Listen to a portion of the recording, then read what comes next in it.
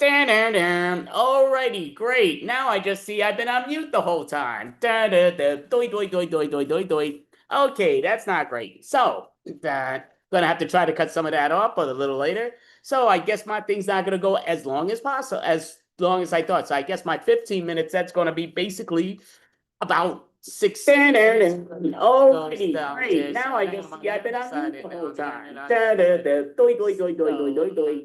Okay, that's not great. So that's all going in there. Gonna have to try to cut some of that off, but a little later. Clicking on the other thing and all that stuff in the background, which I didn't know, but it just comes over now. Yeah, so I see I was in the mute, but thank you. Somebody messaging me on it saying like here, there, doi. But yeah, usually it pops on my screen. Of course, it didn't. What else is new? But basically, what I'm saying is just in a forte, I don't have to throw anybody under the bus, and I didn't throw anybody under the bus. If you could read my lips, maybe you have the closed caption, you could read it in the closed caption. But basically, what stuff that I was saying is depression. Depression is extremely a terrible thing. It's an important thing. I'd say look out for friends when they seek help and what's what. And right now, I'm in a big depression, big anxiety level, and it's parts of my health, no question, but it's mostly my ex-girlfriend. She really, I felt, threw me under the bus, and she always would tell me she would never purposely hurt me, and I always told her I would never purposely hurt her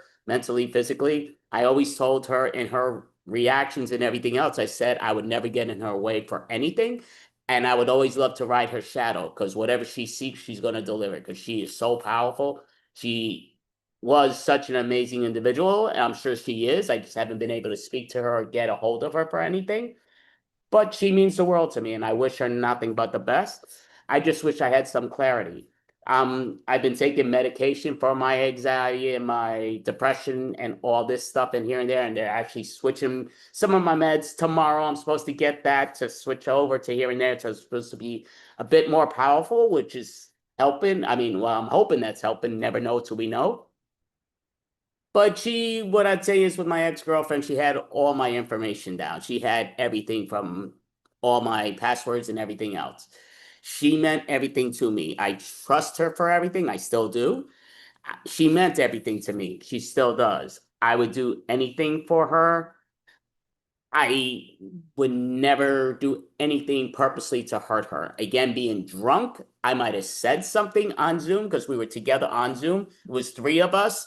And the one person did say I said a little too much, but that she left before a lot was said. And that my girlfriend did say, yeah, I said a lot that I shouldn't have. And I said, just let me know. And I'll be honest if it was just a drunk me speaking or there was some truth behind what I said. And so I've mentioned the two things she mentioned, and I did correct the reasons that was in the thoughts, but that was it. And it was not that it was just partial truth to what I said, and it was here and there's all facts. And I miss her with all my heart. I love her with all my heart. And I'm hoping that the meds that I do take tomorrow, or that they send me tomorrow, helps with the other meds that I'm on and seeing because the other meds, even though it helped a little bit and the other combos helped a little bit, my depression's still there, big time. Anxiety levels are really big time and just kind of in the give up mode, big time. Talking about 2 weeks in one day, 2 weeks in 2 days from today, possibly giving up all comedy, all improv, all podcasting online, ever performing or even witnessing or whatever. That means I'd be done with all that and be history. And that's to me one of the most important things on the planet. Sports is a very important thing to me. You had to go to the Met game yesterday, which was really nice to go, but it wasn't the same feel without the most beautiful Met fan on the planet, without me, who was my ex-girlfriend from last year, and earlier this year. Just because, again, we were on opening day last year. She meant the world to me, and we went to quite a few Met games together. And I miss her. I love her. I hope she's doing great. I do hope I'm in her mind a little bit. I would love if she reached out to me. I would give anyone that knows who I'm speaking about, because I know a lot of people think it's one individual and it's not, and what's what.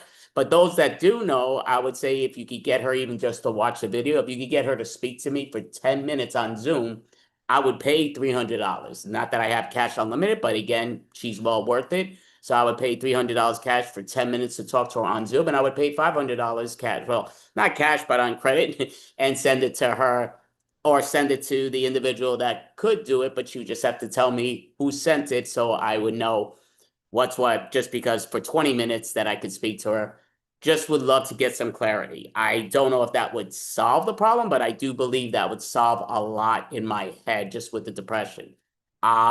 People do break up all the time, but not the way we broke up. We seem to have the world on a string. We seem to be having an amazing life, amazing year to start with. It was an amazing January 1st. And then things really took a nosedive. January 6th is officially, I believe, when we broke up. And, or should not, we broke up. She broke up with me and kind of closed the door on me. I did send roses to her and everything else.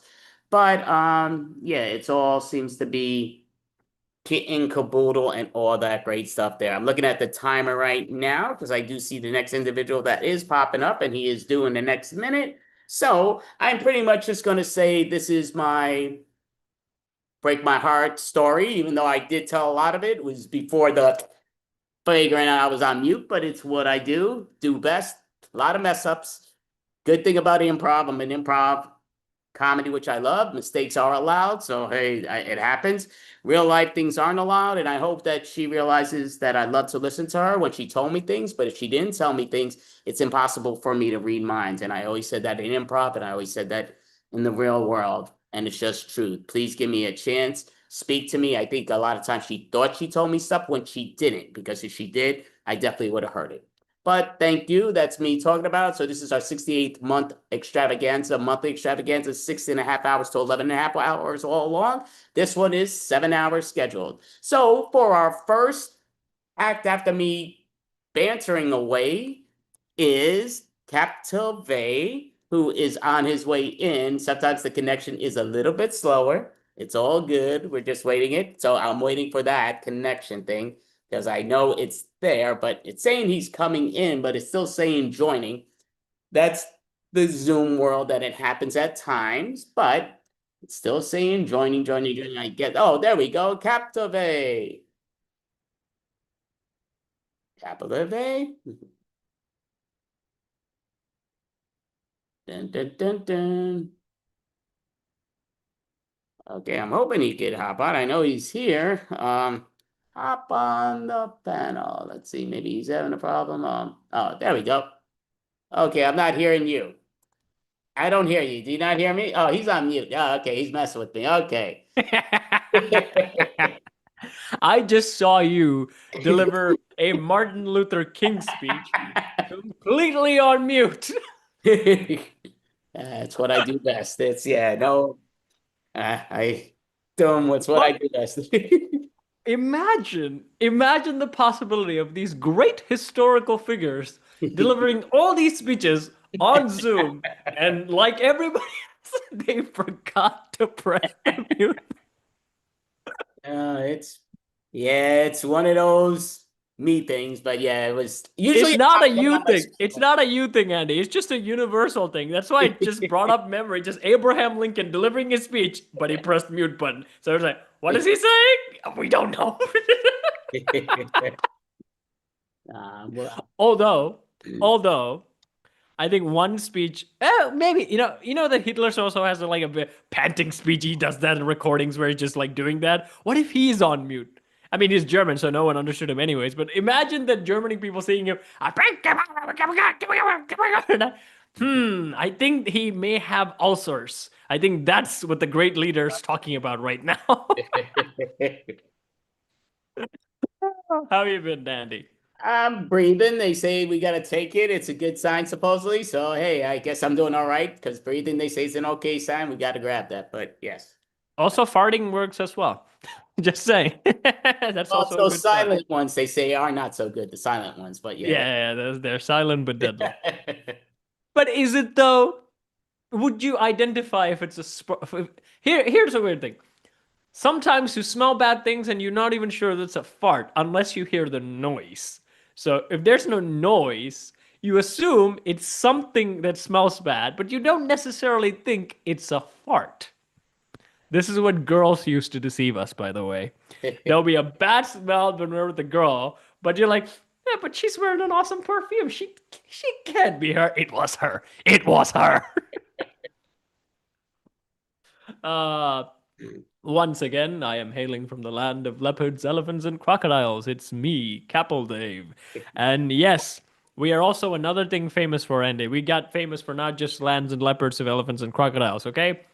We said no to the big orange duck, okay? The big orange duck wanted to plant some ships in our oceans, and we said no. Sri Lanka stood up bravely to the orange duck and said, no, you shall not park the war carriers in the water, my friend.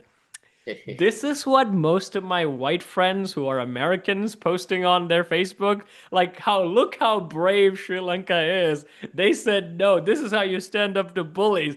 And I'm like, no, we just said you're not getting this, okay? This is not we making a statement going, no, this is more like, please no, please, we really don't want to deal with this.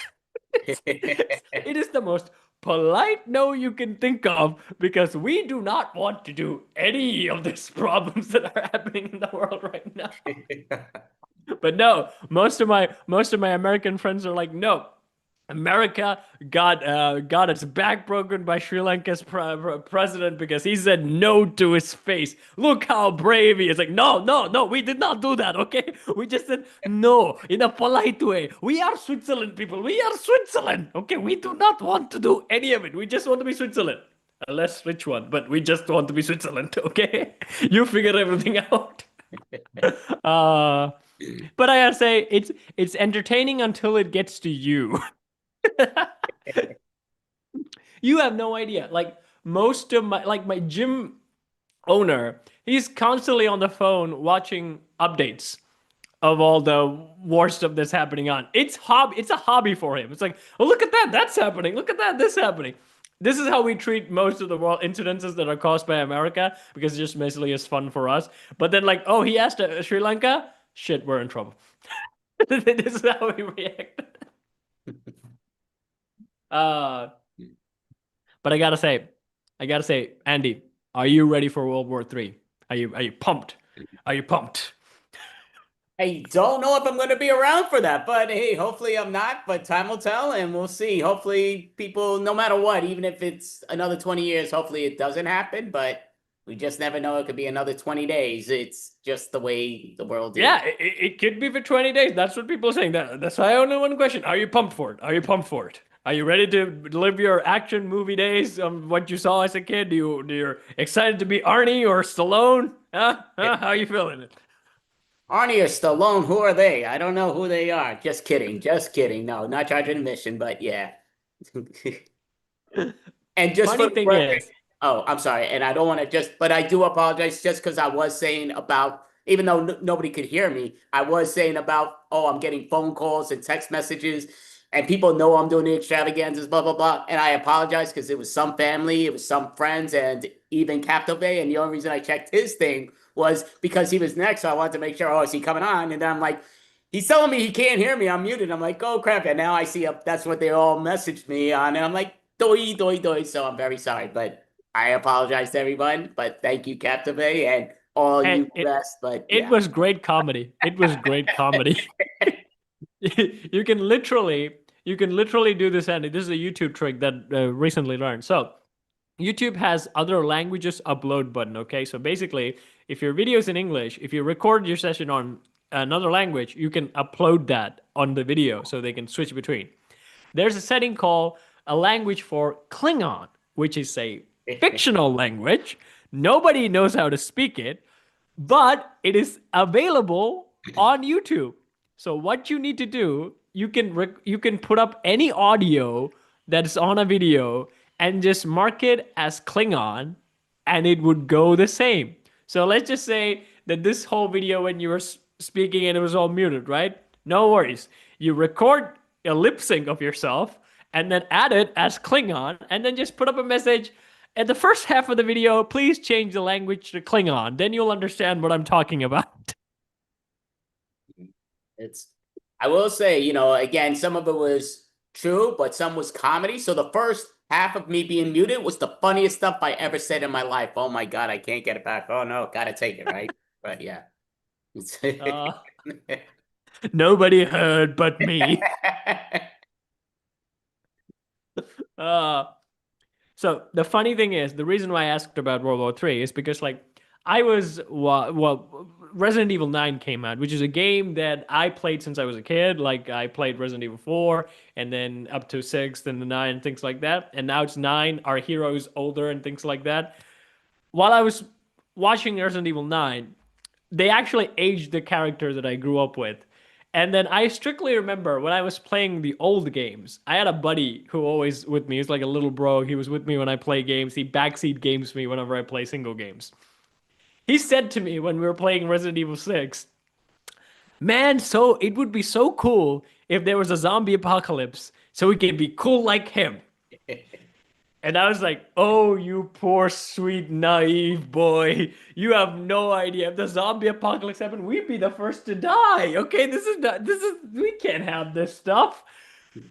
But as I was playing Resident Evil 9 and seeing my character, my hero aged, and he's still kicking ass, and he has done awesome things with himself, I was like, oh man, I'm in my late 20s. I've done shit. He done at least Resident Evil 4 and 6. I'm doing nothing. You know what? I welcome the zombie apocalypse. I like to try some of these stuff. That's why I was like, maybe World War III being drafted is not so bad. Maybe I'll try something. I'll probably die most of the time, but I'll be like, I'll try something. I'll try something different. I'll be like the guy who had so much potential who got drafted. Either became a war hero or he's the idiot who stepped on the landmine. Whichever. At least it'll be memorable. The funniest thing about all of this is that we are so wrapped by movies that we always want, okay, so I did this, I want this, and I'm getting the happy ending, right? But life says, you're not living in a movie, dumbass. I haven't written a narrative for you. This is improv, not a scripted content.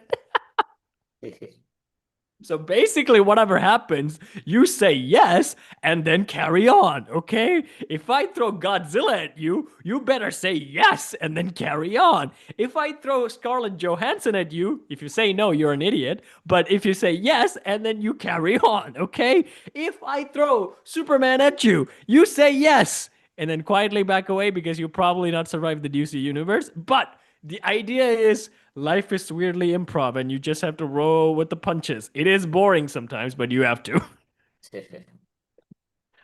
Felt like you were going to say something. Oh, no, definitely not. No, I'm were you listening. muted?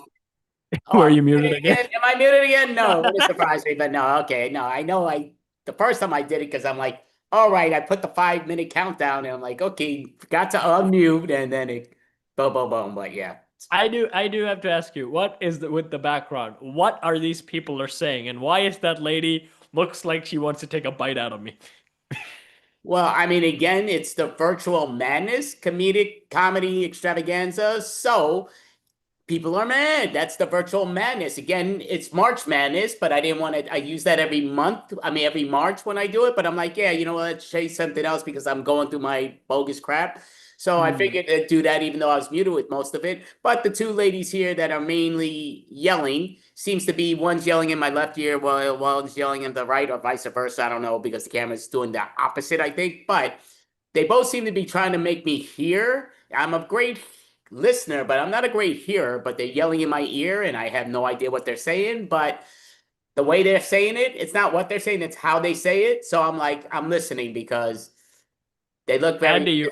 Andy, you almost sounded like a woman when you used the phrase, "It's not what they said; it's how they said it." Yeah. Oh no. Hey, listen. It's again. Hey, but no. I just got to go with what's the truth. Again, people want to hear as long as you're listening, which I'm trying to listen because they seem very angry, and you want to listen to them when they speak because it is 2026. It is a woman's world, so you got to let them do what's got to be done. But yes.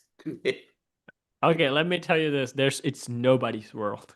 We just like to pretend that men pretend it's a man's world. Yeah, right. And then now we get it's a woman's world. Yeah, right. Like, have you ever seen a lion go, it's my world? No, the lion knows it's not my world because there's an elephant out there. And the elephant knows there's a guy with a gun out there. Okay? It's nobody's world. We just have to accept it, okay? We're all just a bunch of idiots flying on this floating earth that has not spinned us off yet. But my question is, who is the guy in the middle? Like, I want to see his I am expression. kind of hiding. Him?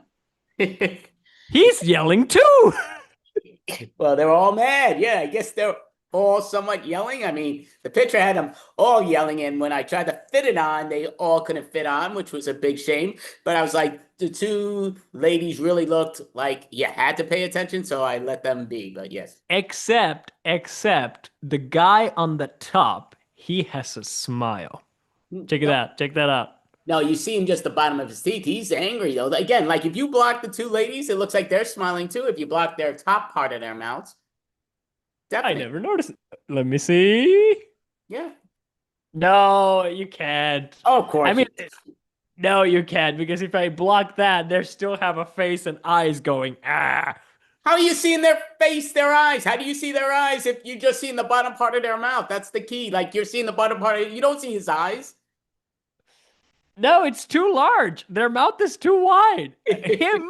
Hmm. Oh yeah. I Hmm. get what you're saying. I get what you're saying. So okay. Right. He's busted. You can't see his eyes, but then he's like looking at their eyes. Why are you staring in their eyes? See, it's called the intimidation factor. They got you lured in there. There you go. I like it.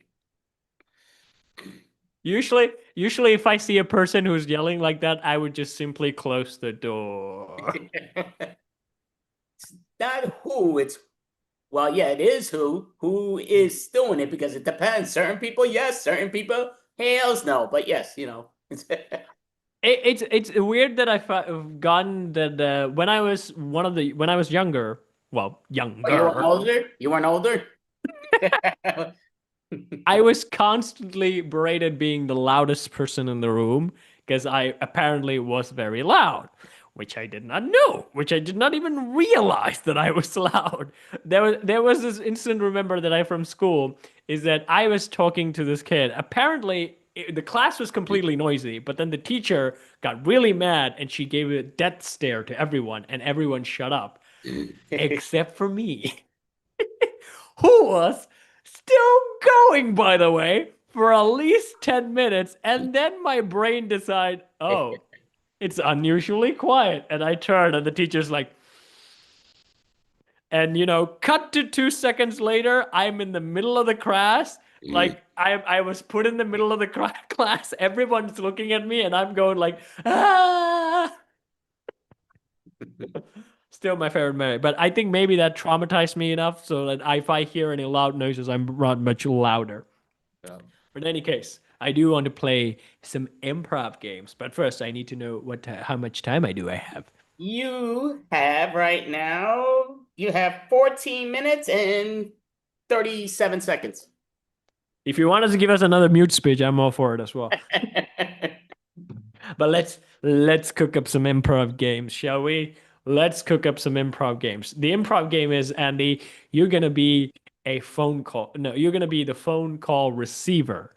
So you're just gonna get up, you have a free day or whatever day, and you're just gonna go about your day and you're just gonna receive some unusual phone calls. It's just from me, but as different people. And you're just gonna react to what those phone calls are. Okay? Okay. Okay, so you start the day off as you wake up in the morning. You get yourself ready, and as I'm not calling you, you're moving the story forward. Okay, in 3, 2, 1, go. I get my coffee. Oh my goodness, glad uh it's not hot, it's warm enough. I like it. You know, you do the shower, you get ready, you get the coffee ready first, go in the shower. Oh, this is great. I love it. Yeah, it's gonna be nice and relaxed, and this is all perfect. I can't wait.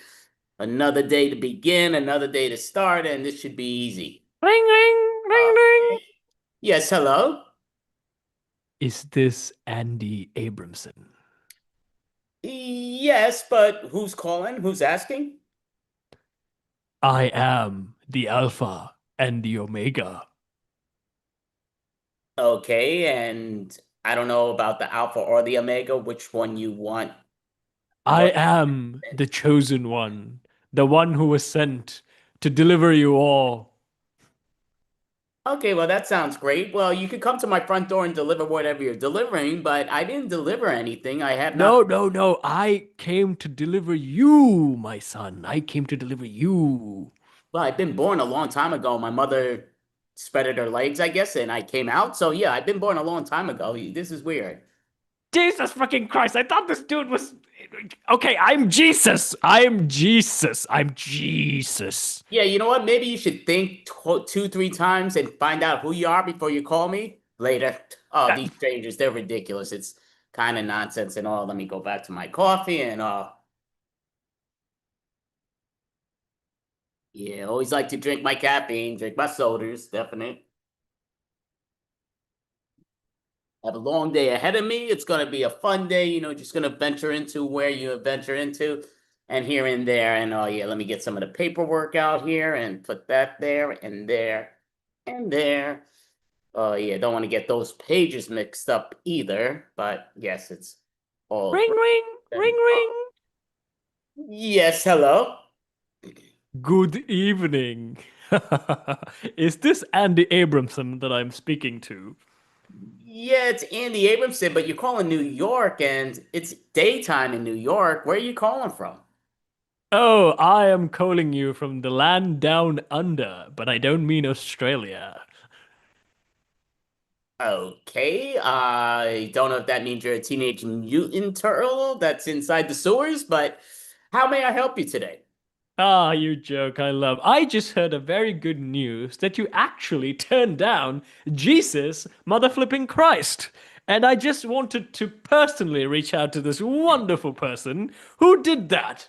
And here you are, my man. I love you. I have to say, good on you for doing that. Well, I appreciate the compliment, but to me, it's very hard to believe that that was the person you're saying just because they seemed very confused of who they were and it was their third time saying that. So they usually would get that correct on the first try, so that doesn't seem right. Oh, you modest being. Don't you kid. We know what you did. All people here, we just loving you. We're just screaming for you for what you did. All you have to say, babe, is that when you get down here, we'll be ready for you. We got the party, we got the carpet, we got everything, okay? And all the celebrities too. We got all the good ones, okay? All the talented rock musicians, we're all here for you. We're gonna throw you a Mardi Gras when you get here because, my friend, you are awesome. Okay, bye-bye. Yeah, very weird. I mean, I don't know. Cher's still alive, so I don't know why they call me Babe. I mean, Sonny, even if he's downstairs, I wouldn't think he'd call me Babe because it was Cher that called Sonny Babe. Though they did both go, I love you, babe. I love you, babe. But yeah, it's just kind of weird, funny. But all right, let me get that paper again back together. Put this all here and there. I could do this tomorrow with the papers. Drink my coffee again, but yeah, time will tell. And put this over here and there and take the ink Ring, spots. ring, ring, ring. Oh, this good old phone. Yes, hello. Did you hang up on my son? I didn't do any DNA, so I don't know who, what, where sons are what sons and daughters and mothers and Did you fathers. hang up on Jesus freaking Christ? I don't believe so, but this is kind of weird if you're the father of that, because why are you cursing? You're not supposed to be cursing from what we've been told. I will do as I must because you hung up on my son. Well, you kind of said freaking son, which kind of is kind of a really messed up way to be talking about your son. I mean, maybe you need to get a better relationship or a counselor to straighten your relationship. I put him on a cross for you, and you have the nerve to cut him off in call of all less. Well, I didn't call you, you called me. It's kind of like, yeah, I haven't called anybody today. I'm getting calls and you're all sounding weirder and weirder, if that makes any sense. Just know that for you specifically, I am reactivating the reincarnation program, and you are coming back as a dung beetle. Well, Okay, I'm not sure what that meant. I mean, he's saying Pacific. Am I going to be an ocean? Is he talking about going to be a sea creature or what's what? But is it an ocean? Is it Pacific? Is it the Hudson River? I don't know. But saying Pacific, it's kind of weird. Atlantic maybe? I don't know. But yeah, everybody with these phone calls and all this other nonsense here and there. And I'm looking right there with the thing. So it does still say 7 minutes, 30 seconds, which is great. Still got time with that. And look, Ring, ring, ring, ring. oh, this good old phone. Yes, hello. We are calling from the Jehovah's Witness order. We just wanted to know that how you been doing this morning. Well, I'm kind of wondering who is we? I'm only hearing one voice, but you're saying we, which is usually more than one voice. Oh, we just like to say ourselves as we instead of he or him, as we are all his children. Okay, so are you saying she is not one of the children? That doesn't make any sense. That sounds like you don't even know what you're talking about. We rarely make sense, but we just have to ask you this. Have you found Jesus? Oh, okay. I guess you're another one that's sort of playing the game that it's meant to be played, but it just comes down to me, yeah, you could just do your whatever Scientology, maybe Book of Mormon or Book of He-Man or Book of Woman. I don't know, but it just comes down to that's all on you. Okay, you sound very confused, so we will leave you to it. I think this is even weirder for us.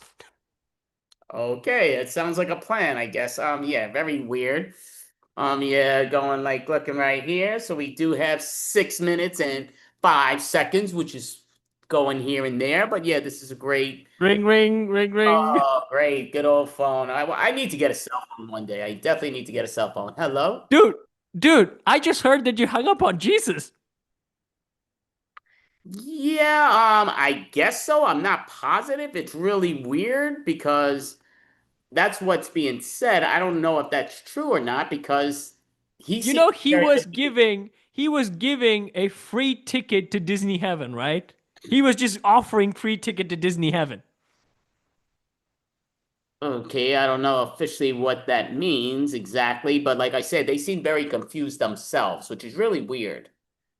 Andy, the next time Jesus calls you, you accept the free ticket to Disney Heaven, okay? If you don't want it, just give it to me at least. Okay, I don't even know who the hell you are or who. It's me, Cap! Oh, okay. Yeah, you didn't never said your name, so I don't know who, what, where, why, or how. But yeah, no, that's fine. Even though you're pretty far from me, so I don't know if you want.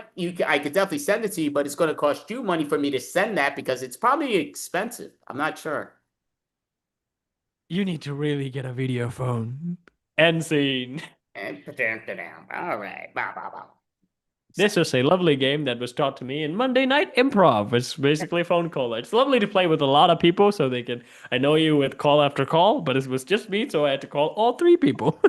No, definitely no problem with that. That I played that game before, but I mean that's yeah, a long, old time phone call fun game that people play different things, which it's usually done for some reason it's actually better online than in person, even though it's very fine in person. But yeah, it seems more vested, I feel, when they do it on. Hmm. So how much time do I indeed have? You officially have 4 minutes and 5 seconds. Okay, in 4 minutes and 5 seconds, what can I leave with? I will leave you with this note. I think I told you this story before, but I will tell you the story again. There was this movie called, there was a movie about Charlie Brunson, which was the dangerous prisoner in all of UK. Okay? This man personally cost like $3 million for the UK prison system, basically the Queen system. He had a lot of mental health issues, one of the reasons why he ended up in prison a lot of the time, but at that time they weren't really fixing all that stuff. So that's why he ended up being in prison for a lot. But this dude was so infamous, and then inside prison he also wrote a bodybuilding book and also comics, which actually became really famous and won awards. And then Tom Hardy and the people who made the movie decided to make a movie about him, and Tom Hardy was the one who actually played him. And one night, Hardy actually received a phone call from Charlie Brunson's because they were talking at that time. So because they were doing the movie, and Tom Hardy was picking every stories from him to turn into Charlie Brunson. And on that day when they put a phone call, Tom Hardy was in a very bad place, I think. I think he had this trouble with a girl and things like that.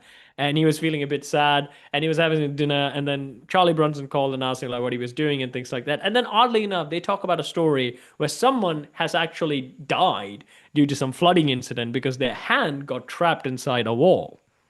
When they got hands on straight all, they couldn't get themselves out, so they basically got flooded and died. But the Charlie Brunson said, that wouldn't have happened to me. He said it with a British accent, which I can't currently do, but I can't currently do. But in that one, Charlie Brunson said that would never happen to me because he would have cut his own arm off. Because by his quote is that sometimes you have to cut a little piece of yourself off in order to live on. But my funny question to that is, if it was your dick, would you cut it off to live on? I'm just saying, I just want to leave you with that. Okay? I just want to leave you with that. Alrighty. Think about it, audience. Just think about it. Well, I guess majority of the women don't have to worry about that, but maybe not all in today, 2026. But yeah, just I'd say the majority still black. Maybe it's a boob. Okay. For them, it's a boob. I'm gender. I can help you all. I don't discriminate. But careful about answering that question. But anyways, that's my set. Thank you for having me, Andy. Okay, well, yeah. So you still got a minute and a half, but that's all good. So can you advertise so people know how to find you in person or online when you're performing in your shows or what you're doing in style that you want people to follow you on? You can find me on Sword Deeds, where I sing, I dance, I throw myself in a bucket, and I worked with puppets. And recently I made a sketch about Lion King and Toy Story 5, art versus commercialism. It is basically about art versus commercialism, but it's just wrapped inside Toy Story and The Lion King. So it's a sketch. It's available on YouTube. You can go check it out. There's a bunch of sketches there as well that I would recommend. And what time is Extreme performing? Is it after here? They're supposed to be on right now, to be honest with you. But yeah, I'm waiting. I did just message them to tell them hop on, but yeah, they're supposed to be on in the next 45 seconds or so, right? Yep, actually, yes. In the next, you're making good time so far, but see if. So if they do appear as next, I would like to perform with Extreme as well. No, that'd be great. So yeah, you definitely could stick around. Yeah, they just seeing what's what. I know Dave Riley was popping on, but not yet. So yep. I only know there's another Dave McCabe in the. Right, okay, here comes David Pazanski. Perfect. So let me put these back on. Okay, wrong buttons, and that's what hitting the wrong buttons. All right, so David Riley Pazanski and Improv. Everybody come on up. I think y'all can put on your videos and let me put.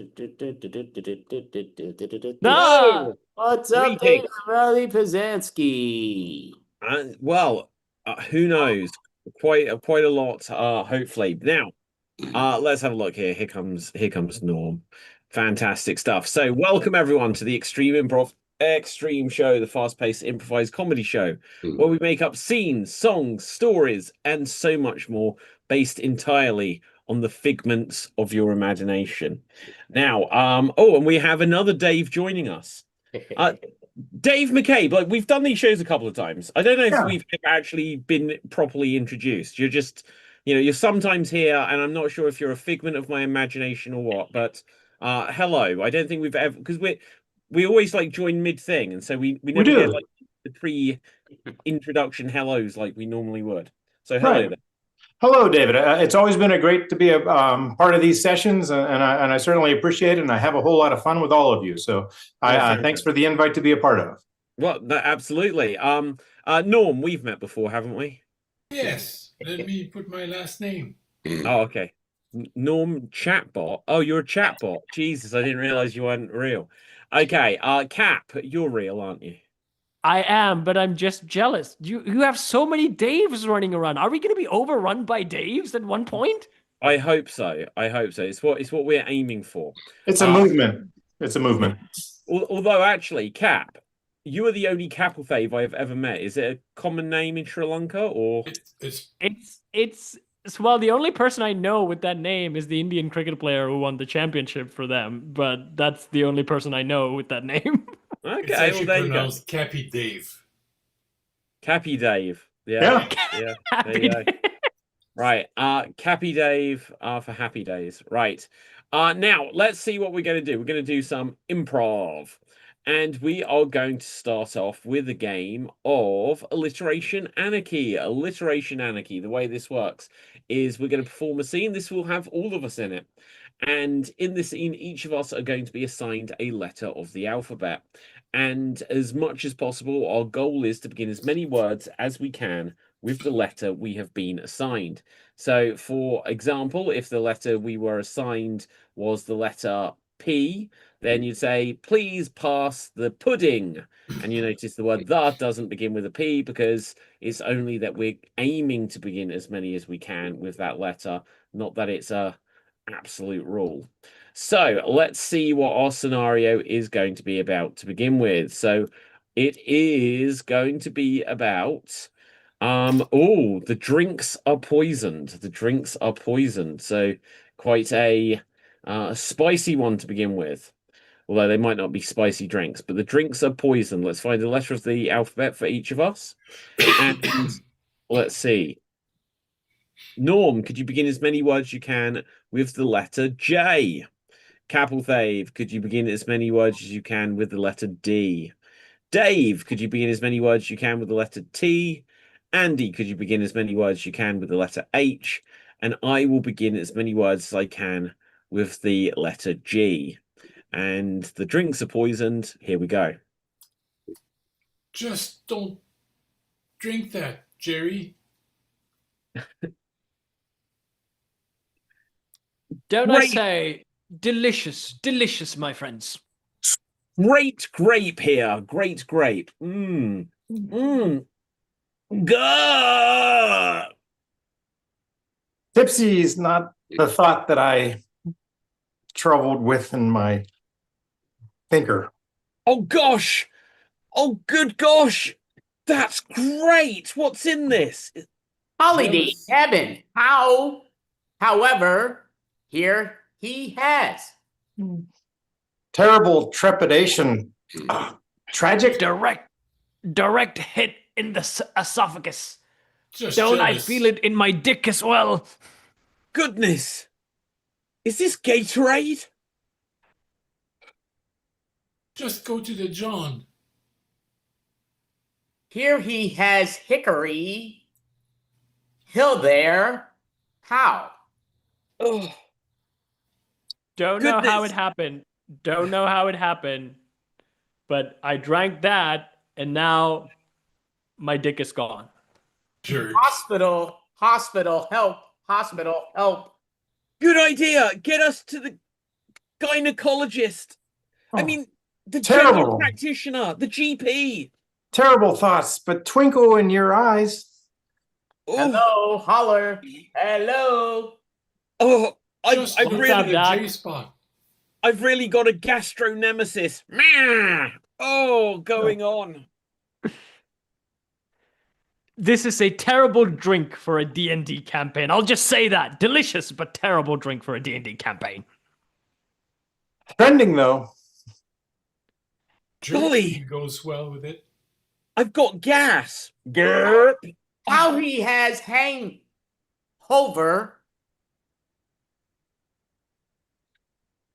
Yeah. Toe to toe Good with this God. one. He's gone. He just disappeared. Thanks. Hiccups. This gas that it gave me. Now that I've got it out of my gastric system, I feel great. Jealous again. Have a Turning of go. the tide. Turning of the tide. And scene. Well done. Well done. Okay. I was going to reemerge as a ghost. Oh, You he's should have been a really ghost. dead. That would have began with G as well. Right. Okay. So we're going to go on to our next game. We are going to play a game of Questions only. There'll be 2 performers in the scene at any one time. Everything they say will have to be a question. If they say anything that isn't a question, then they'll be tagged out of the scene. So let's have a little look at who's going to start this off. We're going to start off with Dave, and we are going to start off with Andy. Dave and Andy, you're going to start this off. Our scenario is going to be you are the deity of shoelaces. You are the deity of shoelaces. Okay, let's get you onto spotlight here. So here we see Andy. Here we see Dave, the deity of shoelaces. Everything. What game are we playing? I forgot. Questions only. Yeah, there we go. And begin. What kind of shoelaces are those? Have you ever tried Velcro? Why do you ask that weird question? Have you never owned shoes before, ever? Can you lend me them? Do you not have money to buy your own shoes? Do you know if we're the same size in shoes? I don't even know what size I am. Wait, what? Yeah, I know. Oh, okay. Let's tag you out there, Dave, and we will tag Cap in. Do you wear sandals? Why do you ask that? Don't you realize I am the deity of footwear? Do you want to see my toes? Don't I want to? Wait, Do that's you a have statement or a a toe fetish? Oh, Cap, did you go wrong there? question? I'm not sure. I will assume yes, then. Are you ready to bow down to the deity of the shoelace? Why should I bow down to those shoelaces? Do you not want an opportunity to lace up my boots? Why do I look like I want to tie up those boots? Why do you look like you want to tie up my boots? Do you not think my shoes look nice? Where did you get those? Did you not notice that it says Nike on them? Isn't that pronounced Nike? Sometimes people. Okay. And you're out. Norm, you're in. Are you Dave or David?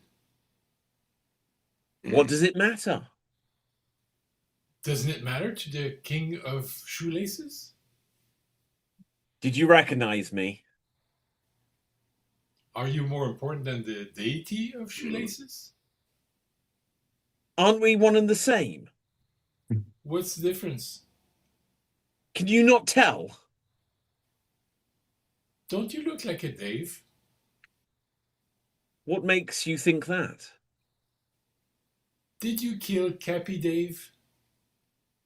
Who told you? Wasn't that his body we saw over there? Did you step over it? Why wouldn't I? Could you remove his shoelaces? Wouldn't it dirty your shoes by stepping on him? Why do you not want to touch Capelthave's feet? Are you turning around the subject? Are you turned on by Capelthave's feet? Who isn't?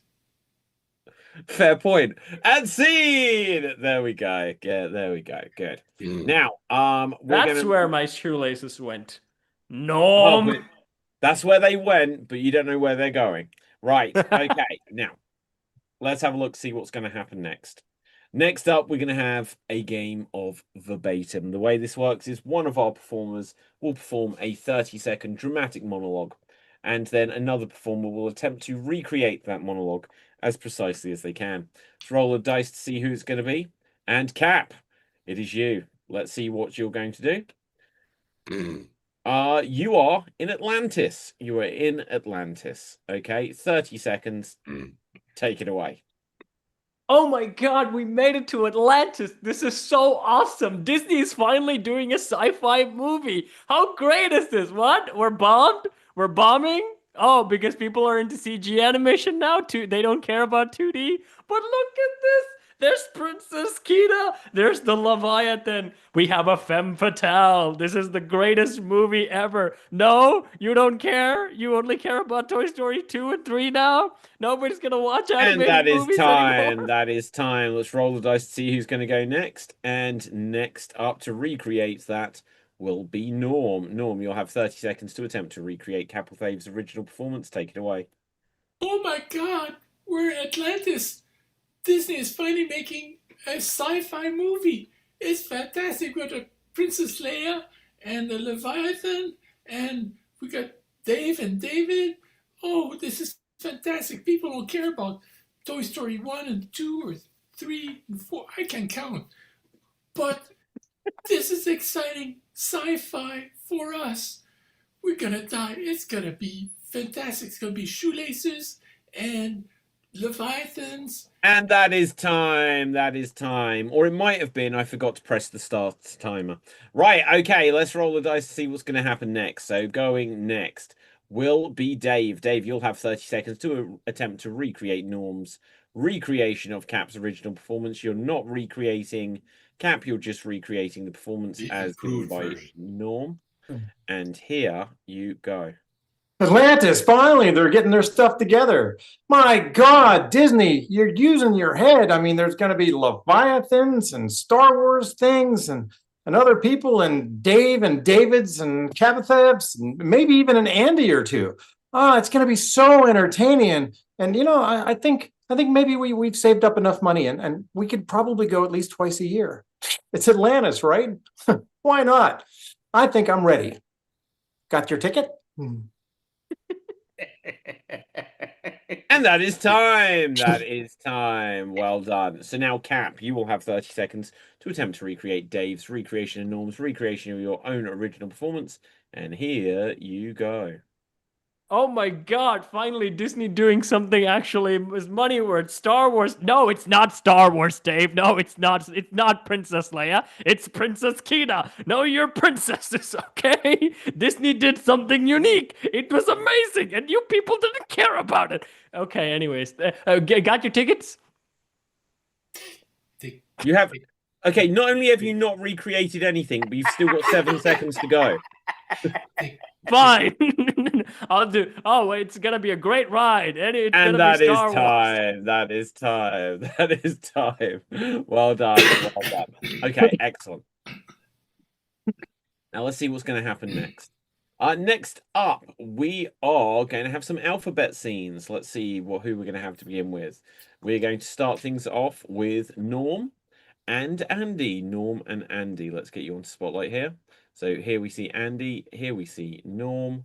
Your scenario, should you accept it, is you are fighting dragons. You are fighting dragons. You're going to begin at the letter Y. Take it away. You get that dragon in that dungeon and slay him.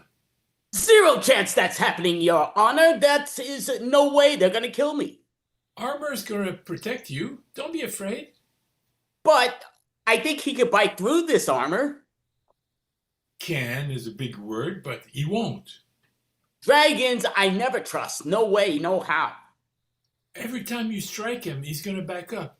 Forget about it. I'm a New Yorker, for crying out loud. Forget about it. Good God, you're never gonna make a knight.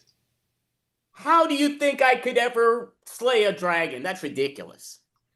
I think you should remain polishing armors. That's what your job should be.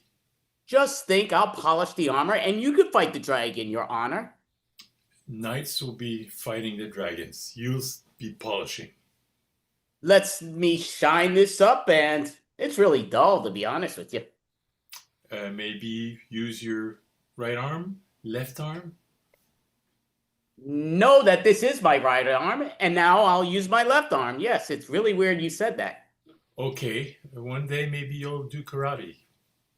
Please, I am not Ralphio Macchio, you know. Quick, make it ready because the dragon's coming. That's great. I don't know if you forgot the alphabet, but that's great. Right, I forgot it. R comes after Q, yeah. Very good. You're learning somewhat. It seems weird. Well, okay, let's jump over and start. X marked the spot right on the armor. Yes, all right. I'm ready. I'm gonna go kill that dragon. And scene. Well done. Well done. Okay, good stuff. Okay, let's see. We'll do another couple of these. Someone will have a go twice, so we'll see who it is. So on this next one will be Dave and will be myself. Can someone suggest a scenario for us? Where are we? You are picking chickens in Picking chickens. Okay. Yes. We're the moon. picking in what? In the moon. On the moon. Excellent. Right, we're picking chickens on the moon. We're going to begin at the letter A. How about that? Yeah. So picking chickens on the moon, and here we go. You know, avian flu requires some kind of atmosphere. Brilliant. I think we've probably worked out why they all died. Yeah, the chickens apparently needed oxygen. Do you know what we're trying to achieve here? Well, everybody does. We're trying to, make sure that we can have chicken coops on And the moon. freeze. You know this is an alphabet scene, right? Yes. Oh, didn't I say every? Did we? I don't know. Did we start any? Okay, maybe it's me. Right. Okay. And let's keep going. Fine. It's just with this space helmet on, I'm not really sure what's going on. Yeah.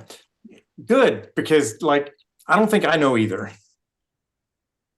Heck, what if this was a ploy by the chickens and they actually wanted to be on the moon so that they could adapt? I think that could work. I've heard them talk. Just a moment. Can you hear them talking now?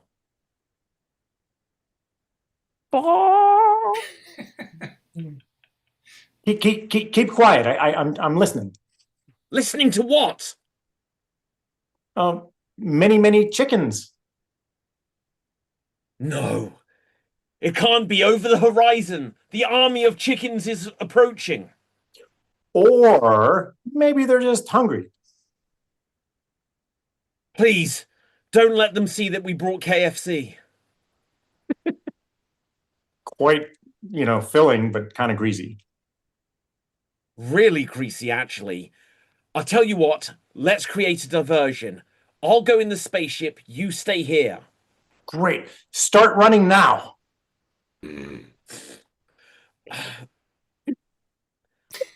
What letter are we on? T. T. Sorry? T. T. Time that we... time's run out. Oh. There we go. The Right. chickens died. My bad. Thank God. No It's worries. the thing is that Dave also did sound effects, which kind of threw Dave off. So he was like, Okay, now anyway, it's all good. It's all good. Cap or Fave, you will definitely be in this next one. Let's find out who you're going to be with. And it's going to be Andy and Cap. So let's get you guys together. Andy Cap. I haven't made that joke in a while. Right, which is a British comic. So Andy and Cap. Right, so the toast is amazing. The toast is amazing. You're going to begin at the letter H. The toast is amazing, beginning at the letter H. Take it away. have you had this toast? I definitely have. It's the best toast I ever had. Jinkies, this is good. This is the best. Kissing the toast. It kisses so well. Let me have a kiss. Maybe you should kiss your own piece of toast and not mine. That's a little weird. No, that toast was mine. You stole it.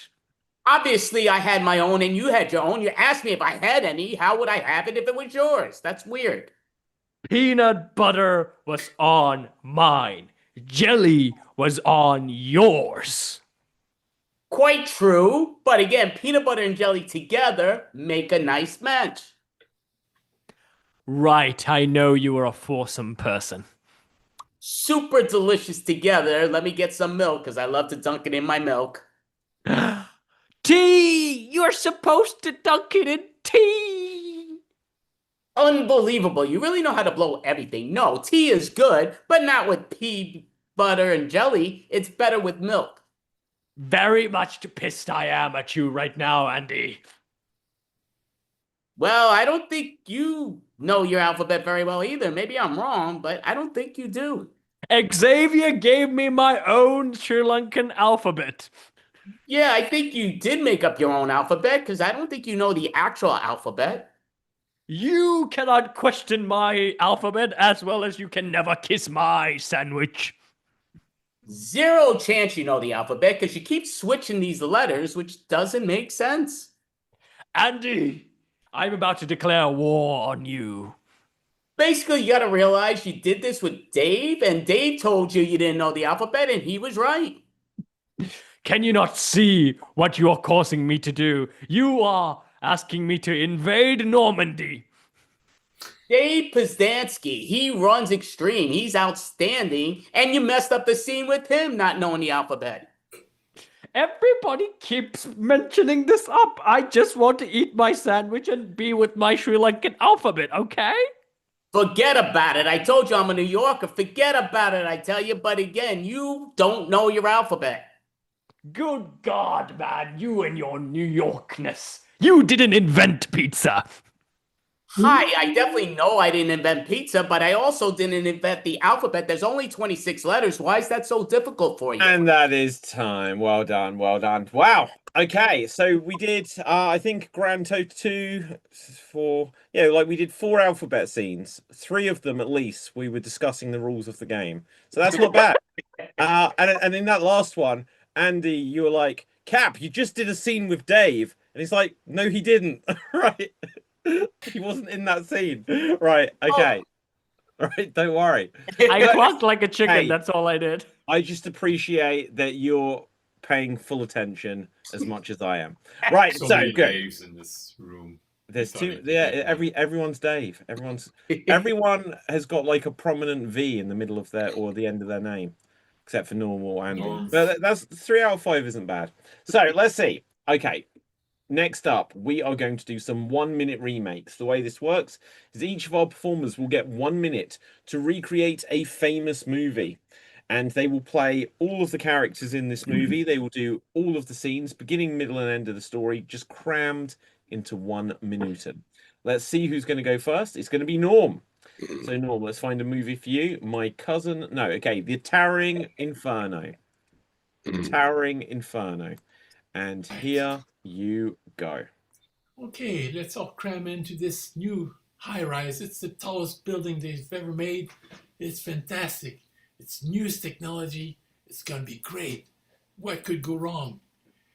Yes. Yeah, back in the 70s, we all smoke. Yeah. Okay, let's have a big party. And I'm throw this cigarette. I'll start another one. Ooh. What's the smell? Oh, there's fire. Oh, I know. I'll run away to the higher levels and I'll be away from the flames. Oh my God, there's smoke in here. There must be fire somewhere. Oh, geez, the whole place is burning. Send the firemen. Oh, our ladders don't reach that high. We're in trouble. Okay, come down. Jump down on this. Yeah, just make sure you fall on. And this that little is round time. That is time. Well done. Well done. Okay, the budget for the special effects on that one was huge, Norm. I'm not going to lie. Did you Right, almost okay. burn your fingers? Yeah, almost. Right. So let's go onwards. Now, I always carry a box of matches just in case, arson. So anyway, let's see who's going to go next. Next up will be Dave. Let's find a movie for you. Could you give us a 1-minute remake of The Naked Gun? The Naked Gun. So let's say the original Leslie Nielsen rather than whatever that remake was. And here you go.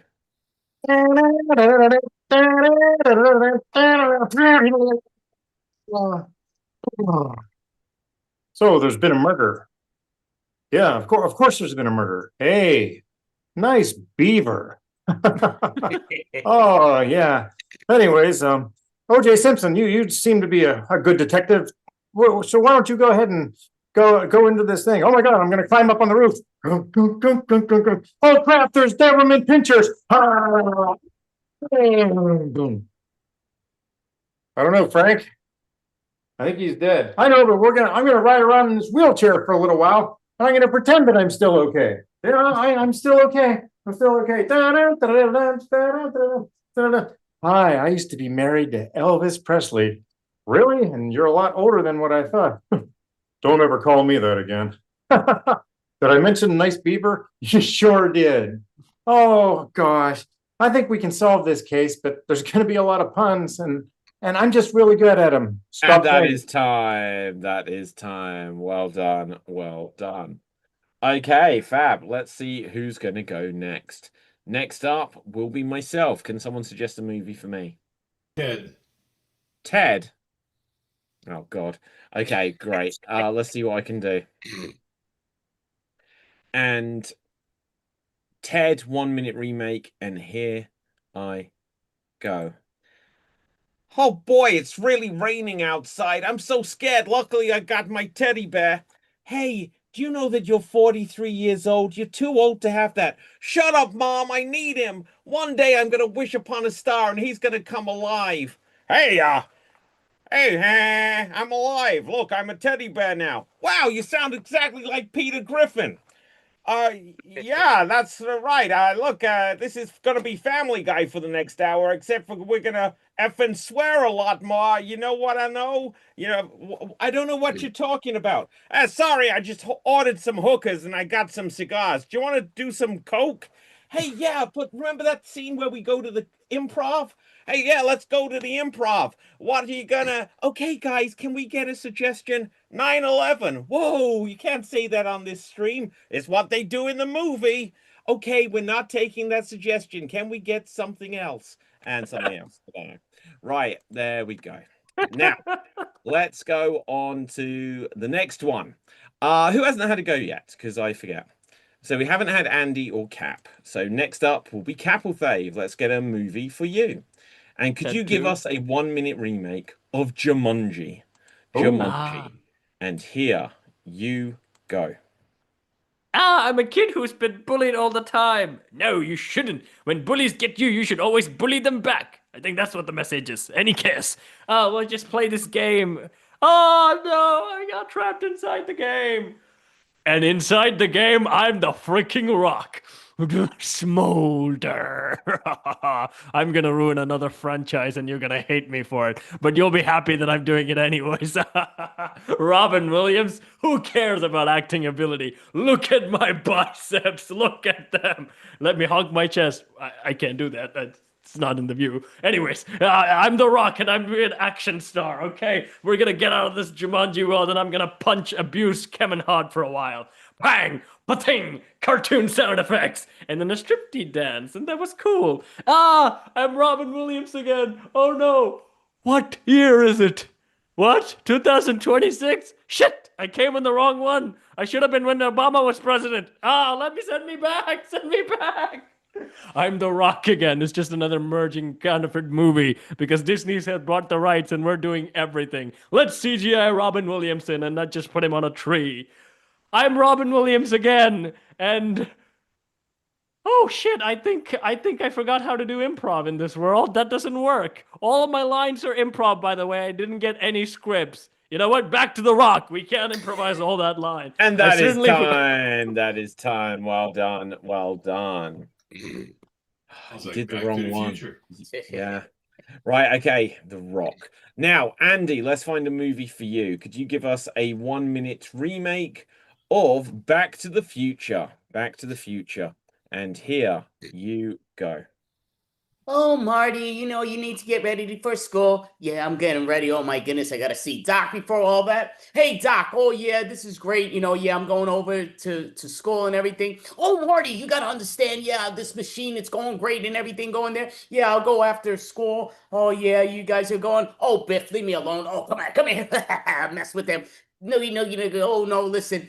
Yeah, we're doing everything cool here and there. This is great. Oh, yeah, I don't understand. You know, he's getting it like here and there, but everything goes down to this. He's picking on me. Well, don't worry, Marty. Get over here and we're going to drive into the past. Oh my goodness, this is great, but is it gonna really work? Yeah, it's gonna work. Here we go. Oh my goodness. Oh wow. Oh my goodness. Hey mom, you look hot. You call me mom. I'm too young to be me, mom. That's a little sickening. You're cute though. Oh no. I'm not. I'm just.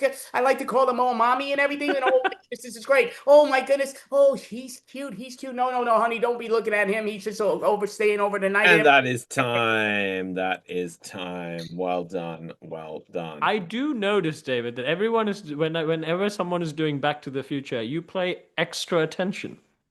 I do.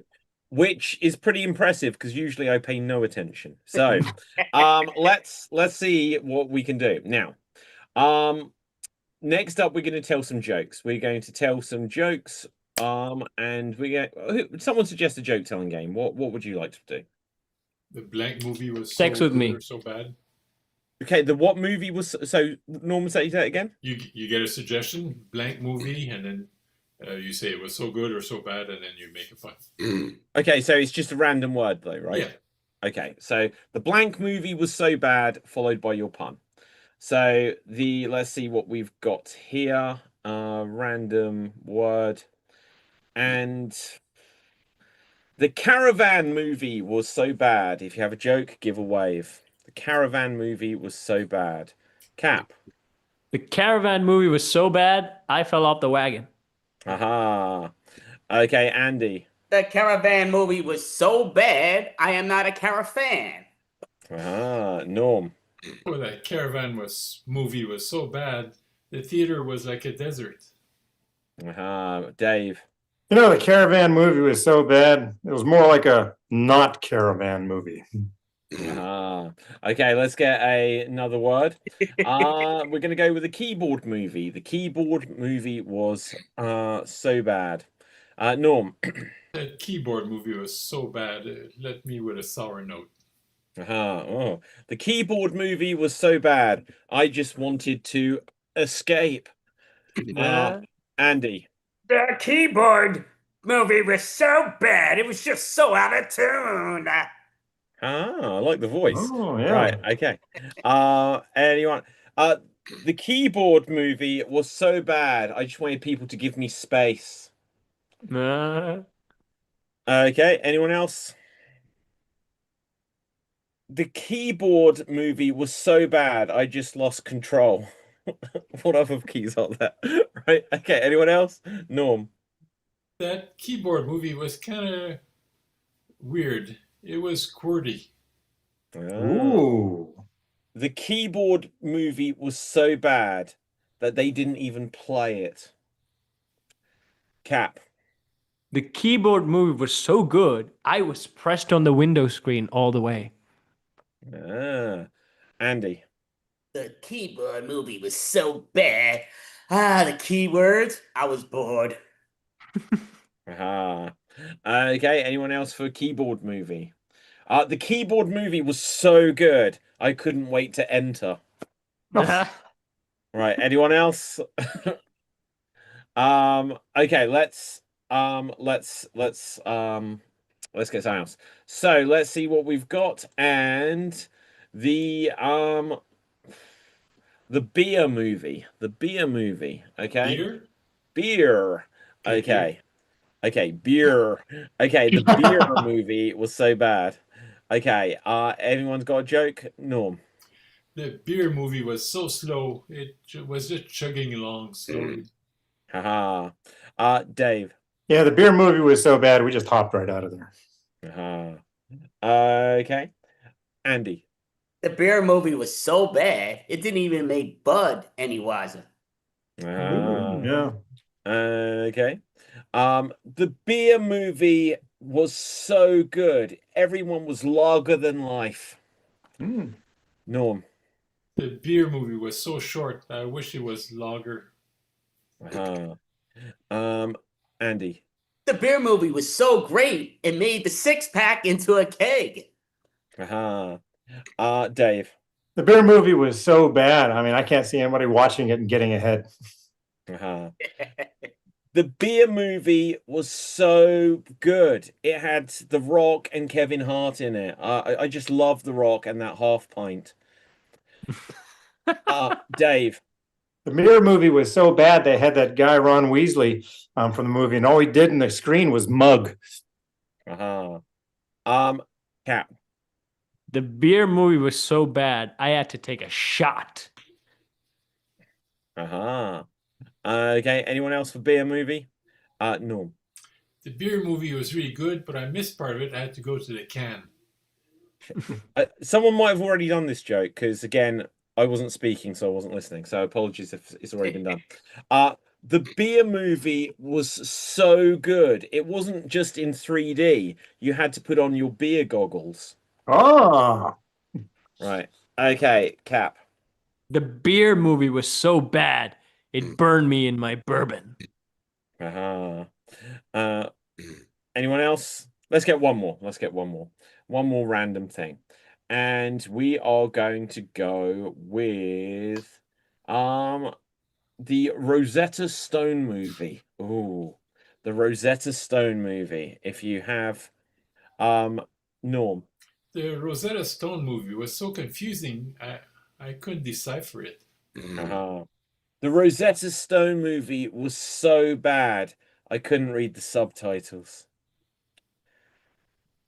Okay. Anyone else? Cap? The Rosette. You know what? Americans changed the title. It's now the Philosopher's Stone.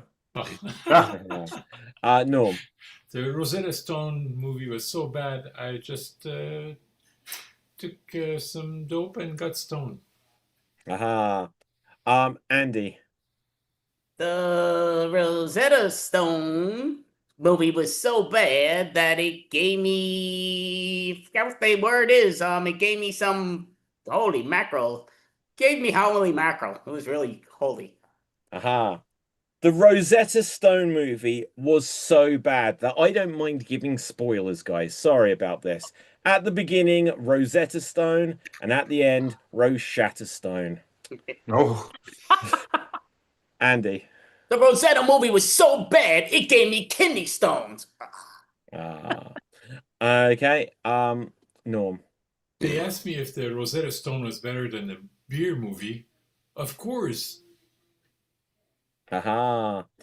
The Rosetta Stone movie was so bad that everyone in there was doing illegal drugs. Yeah, they were hieroglyphic.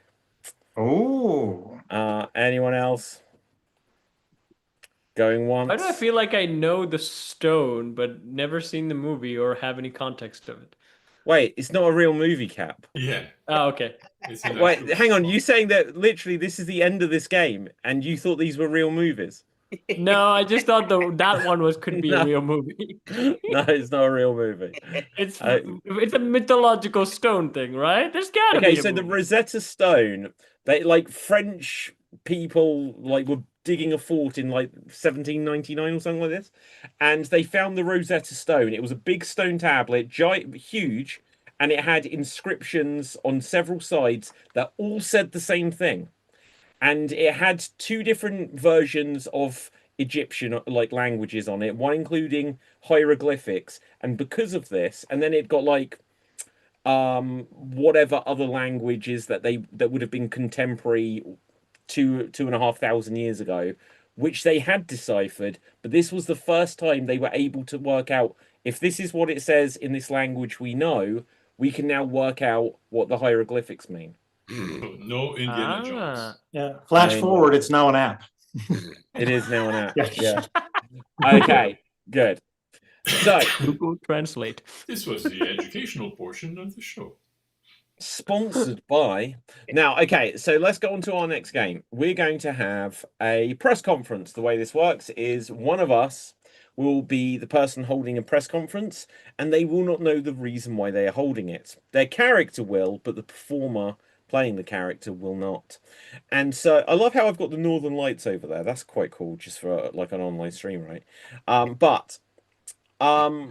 Yeah, so they're going to have to confidently answer like they know why they're holding this press conference. And then everyone else will be playing reporters who will ask questions that hint at the reasons that the press conference is being held, but without actually saying any of the keywords that give away what the person is holding a press conference for. So let's have a look. I'm going to roll the dice to see who is holding that press conference, and then we will bung them into oblivion. Norm, it is you. I'm going to put you in the waiting room whilst we decide what you're holding a press conference for. Thank God he's gone, guys. Right, okay, so let's work it out. Let's okay, Norm has invented something, say. What has he invented? Gee. Ooh. You know, that is a running gag on these shows. He'll be onto that in a heartbeat, right? So something else. Butter? Cap, right? Fine. He's invented butter, but it's a particular type of butter. So someone else. Grass-fed. Grass-fed butter. Okay. He invented grass-fed butter. Let's mix it up because that sounds like a real thing. It's just Oh, gonna I'm be sorry. Yeah, you're right. yeah. Let's say it's grass flavored butter. Ooh. Grass flavored butter. And who did he do it for, Andy? Like a personality or something? He did it for Jennifer Lopez. Okay. So excellent. So Norm invented grass flavored butter, and he did it commissioned by Jennifer Lopez, I assume. And here he comes. The man of the hour is here. Fantastic. Great to see you. Great to see you. How are you doing?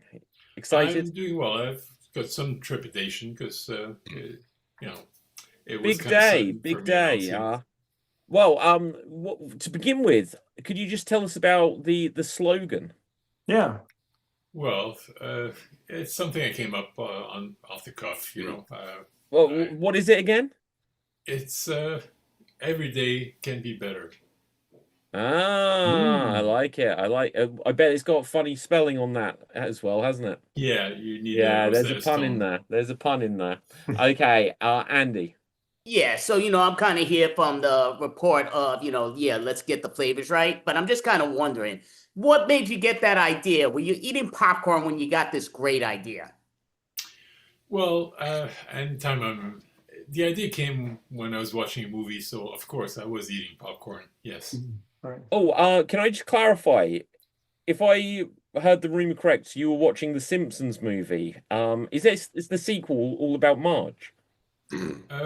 Yeah, I thought she had too little of a role in the past episodes, so she needed something of her own. Okay, Cap. Sir, I just want to, I'm from the university press conference. I just want to know, how did you accomplish this chemical marvel all organically? Just how were you able to do this? Well, there was a shortage of butter, and I thought creating margarine would be, important. So, Okay. Right. Is it true you smoked a lot of pot? yeah, to get through some of those movies, you have to. Hey, you heard Okay, all the movies you talked about. Andy. Yeah, I'm kind of curious and everything. I do love the smoke things, and I love to taste things, especially in that flavor. But I'm just kind of wondering, you're kind of saying with the margarine and everything, but again, go back to the original thing because that's what you sort of created. So I'm kind of wondering why you go into stupid margarine when you can't believe it's not, the other thing. Well, I try to cater to all the clientele. The ones who can't pay much buy the margarine, but the people who can't afford the real butter will get the butter with pot or whatever they want in it. Dave. Hi, it's Corey from Farm Feeding World. Did the cows get angry as if they were jealous due to this creation? No, I mean, they felt a bit abused, being yanked about to get all that milk, and they could take a break. Mm-hmm. Okay, Cap Dave. We know the old saying, the grass is greener somewhere else.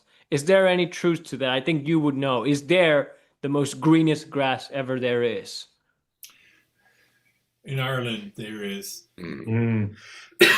They call it Kerrygold, so they have grass, but they can use marijuana as well. So yeah, whatever gets you high. Andy. Yeah, I'm just kind of wondering because I love to look all around and everything. And I do know some people give you the answers clearly in front of you for some weird reason. But I'm just kind of wondering. I love looking at, Beyonce's, her beautiful booty. But there are other beautiful people from In Living Color that got beautiful booties, if you know what I mean.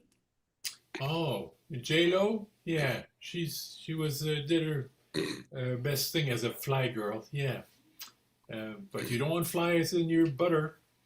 Well, so just to clarify, because I know this is going to be important to a lot of New Yorkers, was this made in Manhattan? Well, J-Lo has done many roles. That was one of them. Did she? Oh, so did she do this on a roll? She does butter with pot or grass. Yeah. Okay, I think we're pretty much there. So, Norm, will you tell us why you're holding this press conference? Because J-Lo made pot with grass. Made butter with grass. Not quite. So it's something you've done. Something I've done. Oh, I've made butter with grass from J-Lo or something like that. Close enough. So I was high at the time. I don't you remember. invented grass flavored butter for J-Lo. For J-Lo. Okay, well done. The funniest thing is, I completely forgot about it was for Jennifer Lopez. And then Norm immediately, when Andy brought it up, he's like, immediately, wow, Yeah. did he read our minds? He was watching the show, so he probably just like. Oh, yeah. Oh, no. Yeah. You Right, okay. Norm. I was a fan of In Living Color, so. Yes, great show. Back in the- I prefer black and white movies, to be honest. Right, okay, so let's see what we're going to do next. Next up, we are going to tell a story, and we're going to add to this one sentence at a time. We're going to tell a story and add to it one sentence at a time. This is a game for all of us. And so the order will go Andy, myself, Cap, Dave, Norm. So Andy, David, Cap, Dave, Norm. We'll add one sentence at a time as long as you know who the person who speaks before you is. Let's find out the title of our story. And the title is, let's see, Kissing Mice. Kissing Mice. It's Kissing Mice. That is the title of our story. Andy, give us the opening sentence. Kissing mice. I love to kiss mice because they are so delicious. Is what Geraldine said to her therapist in session. The therapist noticed that Geraldine had a terrible Tom and Jerry addiction. Looking over the glasses that were clearly down on the therapist's nose, notes were written inside of the journal. In bold letters were, I love Minnie Mouse and I want to kiss her. So the doctor asked Geraldine, why do you keep saying before you continue your sentences? I'm not really sure, replied Geraldine, whilst gripping something in her hand. And the therapist noticed, oh no, she's about to pull a Mickey on him. Glancing at her phone, seeing the balance, knowing full well that she's never going to make it to Disney this year. Because Geraldine led a humdrum life. Geraldine said, why do you just not make this a little bit easier, Before Geraldine knew it, Geraldine and the therapist were engaged in a deep and passionate kiss. It turns out the therapist was into mouse after all. And there was not a bit of cheese or a breath mint in sight. Then she fainted, so she needed mouse-to-mouse resuscitation. So as the mouse started to resuscitate Geraldine, the rat got really angry. The therapist watched all of this happen and had some interesting thoughts on the events. She wrote that Tom orchestrated this entire event so that Jerry may fall to this trap and he may finally get away from Hanna-Barbera and eat that mouse. The clock finally dung a very soft ding, and they realized this session was over. It was time for the song, but they didn't know the words, so they would hum. And scene, and scene. Well done, well done, well done. I think Andy's just taking care of someone's just emerged in the room. Just want to make sure they don't pop up on, so I got to hit that other thing. But yep. No, that's all good. It's all good. Right. So Andy was just seeing to his microwave the popcorn was on. Right. Okay. Now, let's have a look. So yeah, there's a few minutes left. I think what we'll do is we'll do the game to decide tonight's Extreme Improv Extreme Champion, and then we'll tell some more jokes at the end. Why not? So the game that we're going to play is the band letter game. And the way this works is there'll be two performers in the scene at any one time, and everything they say will have to be avoiding usage of the band letter. So for example, if the band letter was B, you could not say any words that contain the letter B within it. Every 45 seconds, we will ban an additional letter. Now, because this is going to decide tonight's champion, we'll work out the order we go in before we begin. So to begin the scene, we are going to have Cap and we are going to have Norm. After that, we will have Dave, then we will have Andy, and then lastly, it will be myself. Fix, as people would say. Rob isn't here tonight, so Norm, thank you for stepping in there. Right, so I swear it's what the dice rolled there. So, okay, Cap and Norm, you're going to begin.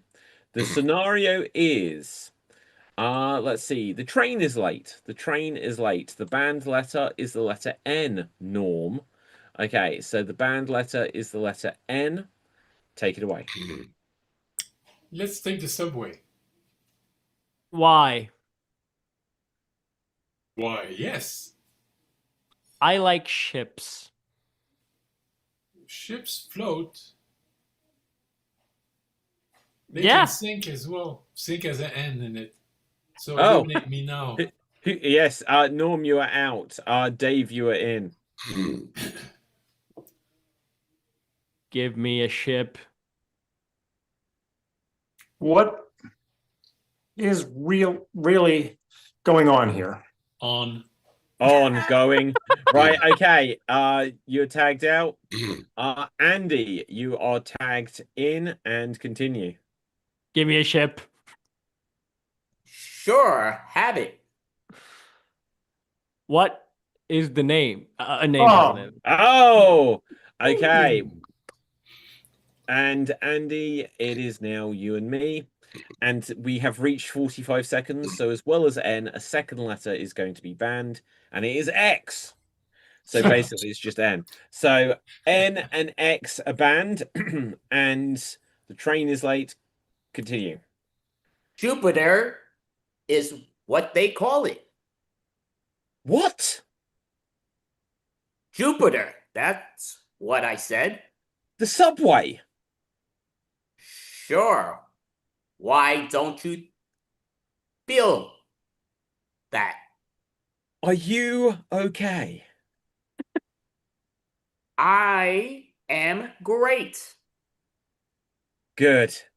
Me too. I must wait for this sub. Why is that? I have places to be. Like where?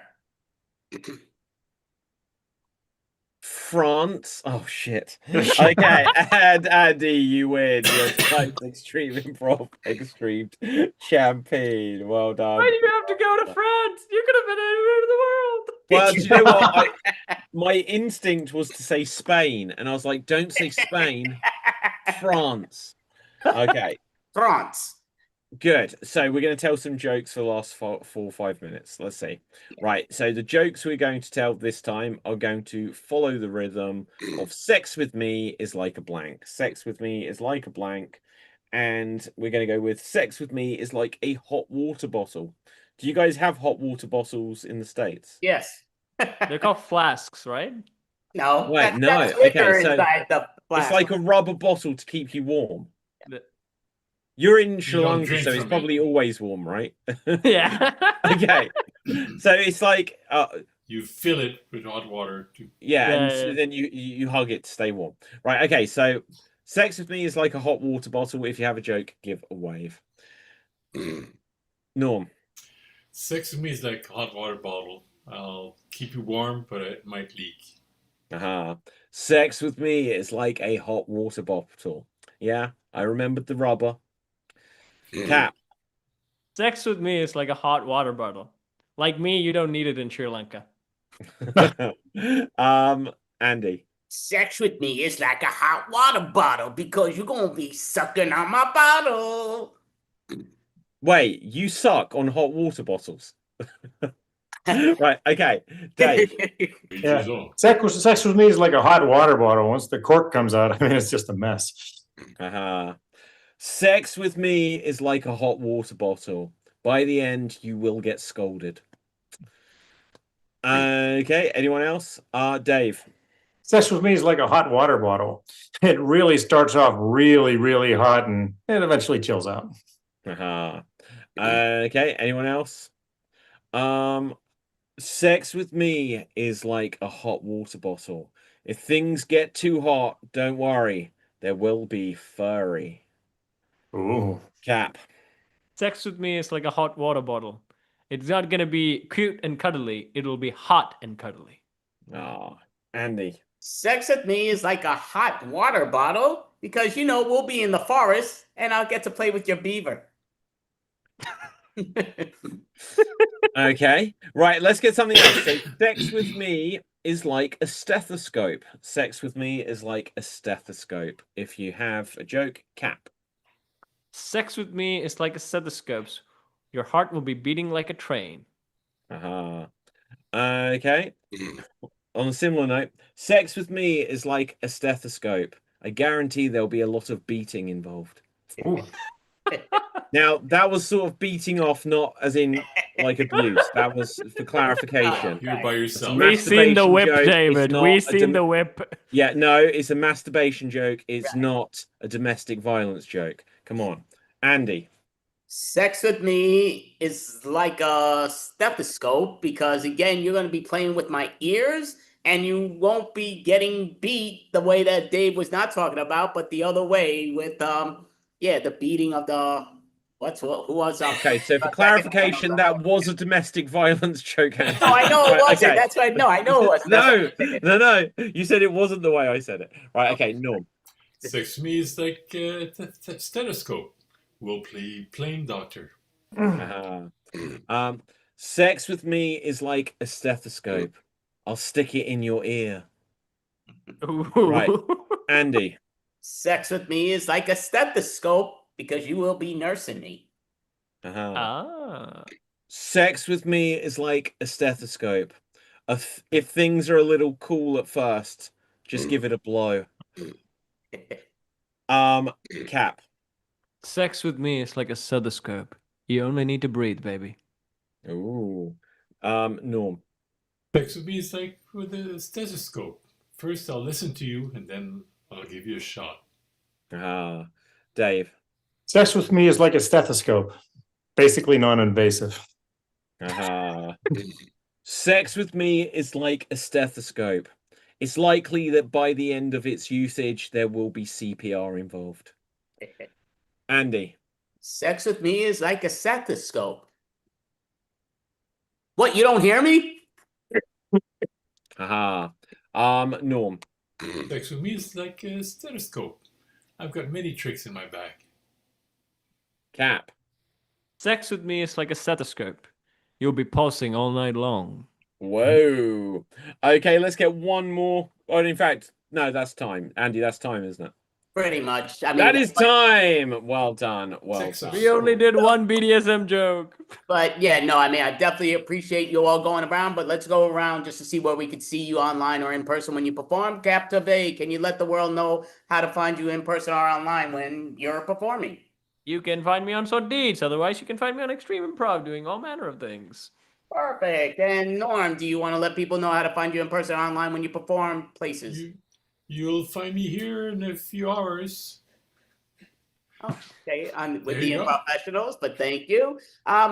Dave, do you want to let people, Dave McCabe, should I say, Yeah. let people know how to find you in person or online when you perform? Yeah, actually, mostly I've been doing little snippets and bits on Facebook under Dave Clinton, and I work in an elementary school, so I get to be Mr. Dave all day long. So check me out at that cafeteria. Definitely, great job. And basically, I would say, yeah, you could always say I didn't put this on. It's basically Improv at its best. Improv shows classes around the world on Facebook, but also on YouTube. It's on at Fun Humor 7. And you could see many of the shows that we've done. This is our 68th month in a row doing it. 2 weeks in a day or 2 weeks in 2 days is when I officially let people know if I'm dropping out of all comedy, improv, and anything related in the podcast world. It's a big decision. A lot's going through my skull and what's going on, but I appreciate people reaching out to me and doing what they do a great job. But no matter what, I appreciate, if things go, we'll see each other next month. But if not, so be it. But Dave Riley Pizanski, who's outstanding by his books that he has and everything else, and watch him on Extreme in person and online. David Riley, let people know how to find you when you perform. Well, Andy, I want to address what you said there to begin with. Look, you cannot deny the people the 69 that they have been waiting for. Now, come on. You cannot do that. You cannot. But my name is David Pizanski. You can find me on Facebook, Instagram, and X, etc. at David Pizanski, spelled Pustansky. But also get any of my books, including Extreme Improv 2, Bigger Book of Improv Games, which is available worldwide, paperback, Kindle, hardcover. And yeah, I look forward to being back here next month. Thank you, and that would be great if, yep, definitely. We'll find out. I only have one request. David, can you show the back of the book again? I never seen it. Okay, well, firstly, buy a copy. Right, and then secondly, there's me. Oh, look. Well, wow. that was taken before the era of Wistfully glasses. Oh, yeah. There you go. There you There go. you go. There you go. Yeah. Definitely reach that. Thank you so much, Extreme and Company Improv, and yeah, David Riley Pizanski. Thank you so much for having us. Thank Take you care, all. guys. Have an amazing, rest of your weekend or start your weekend. But thank you all, and I'm going to you're in there. So got to hit this back. Dun, dun, dun, dun, dun, dun, dun. Okay, as I always hit the wrong buttons, which is what I do so well. I'm going to call the next individual. I just have to unlock this.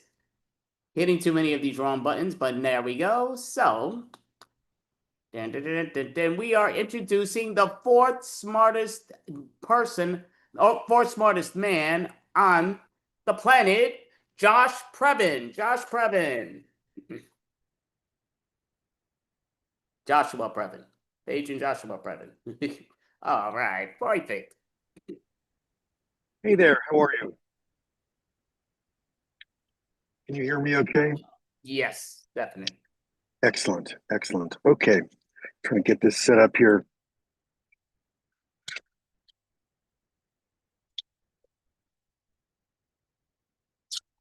Yep. Good to see you, Andy. Good to see everybody. It's obviously March Madness, and so we're really focused. I've been getting a lot of and sorry, I am Steve, am I still the fourth smartest man in the world? Is that accurate? Because we don't want to spread misinformation. Okay, yeah. Fourth smartest man in the world, and I'm very grateful for it. But March Madness is a lot of sports betting, and some of your younger listeners who've grown up in this time may not realize there was a very dark period in our history, in the history of our country, where it was not possible to bet on anything at any time. Now, thank God, because of the good work of people that went around persuading state legislators and sports people to. Now, fortunately, we live in a world where you can bet on anything at any time for any reason. All of this is a way of saying, Steve, are we down or are we? Because we have a lot of bets going for the March Madness, and I got to tell you, it's overwhelming. The positive thing to keep in mind is that everyone involved is losing money. So it's interesting, where is the money going? Because the people who bet lose eventually. And the people who invest in these sports betting companies are losing on Wall Street. So it does raise a question of where is the money going? It's unclear. There's also prediction markets. I've been getting asked about these, and this is when you can basically, it's another bet. You can bet on whether or not we're going to bomb Iraq or Iran, or if we're going to, if Trump is going to pitch face forward into a banquet display. But the good thing behind all of it is that it all involves, it's all about betting. And why do we, Steve, how much money have we committed to this tournament? Do we know, or are we clear? Because I don't want to be okay, good. We put our whole bank account in there. That's good. Excuse me one moment. I'll be right back. 1 second.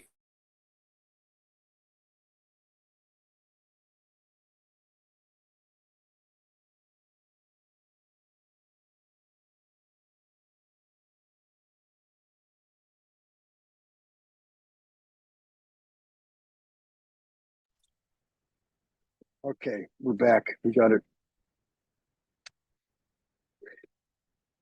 I'm gonna come clean. Steve and I are in debt. We've committed quite a fair amount of money to. It's called a what is it? A parlay bet. It's a parlay bet, and it's where a bet of you're expecting multiple things to happen, and we got a little ahead of ourselves, and we're deep in it. And we're gonna need. That's why we're asking for subscribers to the chat. Steve, do we have any things we're going to be giving out for people who call in?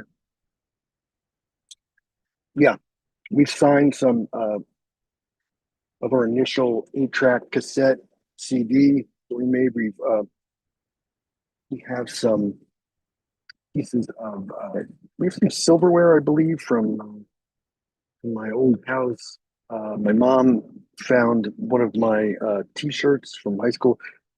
All of this is yours if you are willing to donate just a few $1,000s to our cause. People don't understand the probability, and one of the first things I learned when I became the fourth smartest man in the world is a lot of people don't realize I was the third smartest man in the world. Correction, I was the fifth smartest man in the world. For years. And, I used to look up at the fourth smartest man when I thought I could never do that. I could never be that. But, I kept at it. And eventually I made it. And what is the moral? Steve, what's the moral of that? Steve?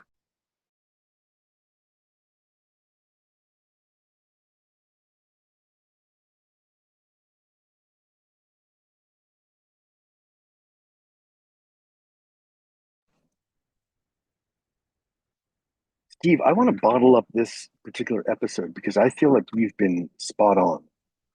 And, I often, being the fourth smart, it's very hard to say.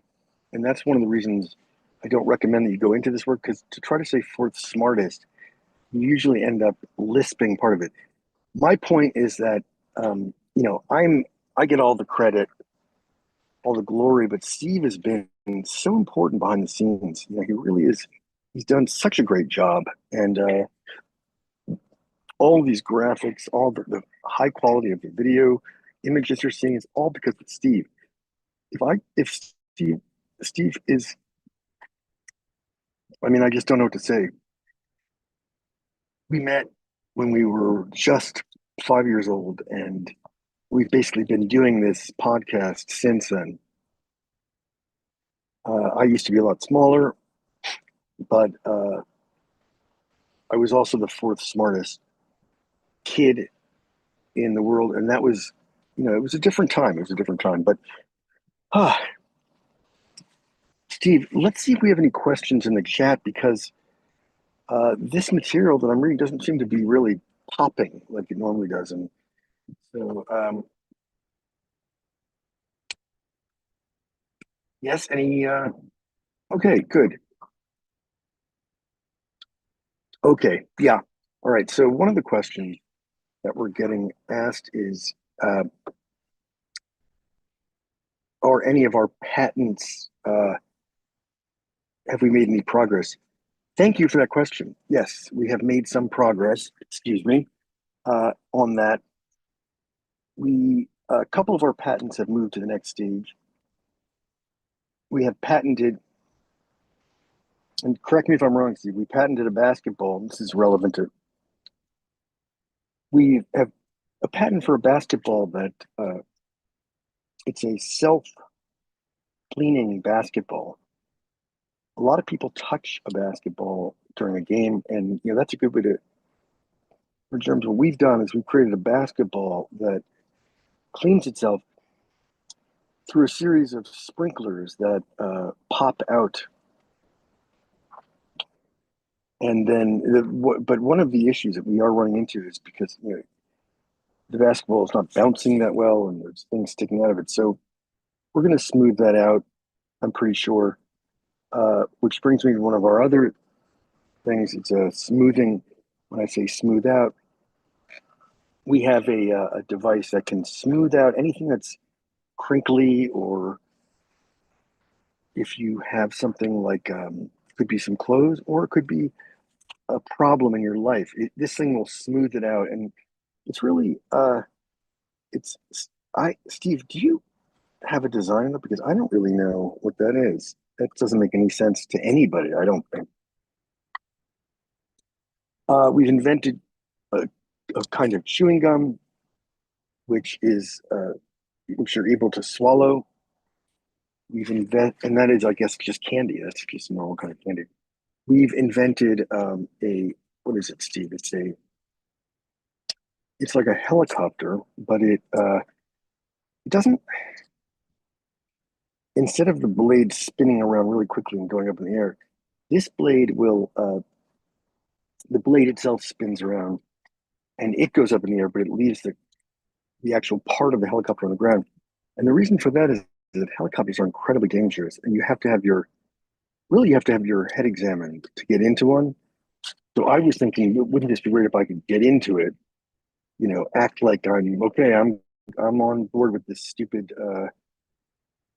like Hawaii volcano tour, and I get in, I get credit for that, but then when it takes off, I don't actually have to go up in the air. So that's going to be there's a big market for that one, I think. That's probably our number one right now. Would you say, Steve? We do have a company that specializes. We can make anything that you use in real life, and we can make it just a little bit smaller. And because people I find that, I like my car, it's a Prius, but I would love it if it were like 95% scale. And it's not easy to do that, to shrink things down just a little bit. But we can do it. We can do it with cars, we can do it with people, we can make a person 5% smaller, we can make a dog, or some of these are more speculative than anything else. But look, it's not easy to be smart. but it's just what we have to do. It's just what we have to do. Steve, this is definitely our best episode by far. I'll tell you why. The reason that it's just so good, I mean, is that there's been very little movement of the camera. The lighting is perfect. I haven't just been blithering around like a moron, but I've really had a focused script. So this one is pure gold. Let's just bottle it up. Probably send it over to Netflix and HBO, get a bidding war if they can even see me. And then we'll probably, I mean, that'll be it, because it doesn't get any better than this. This is by far the best show we've ever done. It's just perfect. And I'm just grateful that we were able to pull off this very funny, concise, perfect show. Thank you, Hey. John Previn. All right. Definitely appreciate being the fourth smartest man in the world. So I'm kind of curious, Yes. just because we don't have a lot of time, but I do Of want to course. ask one question. Is Steve, because you've known Steve since you were 5 years old, is Oh, he yeah. one of the top 3 smartest people, or is he not as smart as you? That is a great question. And, we don't ask each other. Steve and I have a real strict, it's like a firewall. He also, I think, is one of the top 10, but we never tell each other. Well, he knows that I'm the top 4, but I never ask. It's a don't ask, don't tell policy. It's a great question. Very interesting. Awesome. And again, we do this every month, and you've been in a lot of them, which we really appreciate. So this is our 68th month in a row doing it. Not That's sure. awesome.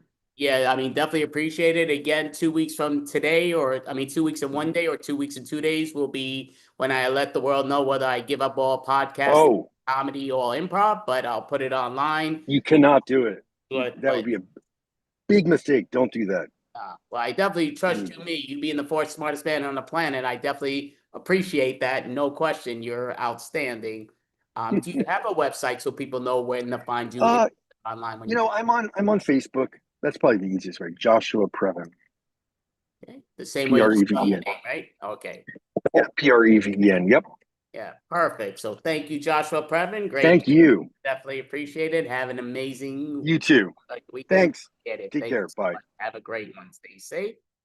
And I believe, let me just make sure that I took that off. And yes, I did. All right. So the next individual, he was on a little earlier, joining Extreme Improv. He's an outstanding, hysterical comedian. And his button today is Always Be Batman, Dave Clinton, Dave McCabe. Oh, crap, man. They said I was supposed to record. So is this on? Yeah. Yeah. Some of my thoughts, as I get older, people. Okay. Well, here it is. There is such a thing as like too much Latin. Those folks that start saying all that crap, they come off kind of smug and pretentious, like they know something that you don't, which maybe they do. But there's also those who know maybe a little too little Latin, and those folks that maybe picked up like one phrase from a movie or from a friend, and it just feels like, I don't know, not enough, like it's forced. Yeah, well, I've just had a series of medical tests, and I'm trying to document some of this stuff. I got a little dizzy here and there, and my extremities have been tingling. So the doctors handed me a blood glucose monitor, and turns out having consecutive days when your blood sugar levels are 400 is a bad thing. Well, what I have to say about that is, fuck you, PepsiCo, and fuck you for making Mountain Dew taste so damn good, and fuck you, ice cream, because your main ingredients are sugar and fat, and fuck you, pancakes. Yeah, just for being pancakes. And then your pals maple syrup and butter are doing me no damn favor. I'm sorry, I'm getting off track. The Latin. Yeah, I think there's a sweet spot for people that know Latin, and the first one really is memento mori. It's not morbid. It's remember, you too will die. Again, I find it a little bit more like a daily inspiration. knowing that I will die helps me live better today. Yeah, so I found this during a time that I actually needed it. Just like our pal, good old Charlie Brown, there was this little redheaded girl, and well, if I didn't believe in love before, she helped me find it. Every moment with her was heaven. Every single damn moment. And for reasons that seem incomprehensible at this moment, it ended. And to a degree, that day I died. It felt like I was like a Halloween pumpkin with my insides all scooped out, just waiting for that face to show me a world and a candle to fill me with light. And eventually, I constructed a face that I could show the world. You know what? For the life of me, I don't even know if there's a candle in my future to fill my insides with light. It was during that time that good old Memento Mori found me, and it's been helping me along. Knowing I too will die helps me really live the best of the days that I do have left, and feel a little bit less like a scooped out pumpkin all the time. Yeah. Another one is a carpe diem. Yeah. Most folks go right to that's seizing the day. It didn't seem right.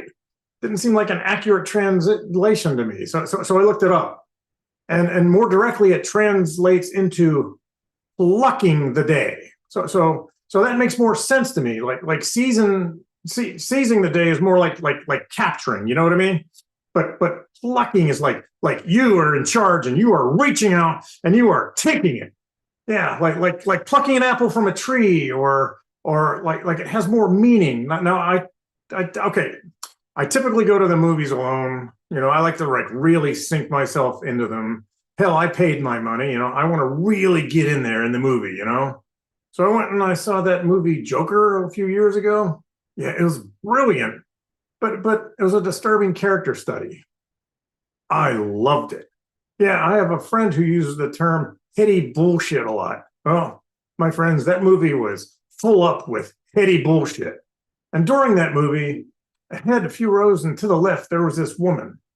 Yeah, I imagine she came for the same reasons I did. I didn't give it a second thought. The movie ended, and I found myself walking behind her as we made our way to our cars. I remember a strong sense of how attractive she was. Well, at least to me.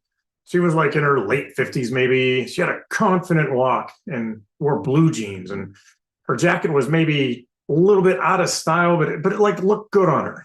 She had long brown hair. Well, she got into her blue 4-door late model Chevy, and she caught my glance. And she waved me over and rolled down the window. She asked, "Hey, what did you think of the movie?" I was still in my head a bit, and I responded with something. I don't know. I can't remember, but there was a voice inside of me that was screaming to ask if she'd like to go for a cup of coffee and maybe have a person to sort of make sense of all that. But during that internal screaming, I find that I just walked to my car, started it up, and in a moment of awakening, I realized I missed out on what could have been an amazing conversation with a lovely person. I mean, and maybe she was even feeling the same way. And by the time my head came back to the present, I saw that 4-door Chevy was gone. And now I don't live in a world of regret, but I also don't replay shit in my head. So I may have lost the day, but I didn't lose the lesson. So you better damn well believe that if that kind of thing happens again, yeah, there'll be plucking on that day. Or at least a lovely conversation over coffee.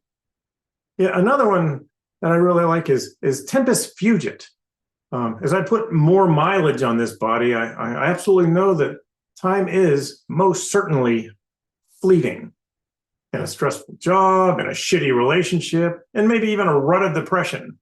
Living without something to look forward to, you blink and a year goes by. Then you talk about how you should have did this, and then you should have did that. And then after a while, you realize you spent years shitting all over yourself. Fuck. Well, you need to get shit done, and you need to get shit done like right now. So set some goals for Christ's sake. You don't want your tombstone to read, I should have worked more Saturdays, or I should have binged more Netflix. Damn. I mean, find one thing you love to do, one thing, and just do it. Just do it. Ugh. Okay, I got one more today. Tempest Nosce. That one's not as popular, but what that means is you need to know yourself. I mean, sure, sayings I talked about earlier, seemed a little bit selfish, maybe self-serving and maybe off-putting. However, you still need to have a solid moral compass. I challenge you in your pursuits to be a good person, or more directly, don't be a dick. Seriously, just don't be a dick. Ugh. Well, based on my so impersonal monitor on the wall, looks like I'm eventually going to get those test results back, and I hope I get good news. But I really want to leave you with just this. It is so important to be yourself. Unless, of course, you can be Batman. And then always be Batman. Da-da-da. Batman. Yeah. I thought I'd give you a little monologue this time, Andy. Well, that is definitely very interesting. I'm just hitting the wrong buttons as I usually do, but yeah. Oh, yeah. That's probably what would have happened with that lady in the 4-door Chevy. I'd probably get all in there, we'd start smooching, and I'd probably just hit the wrong buttons.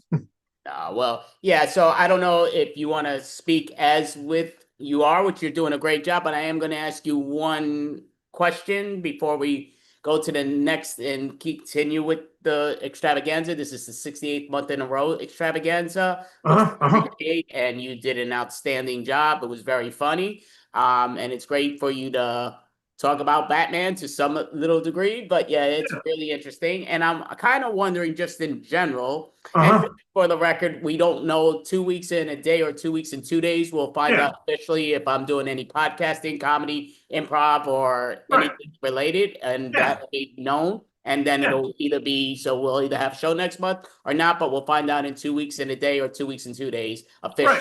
But I want to ask you just overall for your whole thing is, basically, who is one of your favorite characters that you like to bring and entertain? I know you're one of the great characters, but what is one of your other favorite characters that you like to let people know about, especially where Dave performs in school? Oh, yeah. By far the favorite character is the chicken. He goes by Chicken, that's his name because he keeps saying that, Dave says, never name your food. So he's Chicken, but Chicken is just nuts. He just like every Friday morning he's on the announcements and like Dave walks through the thing and say, hey, Chicken man. But like, it seems like it was kind of funny was whenever I got the chicken puppet, it was just sort of like, I had no idea what to do with him. And then I was on an improv practice and somebody's son came on aboard and I just started riffing with that thing. And he was like, hey, Chicken. And ever since then, like Chicken's just like the man. So like, if you look at my YouTube channel, you see all those, hey, Clyde videos. Well, Clyde was the little friend so I was doing a video blog with the chicken puppet to my friend Clyde. And honestly, that's where it grew. And it's like, and Chicken and Clyde always have a special spot in my heart. And I just love performing with Chicken because I have a feeling that Chicken's an awful lot like Dave, if like Dave had no manners or sense of propriety. Oh, that sounds great. And again, just with the timing factor, but do you want to let people know your YouTube channel so people know how to find when you perform in person? Oh, yeah. My YouTube channel is the Dave McCabe channel. Yeah, I used to do a handful of shows and stuff, and we did puppets read poems, and it's not all puppets and stuff. I actually did improv. What? Yes, and you would be right if you thought that I did. Anyways. But there's that. And then Dave Clinton is my handle on YouTube. And that's where I kind of send a lot of stuff. Actually, I take some movies in the school, which is kind of cool. And then like, this has been art week. So like, look for some art coming in there now. But it's like, I get to be now Mr. Dave in school. And it warms my heart. I am in love with the fact that I have this job to retire with, as long as they keep me. Sounds great. Sounds like you did a great job. Well, you definitely did a great job online here, which we appreciate. So thank you, Dave McCabe and company. Yep, you did a great job with your Batman and all. Thanks, Yep. you guys. I really appreciate everything, and I love being on the show, Andy. And best of luck to you, my friend. I love you, man. I really do. Thank you so much. Definitely appreciate it. Have an amazing start of your week, but yes, weekend. Appreciate it. So great job, Dave. And going to introduce the next individuals, which is a Jam Prob. Jam Prob. Believe you all. Hey, what up? What up? What up? Hey, what's going on? Andy disappeared. Okay, so hi, welcome back to the show. We hope you're enjoying the show so far. Today we have a potpourri of things that we're going to be doing today. That's my buddy over. What the heck is it with the? Where are you? I'm well without the mirror image. Do you have mirror image on, Tommy? I don't know. I'm not looking in the mirror. You don't have mirror image on the setting mirror image. I don't know. Okay, so theoretically, if I'm going like this, I'm actually pointing to my right. Are you pointing to your right when you do this? I'll just point both ways. We're on one side or the other. We know we're here. Okay, just wondering. Zoom did something another time to change stuff even more. It just drives me nuts. Anyway, all right, moving on. So Tom and I were talking, and we just found out that we are both Survivor fans. Little did either of us know that we were Survivor fans, so we thought we would play a little bit with maybe a couple of Survivor scenes, for example. And we take you to a scene around the campfire.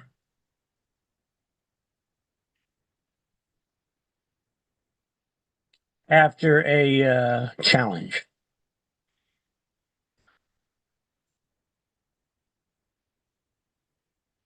Okay, that crawling through the sand and having to eat a bucket of sand. That was That great. was my favorite part. I love eating sand. Crazy, right? We would never do any of this at home. Well, what's interesting about it is you get the sand in your teeth, and Yeah. you notice that it actually scrapes off all the gunk on your teeth. My teeth are actually whiter because we've eaten so much sand. It's such a great situation. I love it. Yeah. Do you notice? Survivor is just unbelievable. I think that we all live in Survivor world. We should. It's a place where you can get to know people on a personal level in 2 or 3 weeks and talk about them, and you can lie to them and people celebrate it. They go, "Hey, great lie." It's crazy. Isn't it crazy? I would never do that in real life. I'm an extremely honest person. I'm a lawyer. Oh, yeah, I feel you. I'm an extremely honest person too. I'm an auto mechanic. Wow. Yeah. Anyway, time for dinner. Oh, well, what do you like that? There is no dinner because this is Survivor, and we have eaten for 14 days. Well, if we'd won the last challenge, we would have had some dinner, but we did get a nice mouthful of sand. It's almost like they actually ended up making the challenge something that we could eat. That's right. Got to tell you, sand is probably about as nutritious as rice is. That's back where I come from, we eat for breakfast? Grits. Grits. And sand is very gritty, like grits. So I feel very at home having sand. Grits are basically sand. Yeah, basically grits. I mean, rice has absolutely no protein. Why? What's the big deal with rice? I don't know. I mean, how is rice going to keep you alive? That's a great question. I think the next time that when we have the barter, okay, when Jeff brings out, rice, we say, no, we don't want rice. We want filet mignon. Yes, filet mignon, but we could make filet mignon out of sand. We could call it sand mignon. Mignon. Sand mignon. What does Damn it. mignon mean? Of the animal. Ah, oui. Parlez-vous français? A little bit, but not enough to be able to know. I know filet mignon is it's the combination of filleting anything at all, and then it's a form of cooking where you put it, you boil it with a little bit. I am so hungry. Why are we talking about food? I don't know, but I always thought filet was because it was from Philly. It's like a Philly cheesesteak. Filet mignon. Isn't that what it really meant? Filet? Philly. That's not true. Are you? Oh, I'm sorry. That's right. Because you're a lawyer, so you would know filet versus Philly. But it's a filet cheesesteak, or is it a Philly cheesesteak? Well, here we are talking about food again. But if we were talking about food, I would say that there's nothing better than a Philadelphia cheesesteak, and not with cheese whip. Okay, cheese whip is for tourists. What you want is mozzarella and provolone. Provolone. And the matzah. Did you say the matzah? Mozzarella. Mozzarella and provolone. Don't they say mozzarella? I thought it was mozzarella. That's what they say. I don't know. I think they say mozzarella. I think mozzarella sounds more like matzah, like a matzah cracker, which is a very dry cracker, which tastes like sand. Why are we talking about food? Because we haven't eaten in 17 days because we lost all of our food in the last challenge. In 17 days? I thought it was 14 days. Well, there was 3 days to get here, which I didn't eat for the first 3 days that we came because I didn't want to eat too much before we started. So I haven't eaten in 17 days. Did you eat before you got here? Well, being that I'm such a big guy, I'm a real meat. What do they call them? What do they call me? A meat. Meat and potatoes guy? No. I'm a big guy with a lot of muscles. I'm a meathead, meatball. Shield. I'm a meat shield. A meat shield? Yeah. Meatball. No, I'm a meat shield, and so to prepare for my time here on Survivor, I thought that it was a good idea to fatten up and then not to eat. So I've actually not eaten for 22 days as opposed to 17 or 14. Have you ever eaten a lot of hot dogs like they do at Coney Island? Oh, you talking about, now you're talking. You mean like Coney Island, where they split them in the middle, and then but they got to be the Coney Island hot dogs. They can't be regular hot dogs. Mm-hmm. And then with the sandwich, with the roll, right? And they put that on the grill for just a couple of seconds, and then you can get it with either like chili, or you can get it. Do you realize we're talking about food again? Actually, we're talking about islands. We're on an island, and Coney is an island. It's not just a hot dog. We're not on Coney Island, dear Tommy. Are you sure? I'm sure. We're in Survivor Land. Let's go to another. Something happens to do. I don't know, Tommy. Give us a location within the Survivor world. We are in a production meeting trying to edit the last episode of Survivor. Fantastic. Oh, I don't know why they don't give us credit.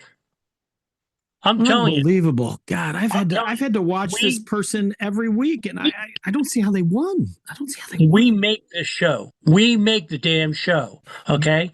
That and the orchestra behind us, okay? That's what makes this show. Do we get any credit whatsoever? Never. Not once. Not once. Right. Nothing. We never get rewards. We never get anything. Nothing. All right. You know what we should do? What? We should edit the show and make it look like we have a different winner than we really do. That'll show them. And not tell anybody? No, absolutely not. Let's not tell anybody. Let's just edit it. Let's take let's take like a vote from another season. We'll edit them all together, and then we'll actually change the vote. That will show them how powerful we are. Why don't we just cut and drag a person from another season who's not even in the season and have them win? Wow. That would be absolutely incredible. Yes, let's do it. Who do you want to bring? Who do you want to cut and paste in there? I think we should bring back Johnny Fairplay. You know what? Let's make a composite of Johnny Fairplay and the naked guy. The naked guy, Richard Hatch? Richard Hatch. Right. I don't think Richard Hatch is still alive, is he? I assume he is. Well, if he's not and he wins, that would be even more incredible. That would be even more incredible. Could you imagine if somebody came back from the dead and won Survivor? That would be a first. Wow. Let's see if we can get some music to match for that. Absolutely. That is fantastic. Let's look for some scary stuff or heavenly stuff. Heavenly stuff. Oh, I got didgeridoo. There's a didgeridoo solo performer. We can double it. Let's triple that. Triple the didgeridoo guy. Okay. Oh, don't forget to fade out that section there on Richard when he's walking around naked. Oh gosh, why do we have to see the unedited Richard? Yeah, well, unbelievable. My goodness. Let's see what else we can do here. Let's do something different with Jeff. Let's put Jeff in a bikini. Let's do that. Let's put Jeff in a bikini. Rapping. Yeah. This has got to be the most ridiculous thing I've ever heard in my life. But of course, they're going to have to pay us extra money if they want us to fix it. Well, this is like holding them hostage, letting them know how important we are as the editors. That's right. Unbelievable. Unbelievable. This is fun. One more place in Survivor. By the way, I must say, how come they don't give any podcasts or any credit to the musicians and all that stuff? They make the show and the editors just saying, okay, whatever. Okay. Another look. How about we do an interview for a potential Survivor contestant? I'll be Jeff. Sounds good. Hey, how you doing, Don? This is Jeff from Survivor. We just got your audition tape, and I got to say, we're impressed. Tell me a little bit about yourself.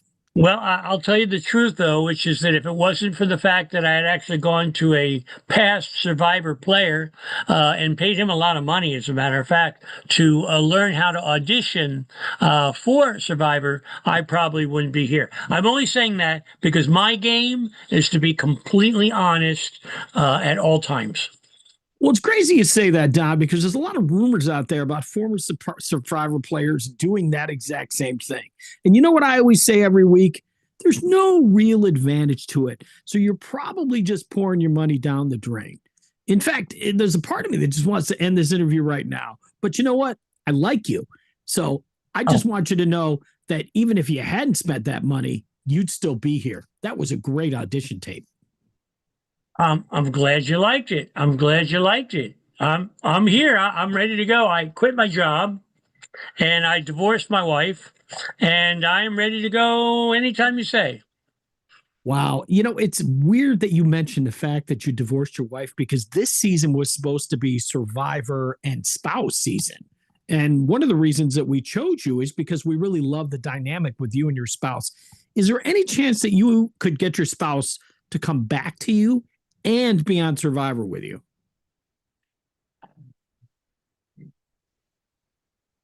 Yeah, no. Well, see, this was going to be kind of like a season of like, you know, again, Survivor and spouse. So it's like like a dating show because you're married. We were going to have some other couples that that aren't quite married, but they're at least engaged. But you can't come on by yourself. Is there somebody that you could bring along that you could pretend that they were your spouse? My dog. I like that idea. I I like love that my- idea. I love my dog. Yeah. Can your dog wear a wedding band though? Because that would be really good. That and a buff, both a buff and that. And by the way, my dog is real good at finding immunity idols. She's a digger. A digger dog. You just inspired me. Survivor, Pet Kingdom, season 60. Pet Kingdom. Pet Kingdom. Wow. We just had the people's pets go against each other. That would be amazing. That's what a great idea there, Jeff. I'm sure glad that you're the one who came up with that idea. We take you to Pet Kingdom Survivor. Everybody's on the boat going there, and the wind is going through all of our hair, and we're all sort of thinking and all that stuff. And there's these little captions about each one of them and all that, right? No,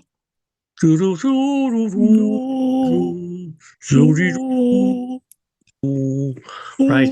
And then they have a picture of Tommy with the beard is flowing in the wind, right? And he's holding on to his pet alligator.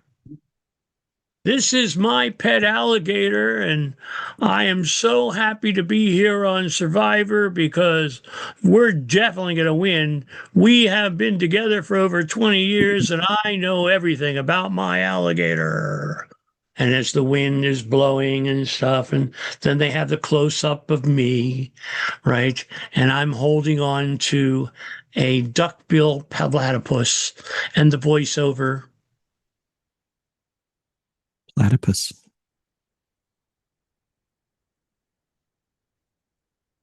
So who And wins in a voiceover. platypus? Is that your platypus? Tommy, do the voiceover just like I had done for you.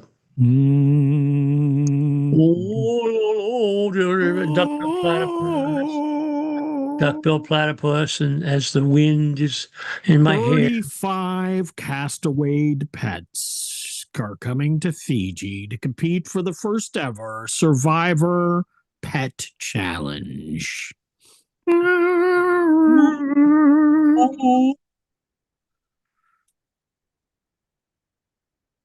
We take you to the first pet challenge. Okay, Hey, buddy, it's great to be here at the Pet Challenge. I am Jeff. First off, before we begin this challenge, do you want to And know what I'm we're playing Jeff's- for? Jeff's brother Joe Probst. You want to know what we're playing for?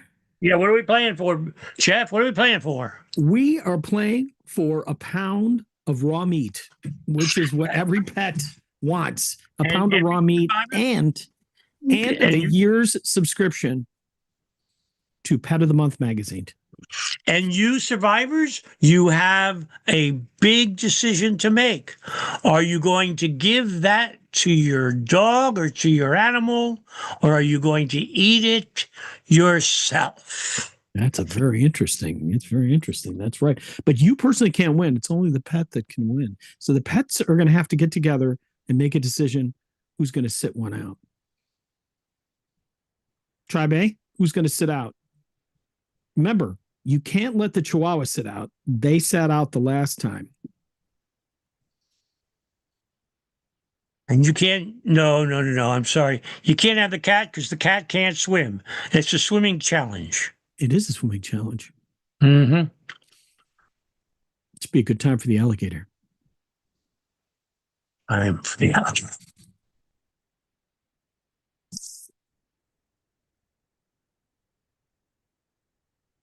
Okay, let's do some random word stuff from our random word generator.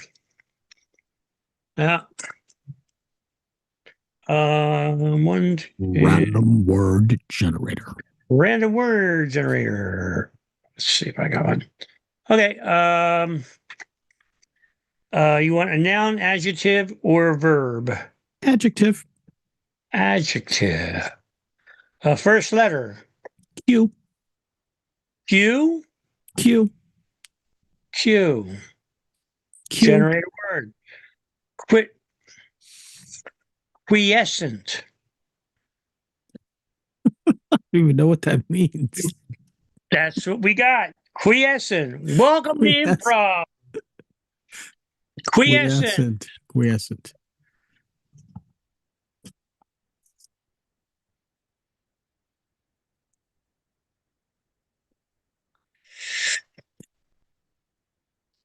Hey, what are you eating there? Soup. Wow. Hey, listen, I got to tell you, I was on social media today. You never guess who's coming to town? Who's coming to town? One of my favorite bands from the 1970s. I'll bet I know you're talking about. Prog rock. Yeah, the prog rockers. Oh, wow. I thought you were going to say Quiescent. I was going to say Quiescent. They're prog rock. I know. That's why I'm surprised that you said prog rock. Prog rock, I didn't think that they were still together. They're still prog rock. They're the best prog rock around. Quiescent, remember? Remember the first 9 albums? Quiescent 1, Quiescent 2, Quiescent 3. The Return of Quiescent. Okay. Their name is Quiescent? I thought their name was prog rock, and they played prog rock. No, it's Quiescent. They're the best prog rock band that came out of Sweden. I've often wondered, what does quiescent mean there, buddy? You know what quiescent means? It means prog rock. What else would it mean? That's a prog rock band name. I remember one of my favorite tunes that they did. It was called Quagmire. Quagmire by Quiescent. Yeah, that was a great tune. Yeah, I always mix up quiescent with croissant. Croissant is it's a little pastry. You know what I mean? The French, I like sandwiches on it, tuna fish especially, but that's very different from quiescent. Yeah, well, I don't know, because quiescent is actually one of the best ones when you eat a sandwich. That's right. A little bit of the leafy lettuce. Yeah, you got yourself an heirloom tomato. Uh-huh. Yeah. Yes, very good. So Quiescent is back together, huh? I don't even think they ever split up. I think they just kind of got lazy and didn't put out an album for a long time and finally decided to tour. Is that right? Yeah. I mean, they haven't talked to each other for years, but they still play together. Huh?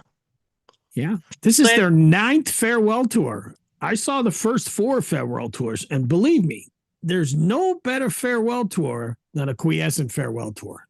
There's nothing better than a Quiescent farewell tour.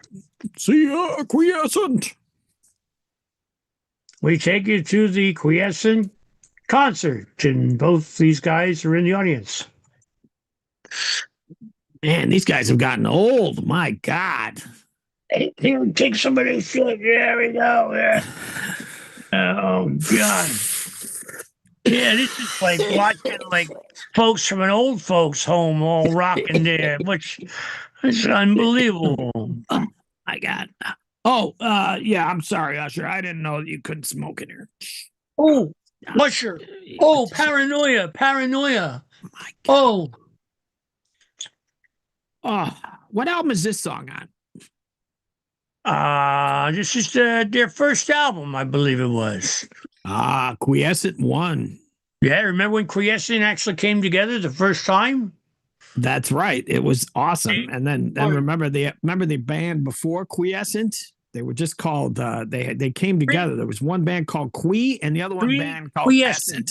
No, it's pre-Quiescent. Pre-Quiescent. Pre-Quiescent, that's right. Yes. I remember. I Very actually nice. for that band, but unfortunately, I didn't have the right prerequisites. I didn't have the pre-Quiescence. Nor I. Yes. Anyway, we got 1 minute left. We got 1 minute left. What do we do with it, Tommy? Let's come up with a random word very quickly. Random word really quickly. 1 minute. And Verb, letter T. Trouble. Troubling. And let's do it in the theme of Survivor. This is very troubling. It has turned out that someone has betrayed me because they have an immunity idol. It is a special immunity idol that is only good for their pets. That's right. I have the Billy Bob Thornton lizard idol, and I had to give it to someone else. And so I gave it to you, Tommy, but I only gave it to you because I know that you would probably get voted off first. Speaking of getting voted off, I think we should vote ourselves off. I vote you off, and you vote me off, and then we'll be done. Oh.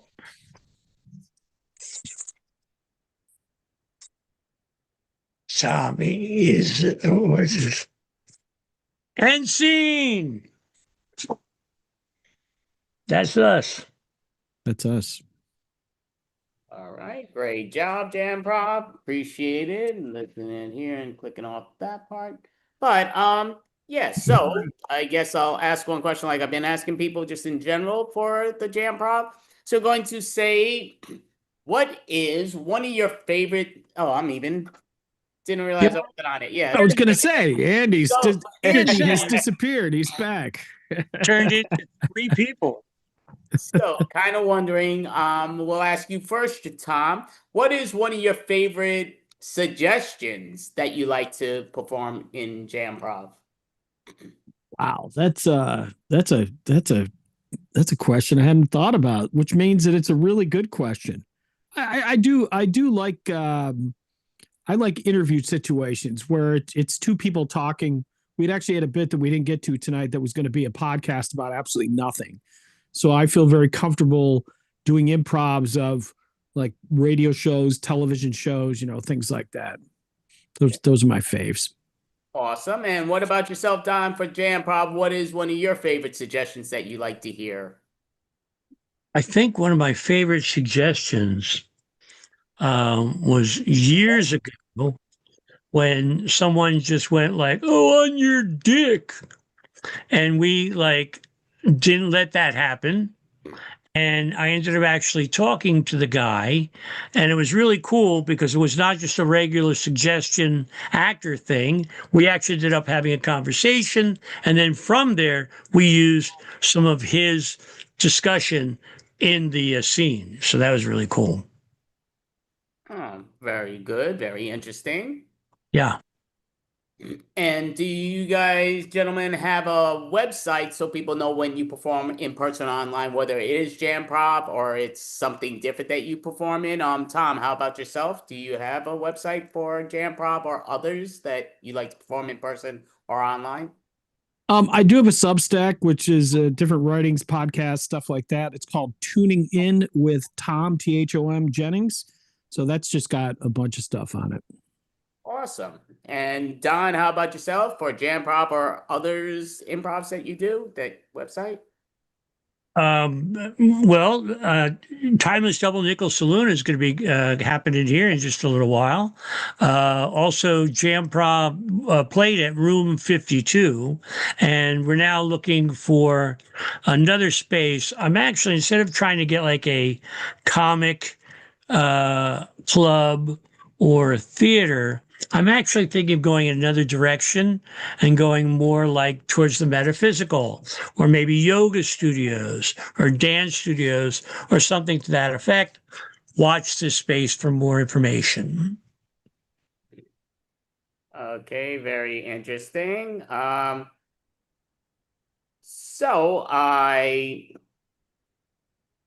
just putting on this, messaging the person before, coming on afterwards.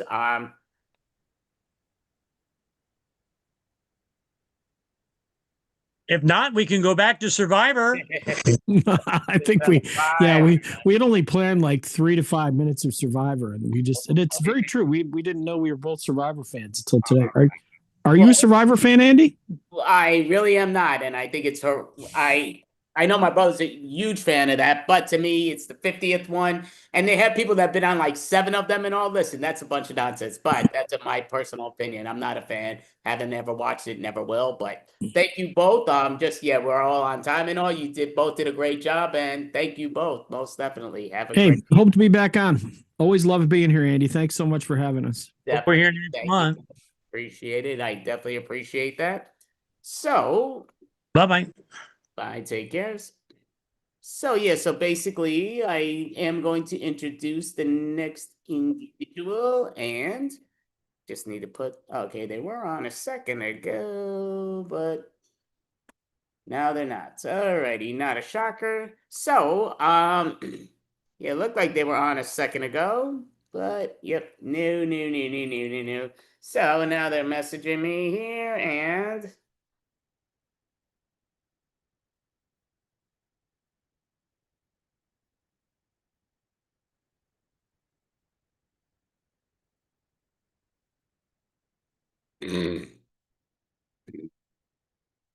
You got some dead air where you and I could do something. I understand that. I understand that. But yep, I mean it's Well, how about you and I do something? okay. So we're good. I don't want to. Again, I got them right here. I'm trying to get them Okay, in. you got it. It's all Okay, good. Okay, I Thank go. you. Goodbye. Bye Thank bye. you. You're saying it. So the next individual is coming up, and her name is Cece, and hitting here. So Cece, if you can hop your video up, you should be able to. I'm clicking here, and oh no, yep, yeah, you should be able to pop your video up. This is on. So yeah, CC, waiting for you to hop your video up and put your audio on, video and audio. So I guess I'll speak until it comes on, but yep, she's here. Don't know what to say otherwise, but just yep, she's not again, nothing I could do on that. I don't control the Zoom thing, but saying she could come on, so just waiting for you to start whatever how it goes. So yep, I have all the buttons that I'm supposed to have on that are allowing people to come on, but nothing I can do on that. That is up to you. It's okay, so I guess I'm just gonna be talking about like again, I'll go back if she hops on, that would be great, but not that I could do, I can't control anybody else's Zoom and how they have it. This is why I ask people to be prepared to have things connected, but that's all I could do because I don't know when things work and when things don't work, but it's not a shocker to me. So I'm not sure what to, they're saying they're here, but they're not hearing anything or seeing where they could do it. I don't know what to say. I mean, it has everything allowed for them to do it, but they have their own little buttons because they, I'm clicking on that to see if they could advance on it, but, what is this saying?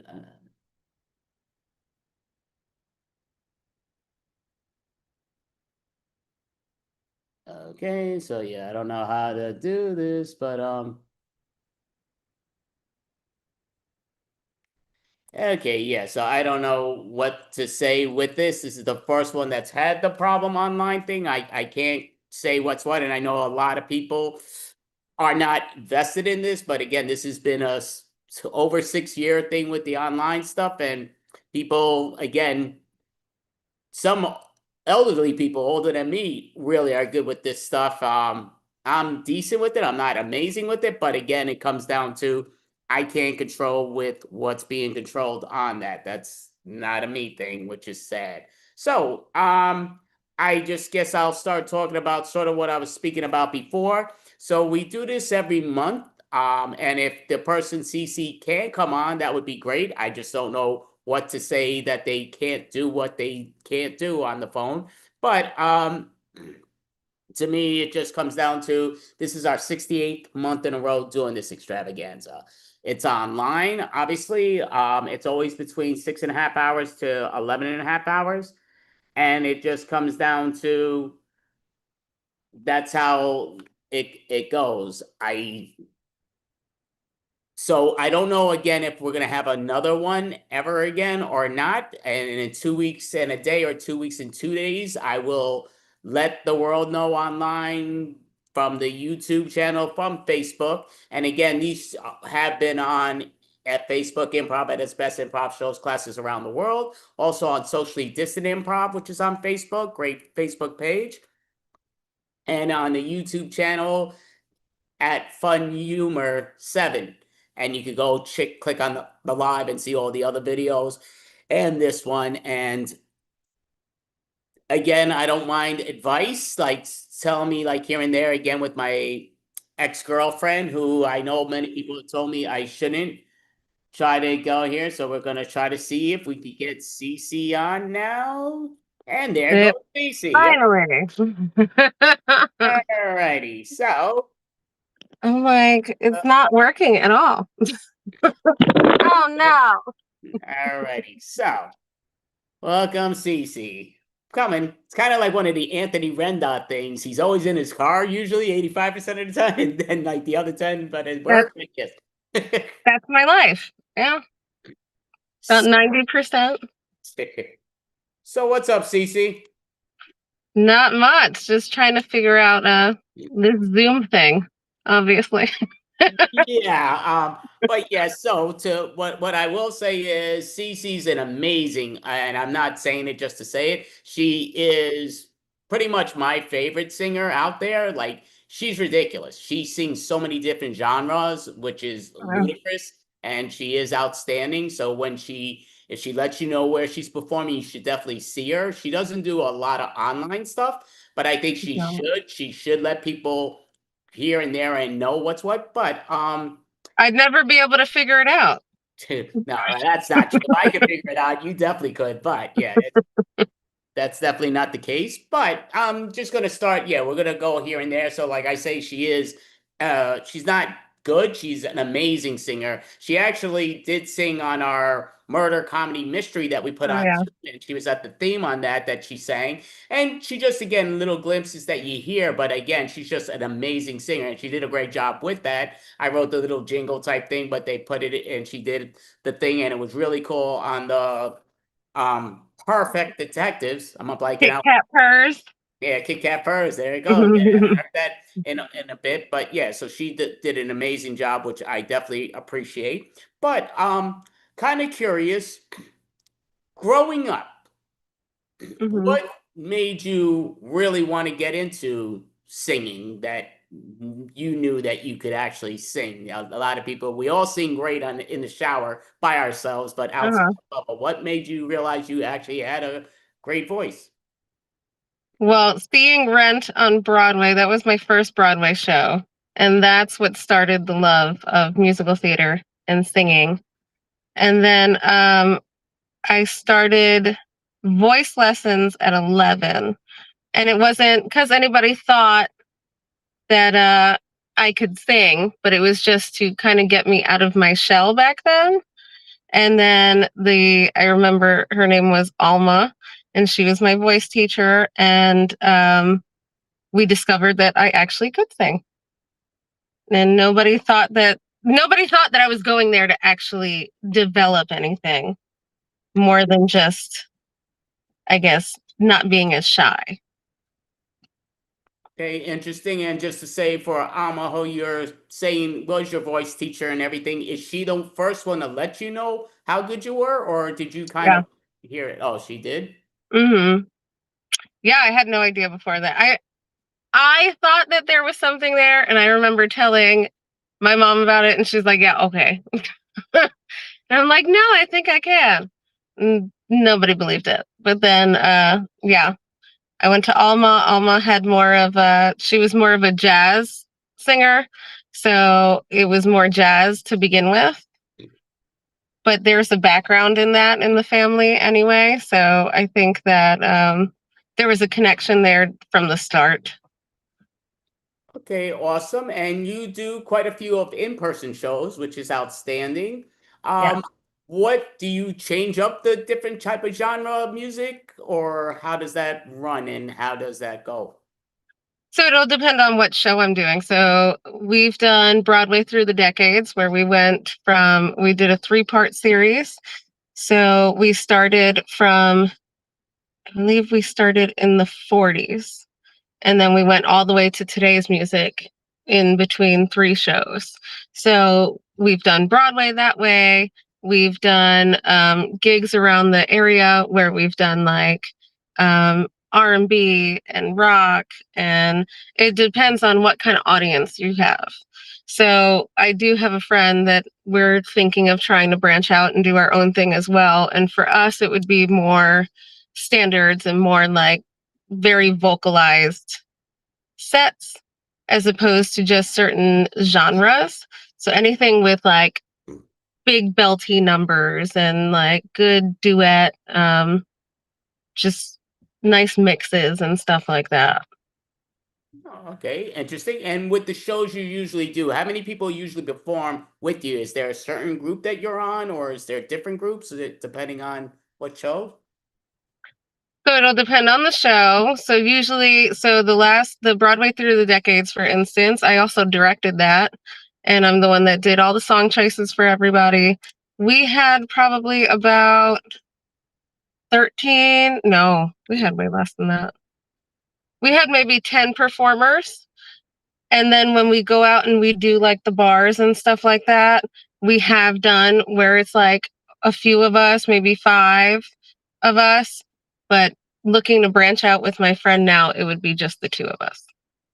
Okay, interesting. I'm going to ask something a little off the question, but I'm going to ask anyway. And you don't have to answer well, I guess if you don't answer, then we know the answer. But I was going to ask, are those your real nails that you're showing? Because they look nice, but are those your real nails? No, of course not. Oh, I don't know. Hey, listen. I mean, my nails aren't much shorter than this underneath, but no, it's not. Oh, okay. So they're not. Okay, so that's cool. Yeah, so I'm kind of wondering here, as a young child, should I say? Well, when I'm saying young child, I'm saying anywhere from your 6 years old to 16. Who Okay. were 3 female singers that you really loved listening to?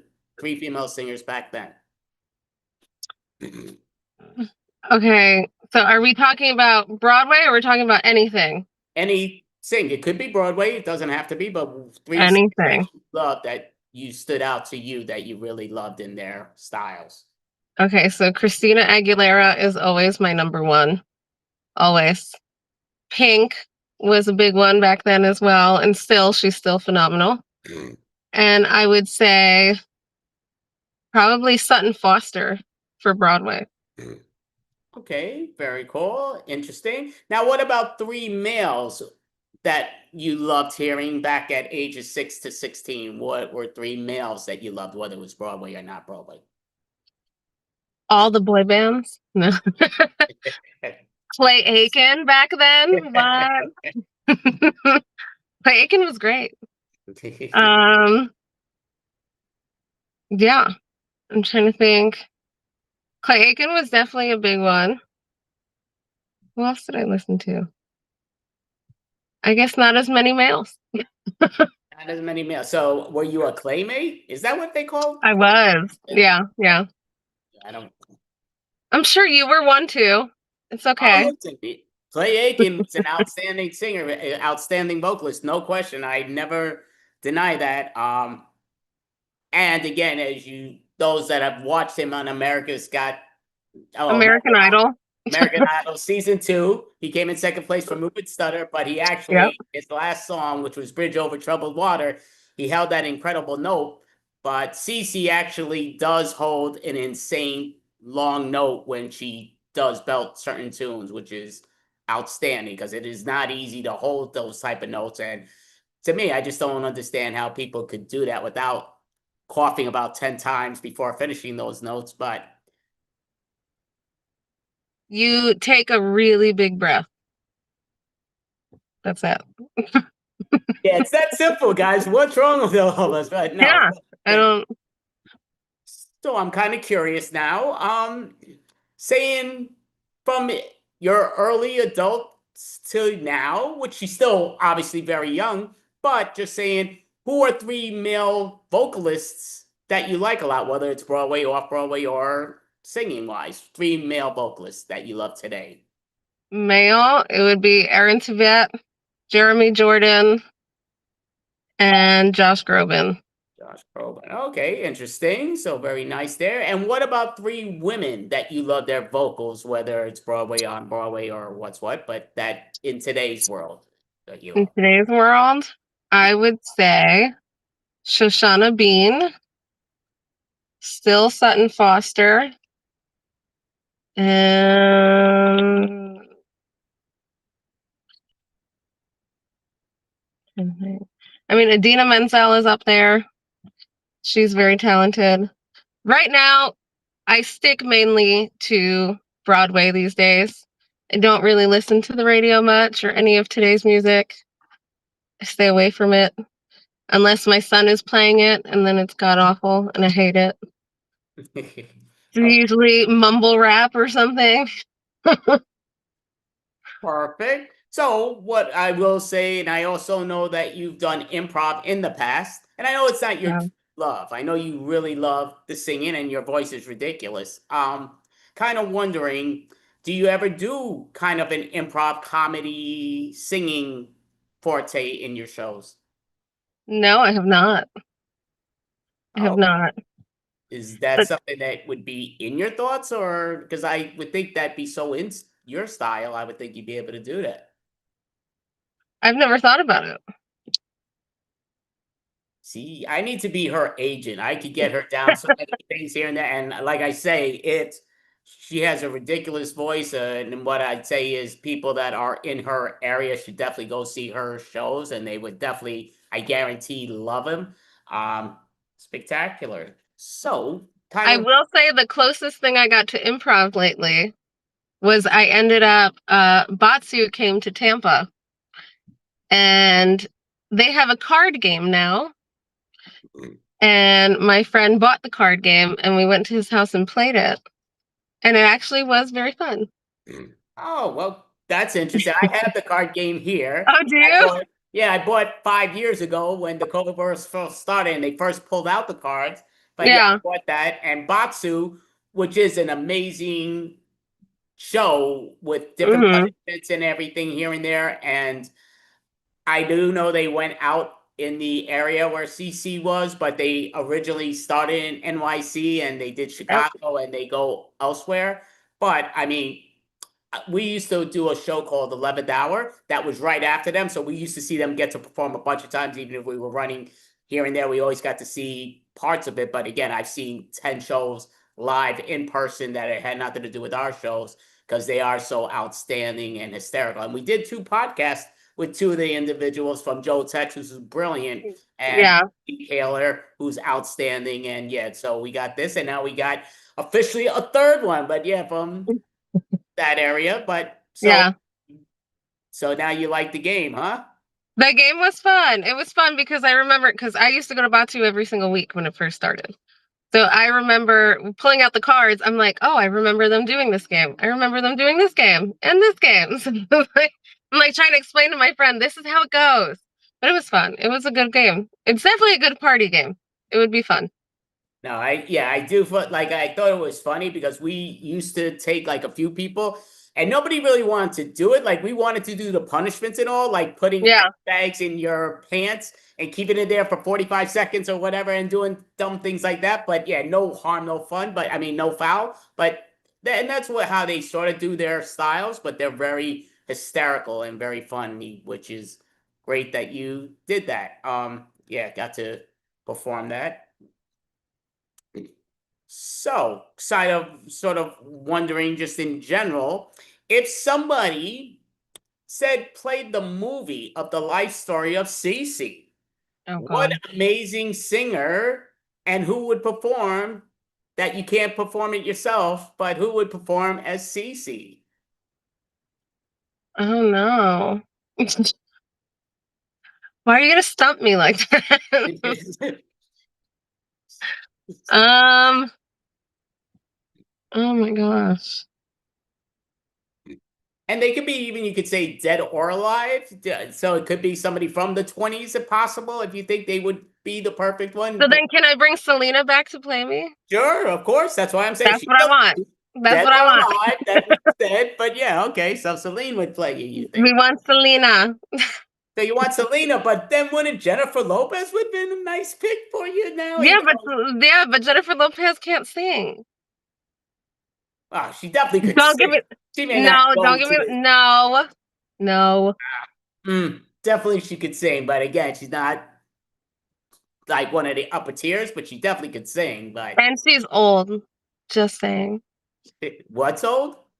Jennifer Lopez is old. Oh, okay, well, yeah, I know she's in my generation. You know, it's like, yeah, you're old, you bastard. But yeah, You that's gotta fine. age me in the movie? No, thank you. No, again, I said dead or alive, which means she could play a younger her, playing your age, being your age. But yeah, she again does look amazing for her generation. Oh, she does. But She does.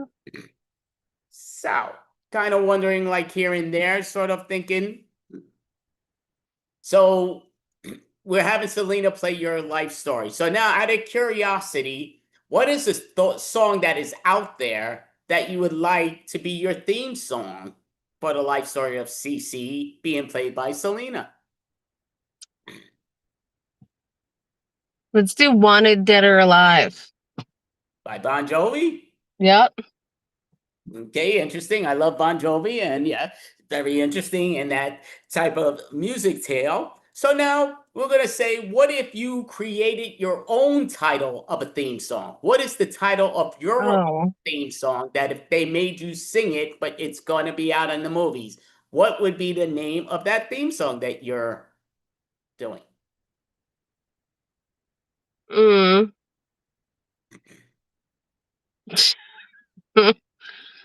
What about The Bitch Wave? Okay, Wanted Dead or Alive or Bitch Wave. That's really a big difference there, sort of, but yes, okay, interesting. Well, you don't know that it's a big difference. You don't know how the other song even goes. It doesn't exist. Well, no, I understand. I know the title, though. I'm saying it doesn't sound like it would be. It could be, but it doesn't sound like it would be. But, and I guess, yeah, possibility. But it sort of seemed like, because you laughed and giggled a lot, I thought maybe it would be a funny title, but I guess not. It's just a bitchy title. But yes, okay. It's like, But that could be funny too. There could be comedy in there.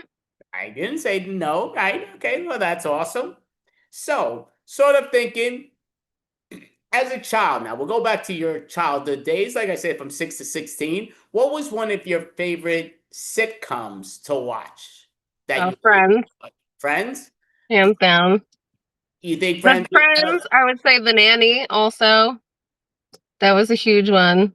Yeah, Fran Drescher, yeah, she was excellent in that show, and Friends was an excellent show, very good show overall. In my bracket, depending on what people consider great and not. But so, are those your two favorite sitcoms as a child?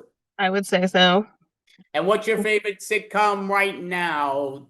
Give us 2 or 3 titles of your favorite sitcoms today, and maybe yesterday. It could be still in there, but I would say Abbott Elementary. oh, okay. I love that show. What's another one? I don't watch sitcoms as much anymore. Oh, I actually really like Animal Control. Oh, okay. Yeah, I've seen. Again, I like that show. I think it's an easy watch. I don't think it's a great show, but I do. Yeah. But it's fun. It's Oh, no, fun. yeah, it's an easy watch. Yeah, definitely. It's a fine show. I don't think I really watch sitcoms as much as I used to. Yeah, High Potential was good, but it's more dramedy than just sitcom. It's not a sitcom. Yeah, I mean, it's not really a sitcom, even though they do have a 3rd season coming out. I love that show. I think an outstanding show. It's the girl from Always Sunny in Philly. And I think she adds the comedy to it because she has such a comical personality. But it's a great show. High Potential. But sort of, yeah. So Always Sunny in Philly, you didn't think that was a great show? Which I did. Oh, because you never mentioned that with. But it's not on anymore. You said now. Oh no. Well, it actually is. It was on this season. I don't know if they're doing another one. Oh, did it really? Was there a new season? Yes, there was. Oh, then I gotta watch it.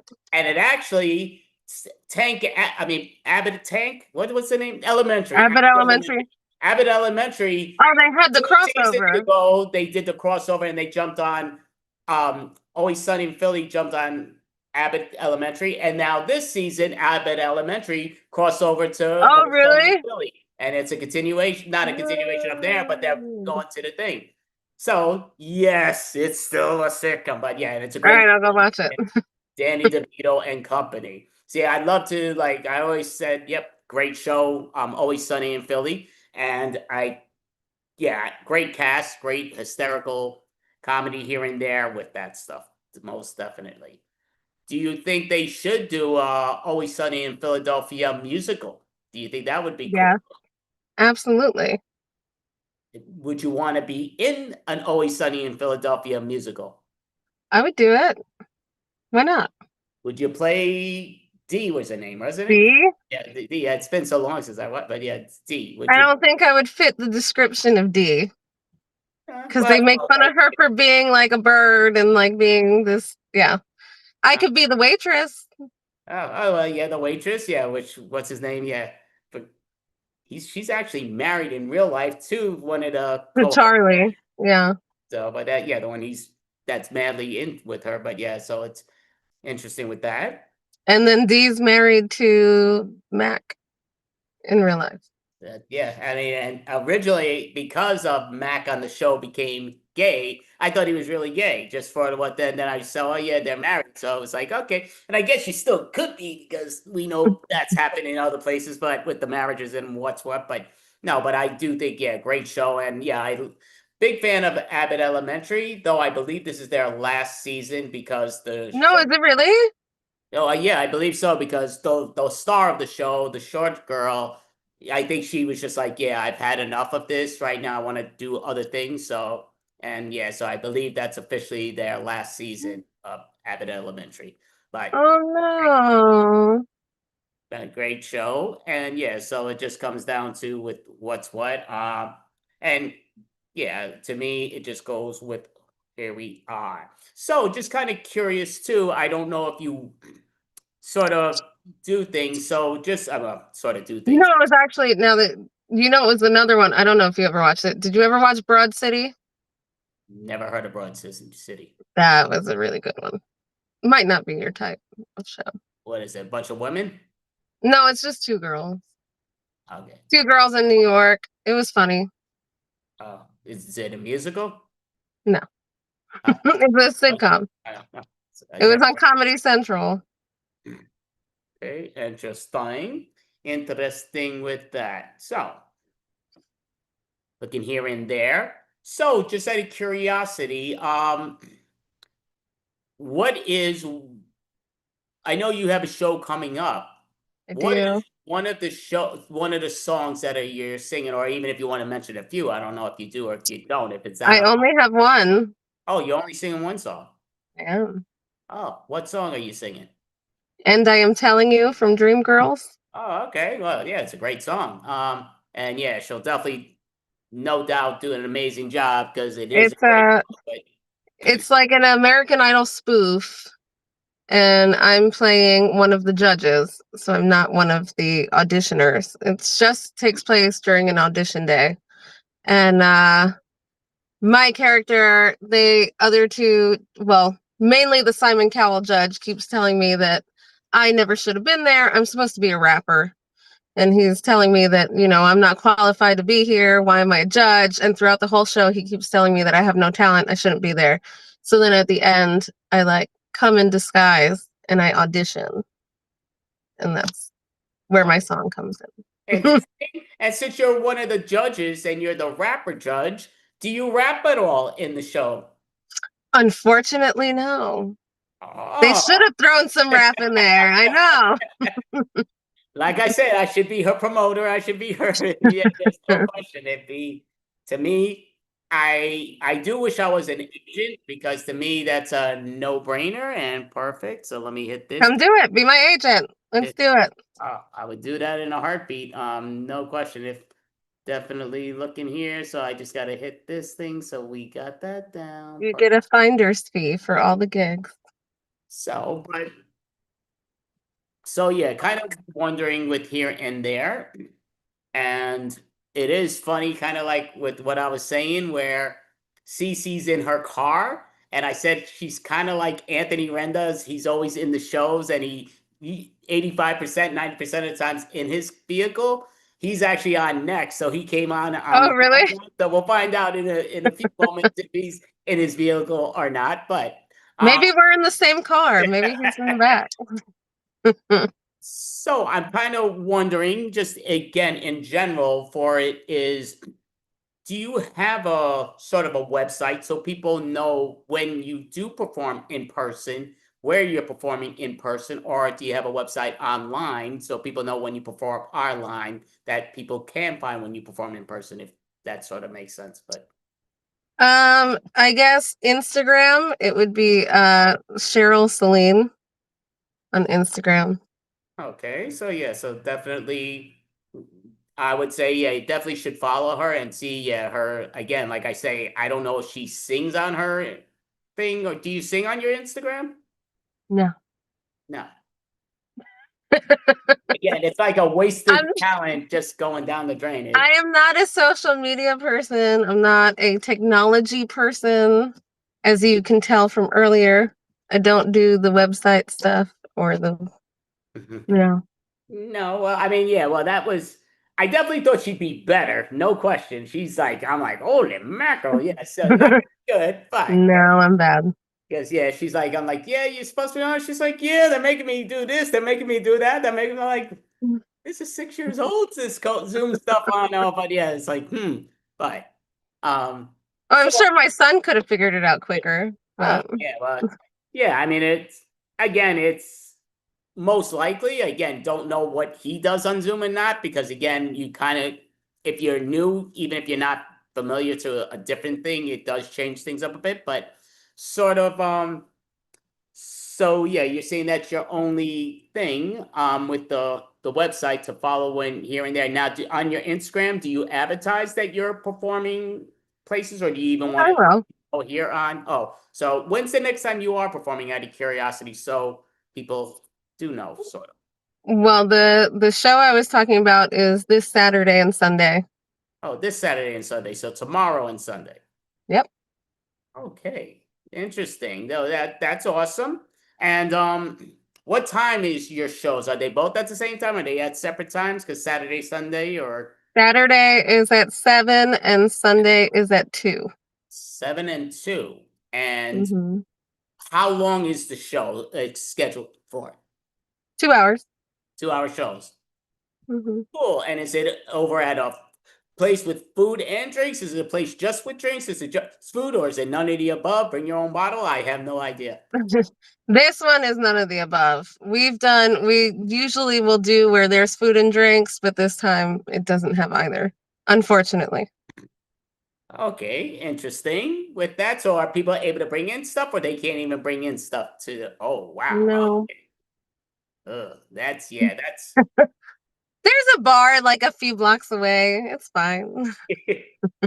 so interesting. And so with tomorrow's show, how many people are performing with you in the show? There's quite a bit in tomorrow's show, actually. The cast is 11, 12, 13, 14, 15, 16. 16 people. Oh, 16, and it's all regarding the American Idol type of thing? Oh, is Yep. that right? Mm-hmm. Oh, interesting. Very interesting. Okay, that's very cool. And yep. Now that actually sounds outstanding. That sounds like a great thing. So tomorrow night would be at 7 p.m. Eastern time. Yeah. All right. And you said it's on your site or not on your site yet for people to know? I would say you probably should have it on, but that's just a me thing. I know you don't like going online with things, but I can't remember, honestly. But right. you know what? Right after this, I'll go on and I'll check. And if it's not, then I'll put it up. You could do it again. Yeah, you could always redo it. That makes sense. Yeah. It definitely makes sense. And yeah, we just basically have another minute and a half to here and there, just because again, we were on time perfectly. We're a little off time because them mutes, they don't know what's going on, but that's my cousin Vinny. But Not my fault. it's They shouldn't make it so difficult. they really don't. But yes, it's I had to make a whole profile and everything. I couldn't just click okay, accept, join. interesting. I'm not sure because people going here and there, but so I guess overall, do you want to let people know where you're performing tomorrow? Or you just want to leave that to the Instagram? Your call. They can go look on Instagram if they care.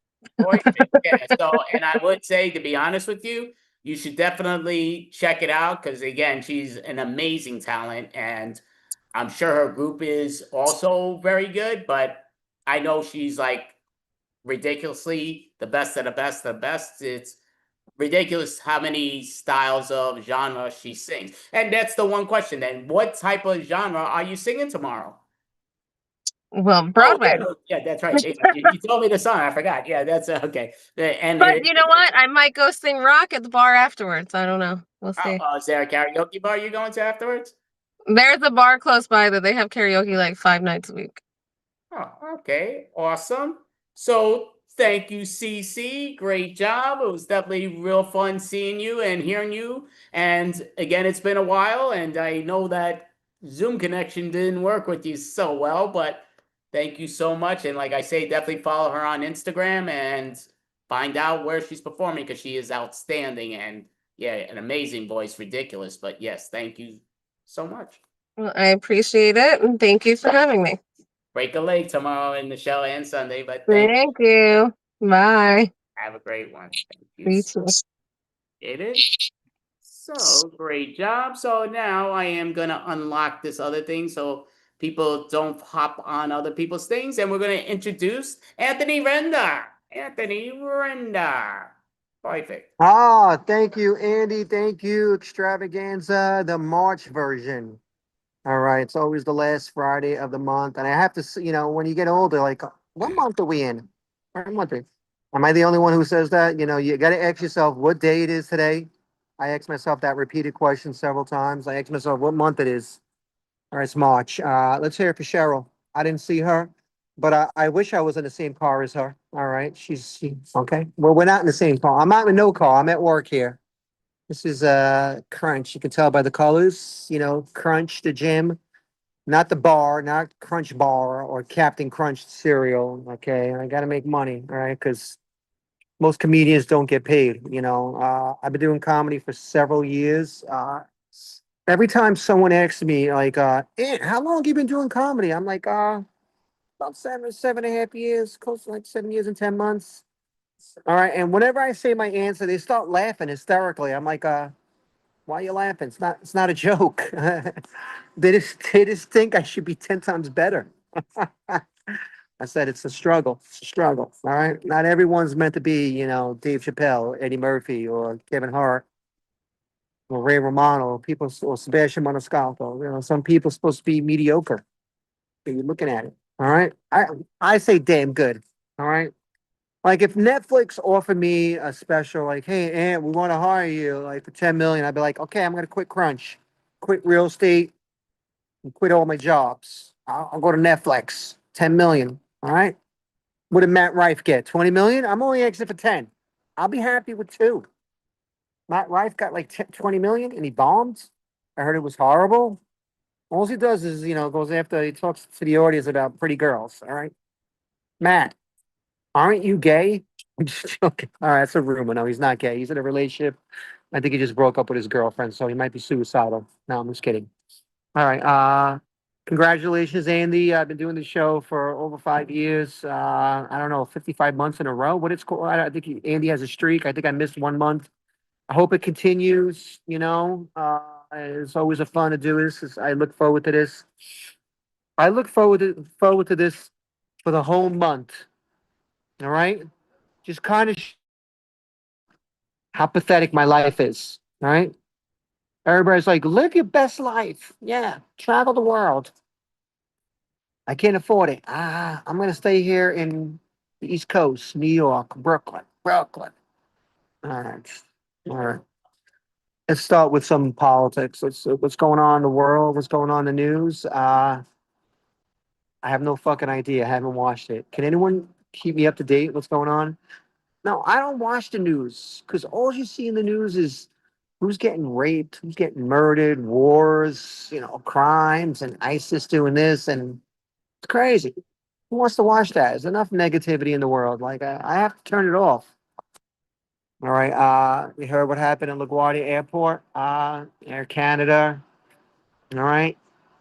Crazy. All right. The fire truck, and you hear they're trying to save money on ATC, air traffic control, because of the shutdown. All right. What are you saving? $17? All right. $22 an hour. All right. Right there. All right. I know it's Canada, and we don't like Canada. All right, but no, we don't want anybody getting hurt. Nobody getting hurt. All right. Speaking of that, is that bad man still in power? All right. I'm not a Trumpster. I'm not a fan of Trump. I didn't vote for him. But all I gotta say is, us comics, we love Trump because he gives us so much material. Because we just watch his interviews and his press conferences. Like, what dumb or stupid thing he's gonna do? All right. All right. And he gives us so much material. Yeah. We're gonna take over Iran, All right. I was watching Godfrey at the Comedy Cellar, the Underground, and he does a great Trump impression. He does it for 20 minutes. Trump, everybody's fabulous. Everyone to Trump is fabulous. Samantha, she's fabulous. Everybody who's on his side, she's doing a fabulous job. She's unbelievable. Everybody's fabulous and unbelievable for no reason, apparently. It's because you're on Trump's team. And what else is going on in the news? All right, so much craziness going on in the news. I'm just going to talk about, some things that happened to me. I like watching reality shows. The Housewives, that was popular for the last like 10, 15 years. There's a Housewives of everything. Housewives of Beverly Hills, Housewives of Potomac, Housewife of, Manhattan, Housewife of South Beach. All right. I was thinking of some new shows they should do. How about the Housewives of Harlem? Yeah. All right. That'll be good. I think it'll get great ratings. I think it'll be very popular. I'll have several seasons. Now, in the typical Housewives of Beverly Hills, Manhattan, they usually go to bars and they have like bar fights. They start spilling drinks and throwing drinks at each other. Housewives of Harlem do it a little bit different. Instead of spilling drinks and throwing drinks at each other, they're just gonna pull out their Glocks and their weapons. Yeah. And have a shootout, like an OK Corral, like during, the Wild Wild West. All right. All right. I don't know. It's only a concept. I don't know if it's gonna go through. All right. All right. But I was watching. I'm a big channel surfer. Like I can't watch a movie for 2 hours, 2.5 hours. ADHD. All right. I was never diagnosed. I diagnosed myself. All right. It's crazy. Like right here this is where the battle begins inside his brain. All right. I have like 55,000 open tabs. All right. I just gotta delete them. Delete, delete, delete all these open tabs. Delete, delete, delete, delete. All right. So I'm anti-meds. I don't believe in medication. In my generation, like if you had ADHD or you were bipolar, you had to toughen up. All right. You had to figure it out. Figure it out is find some strategies, find some systems. All right. So I was anti-meds for over 25 years. Now I do. I take meds. I take them like the TikToks, like the Skittles, like the M&Ms. No, I don't take meds. I'm now considering them. All right, because it's so difficult. All right, but you see everybody's got something. Yeah, I'm bipolar, I'm manic.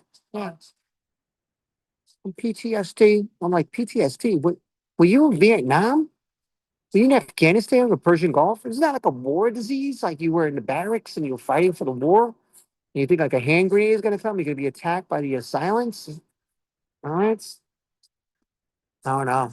All right. Everybody's just the age of mental awareness. All right. Mental disease. I think I have every one of them. But just got to get out of it. All right. what else is going on in my life? Besides watching channel shows, I watched this great movie the other day.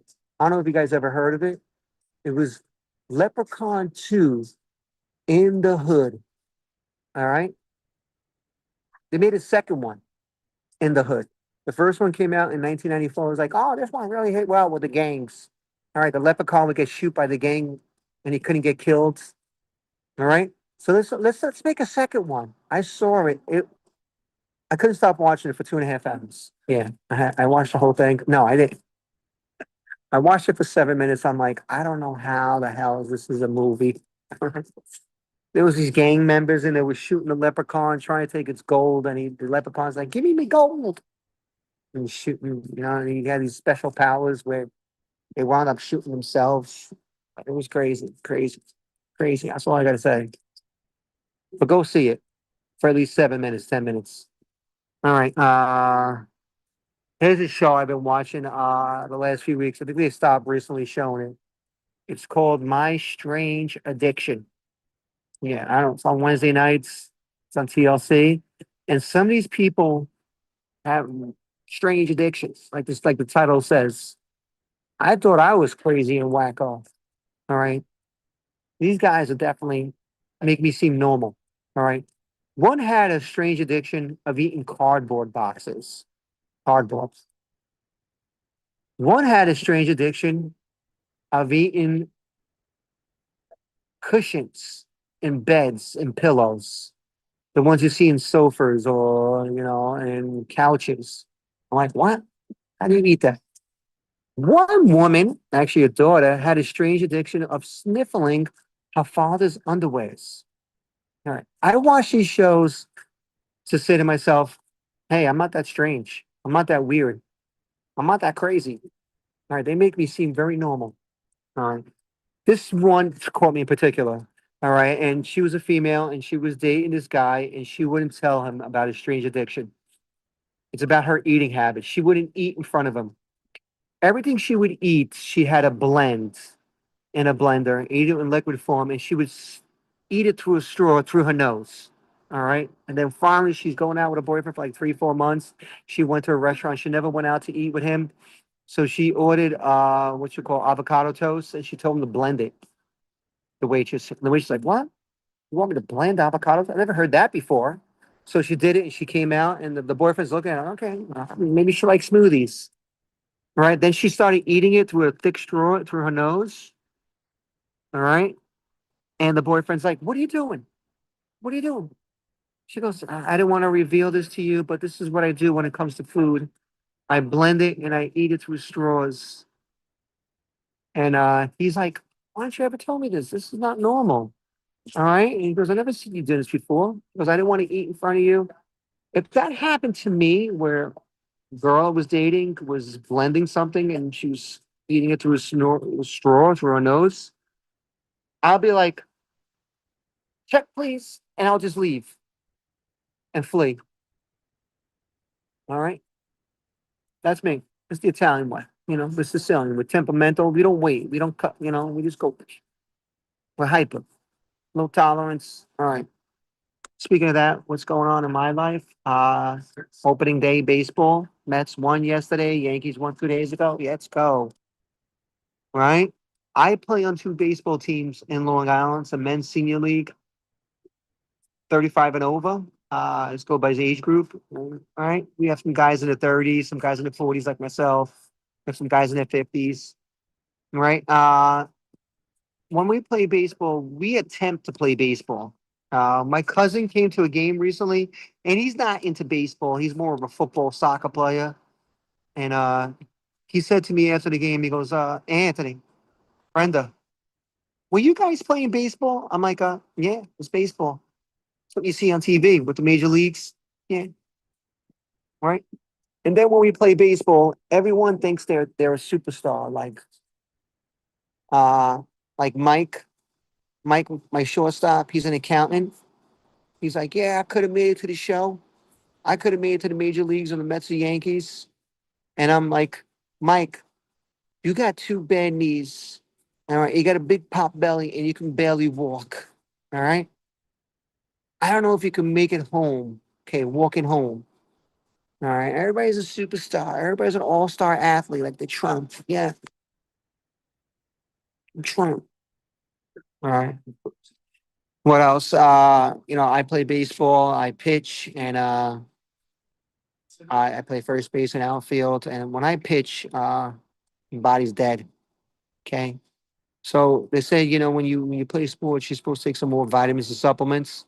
Taking some more of our vitamins. Like I'm taking more omega-3s, taking more probiotic, multivitamins. I'm taking one of my favorite ones, and I eat them like M&Ms. I don't know if you ever heard of it. Extra strength Tylenol. Yeah. Sometimes I go Advil. Yeah, helps. Speaking of that, as I said, that I'm hurt my shoulder.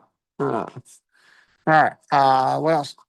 Getting older. All right. Hate it. I wish I was back to like 35, 36. All right. I'm in my 40s, mid to late 40s, whatever. I don't even know. All right. So, like, how do you deal with getting older? This is what I do. Just lie. I just tell them I'm 32. Yeah. Do I look 32? No, maybe not. 35? 38? All right. Okay. Age is just a number. Always think you're young. All right. So as I'm getting older, I realize, all right, you got to reset. You got to rewire yourself, and especially your body. Like after I go grocery shopping, all right, I'll be like, all right, I got to reset. I got to do some stretches. I got to do some lunges, some hip thrusts. All right. Maybe get the vibrating gun. All right. Everything I got to reset. After sex, I got to reset 28, 29, 30. That's it. 30 thrusts. And I say, I'm done. All right. What else? Yeah, ADHD. I can't put that label on myself. I'm going to call it ABCD. All right. Now I do things in order. I prioritize. I'm not executive dysfunction. I'm executive functioning. All right. Congratulations on the Extravaganza, the March version. I enjoyed it. I always love it. Andy's does a great job. All of you do a great job. The improv acts, the comedy acts. You guys, thank you for being patient and listening to me. All right. Yeah. Thank you so much, Anthony Renda. Just kind of curious. Yeah, I was mentioning because I was interviewing Cece and she was in her car. I was like, yeah, usually you're in your car 85 to 90% of the time. The other 10 you're at work, but it looks like you're at work today. Yep.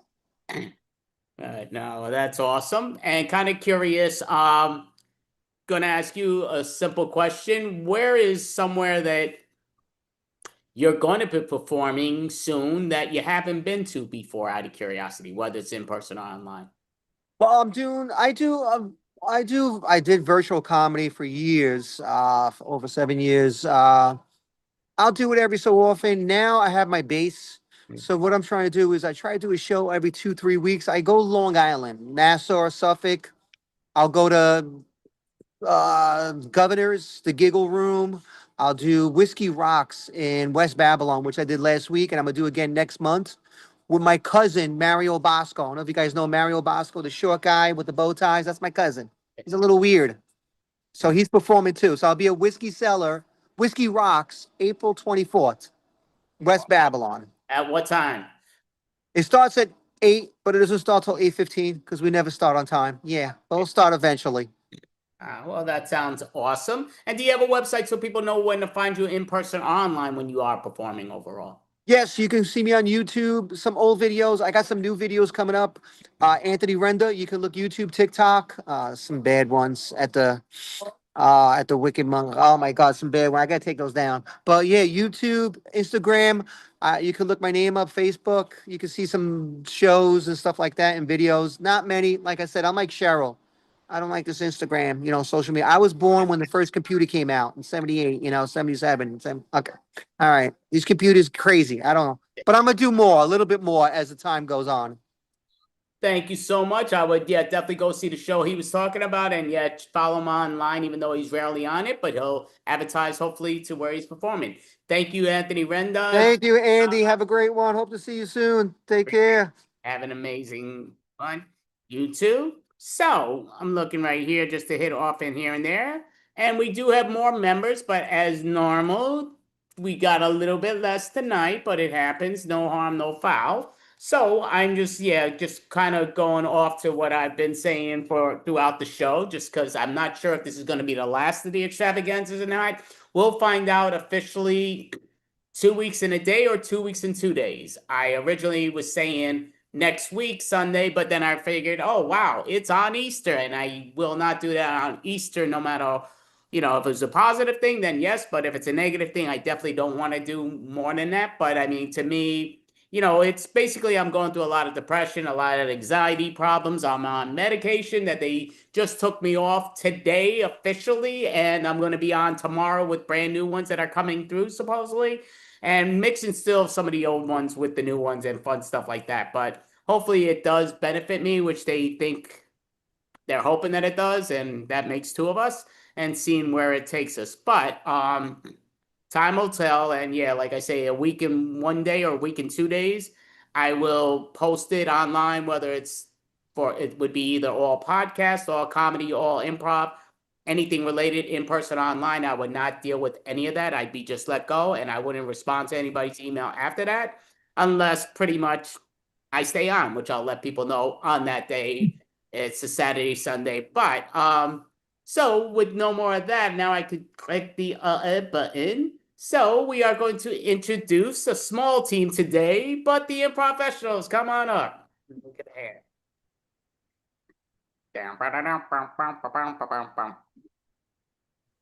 Alrighty, so click in here and there and there and there and there and there and there and there.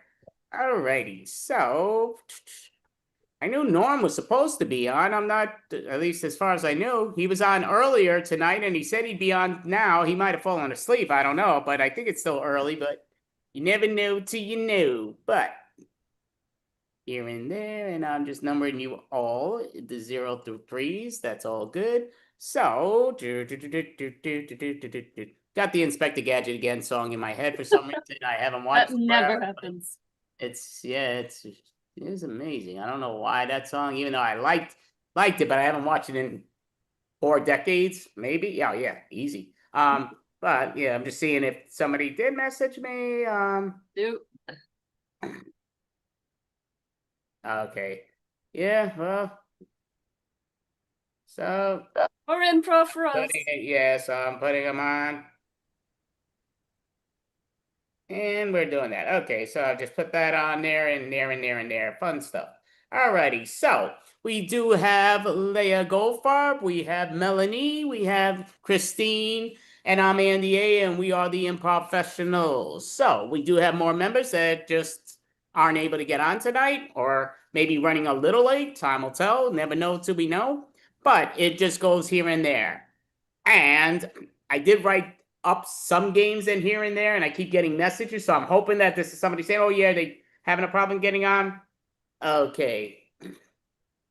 So now people are just responding to what I say don't respond on, but that's what they do best. Alrighty, so we are going to start off with a pun joke style game. So with the pun joke style game, and we're doing battles today. So it's every individual is for themselves.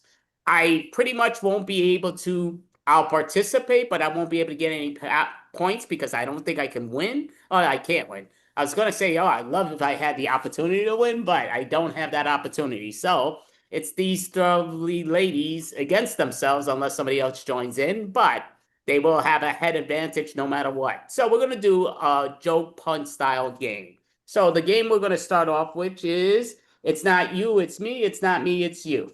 That type of game. You have a question, Leah? What number am Here I? comes Norm. Norm is here. What number am I? Because everybody got a number but me. Yeah. Number 1. I'm sorry. I thought I put your number down, but did I put it? But you're number 1. Yeah, no, well, you're number 1. I'm number 1. I'm number 1. Well, then change your number, Andy, because you made yourself one. I know. I listened very well. I had listened to what the young lady Leah said, but thank you. All right. So, and we got Norm as number 4. Perfect. All righty. So I did the 0 through 4. And the reason I put myself as no number, because again, I can't be involved in the point system. But it is a battles for every person for themselves at the moment. So we're gonna see what's what. So we're starting off with it's not you, it's me, it's not me, it's you. So basically how the points go, we can only base it on, I don't do the live audience type thing, because if we never know till we know, a lot of times the majority of the audience comes on afterwards, which is fine, but they can't get a live voting if that's the case. So we're doing it. So I gotta take it from your reactions and also and how I feel and what's what with the answers for each one gets different points. So again, I got a bunch of papers. These shouldn't be really a bunch. And actually, I kept the schedule in front of me, but I moved the schedule somewhere. Okay, yeah, it's underneath there. Like I say, I got a bunch of paper. So got that and that. Okay, so I want to keep those there, but at least out of my way. That's good. So I put that on top of that. And gonna keep wiping my mouth just because I have my little drinks that I keep drinking to the side to keep me somewhat hydrated also. But we're gonna do, yep, it's not you, it's me, it's not me, it's you. That's the pun joke style game, and I'll give the words of what we're doing and we'll start it around. So right now I'm gonna start it, I'll finish it. I'm not giving myself any points, but I'm giving the rest points, seeing what's what. And We'll again, give you points. team contribution works. We'll give you points, Andy. We'll decide where you land. Everybody wins. 2, 3, 4. So here we go. Alrighty. So basically, we'll grab this part. I think this works. So just pulling that out, and the answer is it's not you, it's me.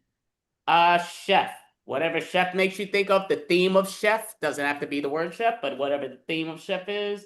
And don't want to misplace the thing. Every time I misplace the cards, I kind of divided it just so we have here and there. But chef, so it's not you, it's me, it's not me, it's you. I'll start it. So it's chef themed, our relations. So it's not me, it's you. You're just a little too spaghetti-o for me, if you know what I mean. It's not you, it's me. We're just not cooking together. It's not me, it's you. You're always cooking up trouble. It's not me, it's you. This relationship just isn't smoking enough for me. Not me, it's you. I saw you cheating. Your goose is cooked. It's not me, it's you. You're really just a big meatball.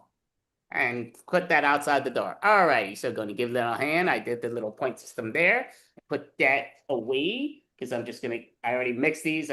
Watch me mix them again like a moron and then it comes pulled out. But so now the theme is lawyer. The theme is lawyer when you are ready, Leah. It's not you, it's me. I just don't like your briefs. It's not me, it's you. I just don't feel like courting you anymore. It's not me, it's you. You're a real case for trouble. It's not me, it's you. You set the bar too high for me. It's not you, it's me. I just have too many objections against you. It's not me, it's you. You always put me on the defense. It's a great job. Get a hand there. We're giving their little point systems on that around. So now we have Melanie that's going to start, and she is starting with DJ. When you are ready, with theme-wise, but yep. It's not me, it's you. You're just not playing the right tunes. It's not me, it's you. You just leave my head spinning. It's not you, it's me. You found out I have a record. It's not me. It's you. You're just making me really dizzy. Just keeps coming back and forth, back and forth. It's not me, it's you. We just don't mix. It's not me, it's you. I found out that you're a record player. All right, great job in that. Gonna give you all your point systems there. And now Christina's going to start it, and she is starting in the theme of veterinarian. It's not me, it's you. You just don't want to see my pussy. Now not you and it's not me. Can't we give it another shot?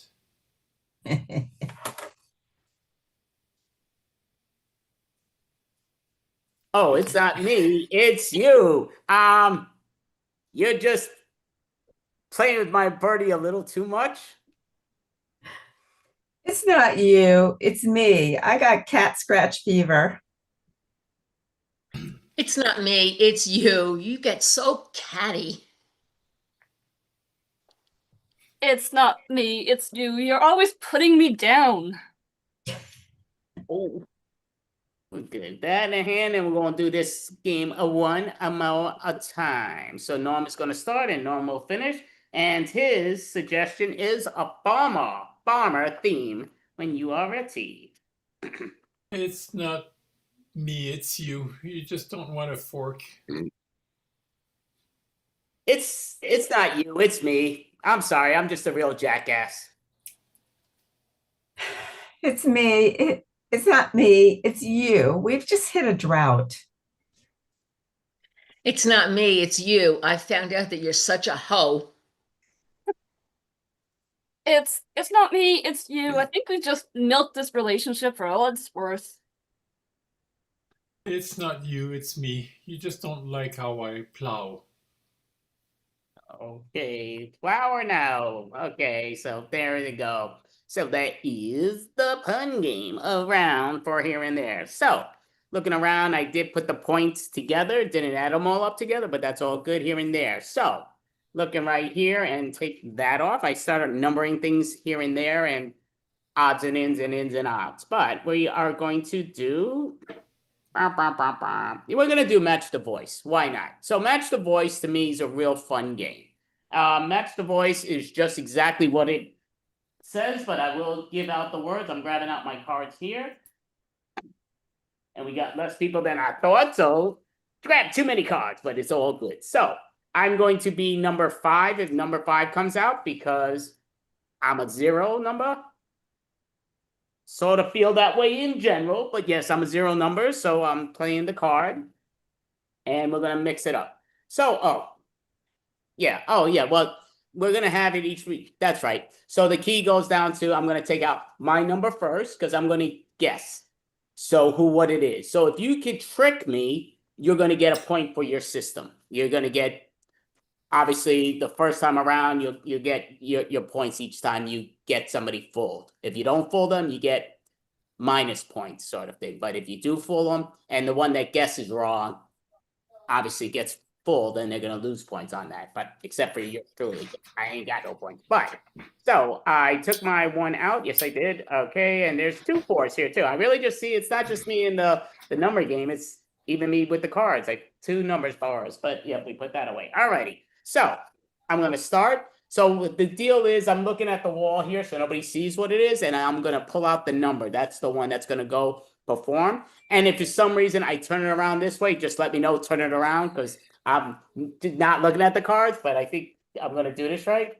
So, and yeah, we'll do this 5 times, right? Yep, 5 times. So, this number, talk, and yeah, so basically what you're going to say is this is me. You're going to just say, this is me, but in a different voice. So I don't recognize your voice, obviously. That's your goal, to try to trick me. But you want to answer honestly. Okay, so this is me. Whoever sees this, they're the one that's going to talk.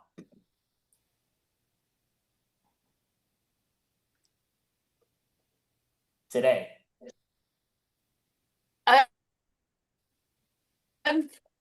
I'm my screen froze, so I did not get the last Okay, so all you're gonna say is this is me. I'm looking at the number. That's fine. It was hers. That's the only reason. That's fine. No, I checked it. Just but yeah. So it was this. Well, you're just gonna say this is me in a different voice. But yeah. And he's gonna try to guess if it's you. Yeah, I'm gonna guess who it is. And we're gonna give 5 chances of me guessing. It might mean again. There's a possibility that Christine is all 5 times. We don't know. I'm gonna mix the cards up each time, but. May not be, just I won't know until I know, but yep. So, number this, please say this is me when you are ready. This is me. Leah. Yes. All right. So, Leah gets a -2 there, but good.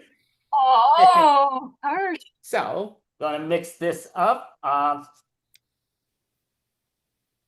yeah, you get a quite a bit more points with the right trickery, but this is the person, this is me. That's okay. That's Christine. Yes. Okay, so Christine gets a point too. -1 because there was a confused look on your face for a second. I was pretty confident in that, but it's all good. So this is gonna say this is me is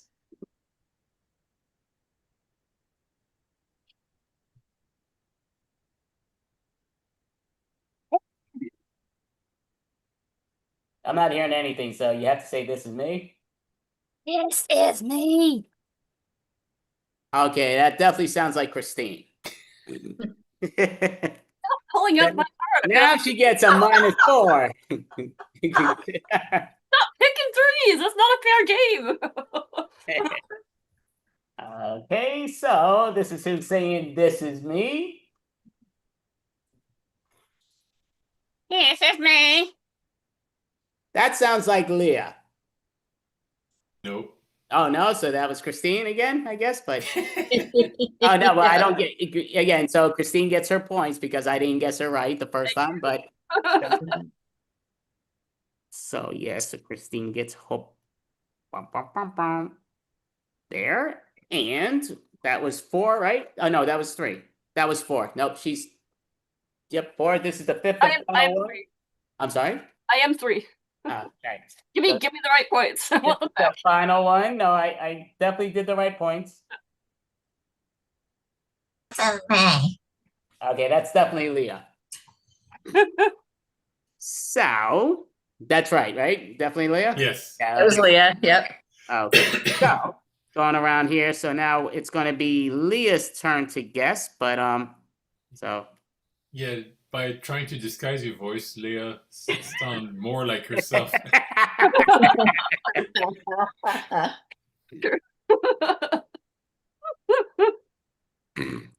okay, so I'm hitting this and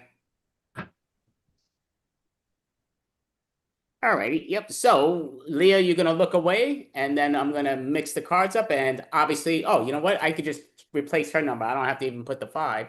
Could replace her number and we're all in there. So I'm number 1 right now for this, but 1, 2, 3.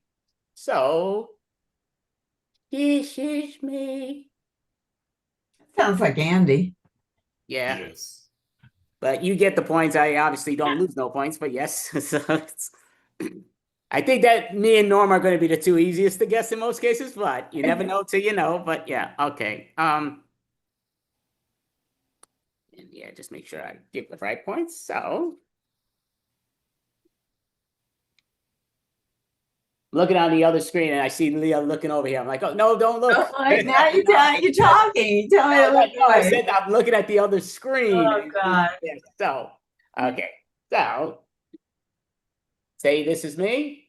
This is me. That's Christine. Yeah, but Okay, so another 5. So this is another.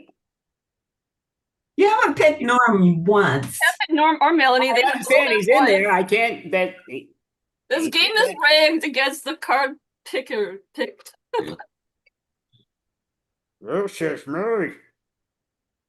That sounds like Andy. Yeah, it's me again. I'm telling you, these 4 cards are here. I haven't moved them since. No, you did. You took 2 and 4 out. Come on. High five, Melanie. All right, go for it. This is me.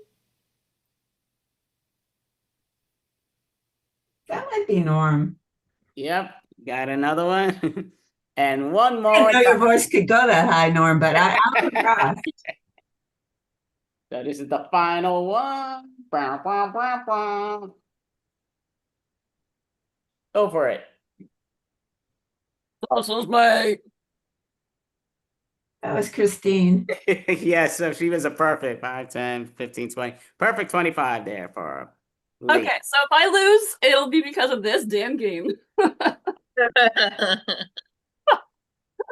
Melanie, Hey, you must be in there somewhere. I know. I haven't been picked yet, and now it's. I think Well, it's my now turn you to be. can get points, right? So you can get points. Look away, Leah. So, I My mean, voice hurts no, in this game. Melanie. Yeah, I understand. So yeah, I'm taking out her number, and I'm over. No, I'm keeping her number there, but I'm the 2 right now. So yep. So yeah, I'm the voice of 2. We know the deal, and say this is me, the one that sees it. This is me. Norm?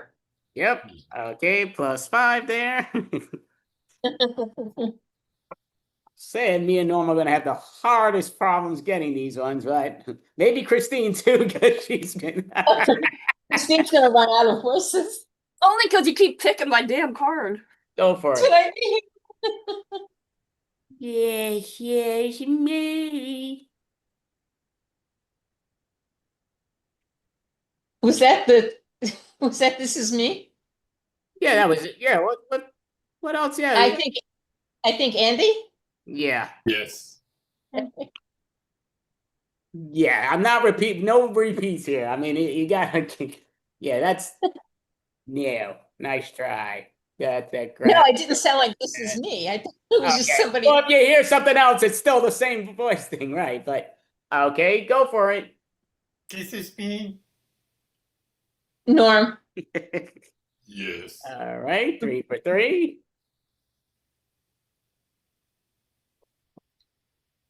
Go for it. That's bang. Christine. All right, 4 for 4. And this is the final one. I was trying to sound like Leah. It didn't work. And go for it.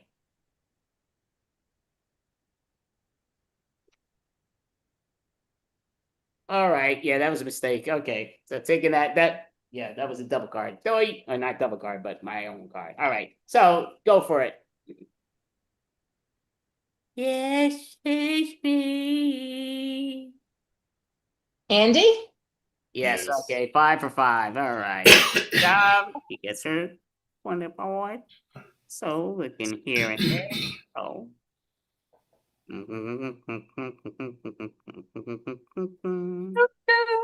Yeah, doing this Inspector Gadget crap again for some weird reason, but yes. Very weird reason. Not sure why. Okay, so now Christine is going to look away, and I'm the replacement of number 3. Alrighty.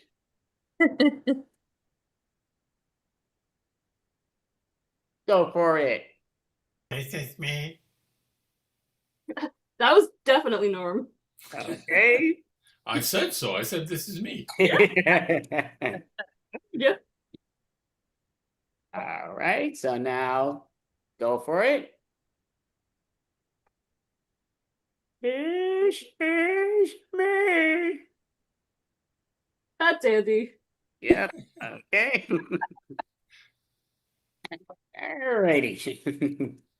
Can't go any higher because my voice is gonna crack big time. We're all gonna destroy our voices for this game. Go for it. This is me. Norm again. All right, 3 for 3. Go for it. This is me. Hi, Leah. 4 for 4. All right, and this is the final one.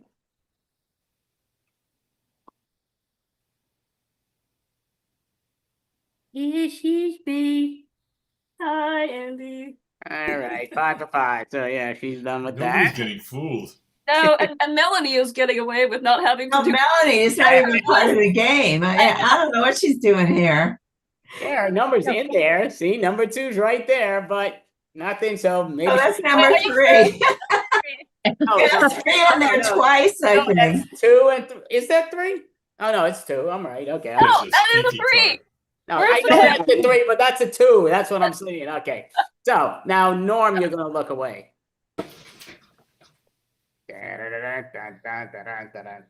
All right. So go for it, and I'm obviously number 4, but go for it. This is me. Hi, Leah.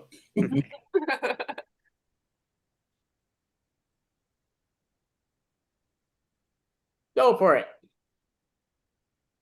This is you.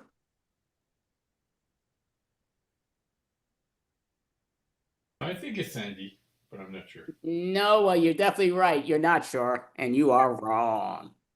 That was Melanie. Yeah, we Finally. Never heard her before. Right? All right, so go for it.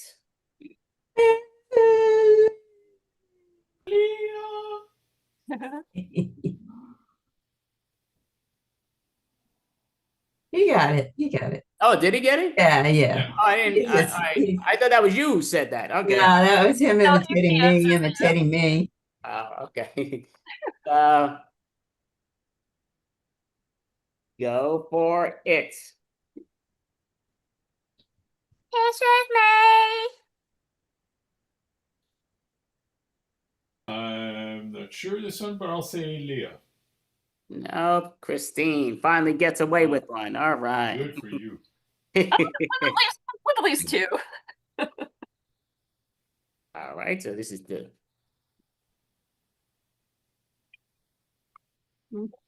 okay, and this is go for it. This is me. I'll say Melanie. Yes, you are Yeah. right. I heard her once before. This is the fifth one, right? The final. He did 5. Oh, I did 5? Didn't he? 2 were Leah. I don't know. It was me twice. Me Yeah, twice. 2 Leah and 1. And I did One mine. Christine. Okay. So yeah, that's fine. Yeah, nice try. Yeah, good calling out on that. Yeah, Norm wasn't going to say no. He's like, yeah, no, I don't know. Yeah, right. But okay. I'm not counting, I'm guessing. No, you don't count. Alrighty, so we'll do a one more game before we give the numbers of the point system. So let me move this there and there and there. So what are we doing that? That's gonna be later. That's gonna be later. That is what we did. So let me take that off the rack. So we're gonna do bookends. I like bookends. Bookends is a fun game. So with bookends, it's gonna start with a scene with the words. It's gonna end with a scene with the words. So I'm gonna give you what the words are. I wrote down a bunch of things online and what's what. But now will I find it? Yes, I did. Wow, pretty quick. So how this goes is I'm going to start the scene. Leah is gonna finish the scene. So these are 2-minute scenes. The goal is you're going to lose points if you don't finish the scene in time. So you need to get it within the minute 50 to 2 minutes to finish the scene. And that means both of you in the scene will lose points. But the one that's the last word, because you're going to get a chance to perform twice. Once the first line, once the last line. You're going to lose more points being the last line, not finishing it. But if the first person doesn't let you finish it, that's on them. But you still need to finish it with your last line. So you can write this down, the last line, if you want. Usually in person you can't, but you can. And you can write the first line in here and there. So the first line, this is going to be me and Leah right now. Oh yeah, and I'll put the timer up as I just said it. Okay, now wrong button. Hit the share button. That's the wrong button. Go to more. There we go. And to the apps. There we go. Alrighty, timer. Vision not very clear. Okay, it's a 2-minute scene. So our goal is to finish it up at 1:50 before the 2 minutes. You could do it as the timer's going. That's fine if you're in the middle of the sentence. But if it passes the 2 and you say it, you need to still say it. But you're going to get less points. And the first person will get less points too, but they're not going to get as little as the last line, if that makes sense. So with our thing, me and Leah starting is, and I'll just grab my phone out there. Did I even hit this? No, I didn't. What else is new? Okay, no harm, no foul. But, so I'm going to put the little suggestion thing out here. Oh yeah, I got suggestions next to me. That's right. So I'm going to put me and her. Go ahead, Leah. You have a question? Yeah, are you going to put the timer up or we can all see it? Yep, I am. Okay, I and can't do it then before I started, I can't do it before I started. Like, no, oh, I am just want to know whether that was something we needed to keep track of. Nope. So, well, yeah, you definitely need to keep track of it because that's the only way you'll know. But I'm going to say the first line for me and the last line for Leah. So my line will be starting off with, they are so noisy. They are so noisy. And Lina's going to finish the scene with, that's the way it is. That's the way it is. So our suggestion right off the bat is hairstylist. Hairstylist is our suggestion. And let me put that back on the bottom. And hairstylist is our suggestion. And we may begin. They are so noisy. They certainly are. They don't know how to keep it down. They're gossiping and gossiping. You know, we work here. Yeah, I understand it. We're trying to do things, and I know you're cutting their hair, I'm washing their hair, but why do they always have to be a bunch of chatterbugs? I think it's because a lot of women work here. I mean, I don't know if that's really it. No, well, I mean, again, you're pretty silent overall, and so are the other workers. It's the clientele we have. They're just a bunch of loud individuals. You know, the reason why I'm quiet is because I can't really cut hair and talk at the same time. I've had that problem. Yeah, then maybe you should talk a little bit less because you are cutting hair and we don't want something wrong. It's all okay. It's gonna turn out perfect. I just need to talk a little less and keep my voice down. Yeah, well, that's definitely understandable, especially that you're washing somebody's hair. They're not deaf. They can hear you, so you don't want to be saying that in front of them. I mean, I'm washing their hair, but you're cutting their hair. So, yeah, I wasn't you. I don't mess up washing hair. Sorry. I am washing and cutting at the same time. It's a new technique. That's very interesting. So, are you trying to take my job? That's very rude that you're doing that. But it's perfect because your hair, wet hair, is so much easier to cut. Yeah, well, that's sort of true, but again, they don't always come out the same level. That I've been told before. It changes with the temperature and all, with the degrees of how the hair feels. That's why we call it a shag. You call it a who? A shag. Oh man, one day I'll get used to this job. That's the way it is. And scene. All right, great job. I'm gonna put that to the side. Down. Oh, great job. So I'll move me over here. So right now, Leah is gonna start the scene. So she's gonna start with the first line, and Melanie's gonna finish with the last line. And as you saw, Leah, she got it between the 150 and 2-minute mark. No problem. Did it in a great style. So your two words are, Leah is gonna start off the scene with, that was delicious. That was delicious. And Melanie's going to finish the scene with, we should try that again. We should try that again. And their suggestions are, engineer. Engineer is about your scene. And when you are ready, the timer will begin.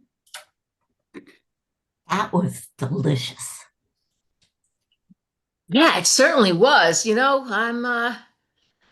I'm liking these coworkers of ours, the food that they're providing.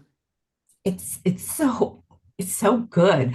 Down in the engineering department, they eat the best food. It's not like up when we were up in the secretarial pool. I mean, I know it's awesome. Plus the work here is a lot more interesting. Good food, good work. Oh, you work? Well, I gotta do something for my paycheck. I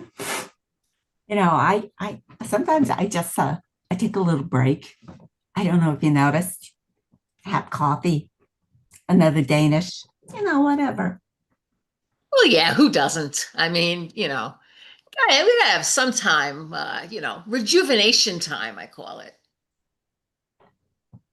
That's what we need to do more often. We need to sneak out while they're working on their graphs and whatever and their computers and get out of here. Just have a little, maybe a smoke.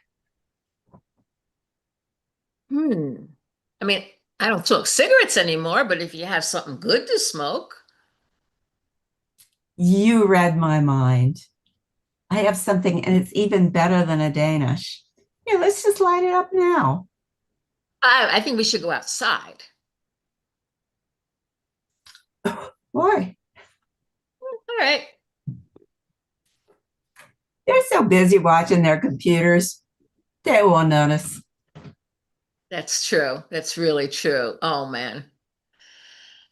This stuff works fast. Oh, it's delicious. Yeah. We should try this again. All right, so give a hand there. And see. He was being very nice, giving her first line again back to her to give her a hint. Nice hint there, little wink, wink about it. But yep, they're very nice. Bring me back into it. Sometimes people forget, and yep, that was a great bring back, no question. So we're going to do it again this time, and yep, got her points there.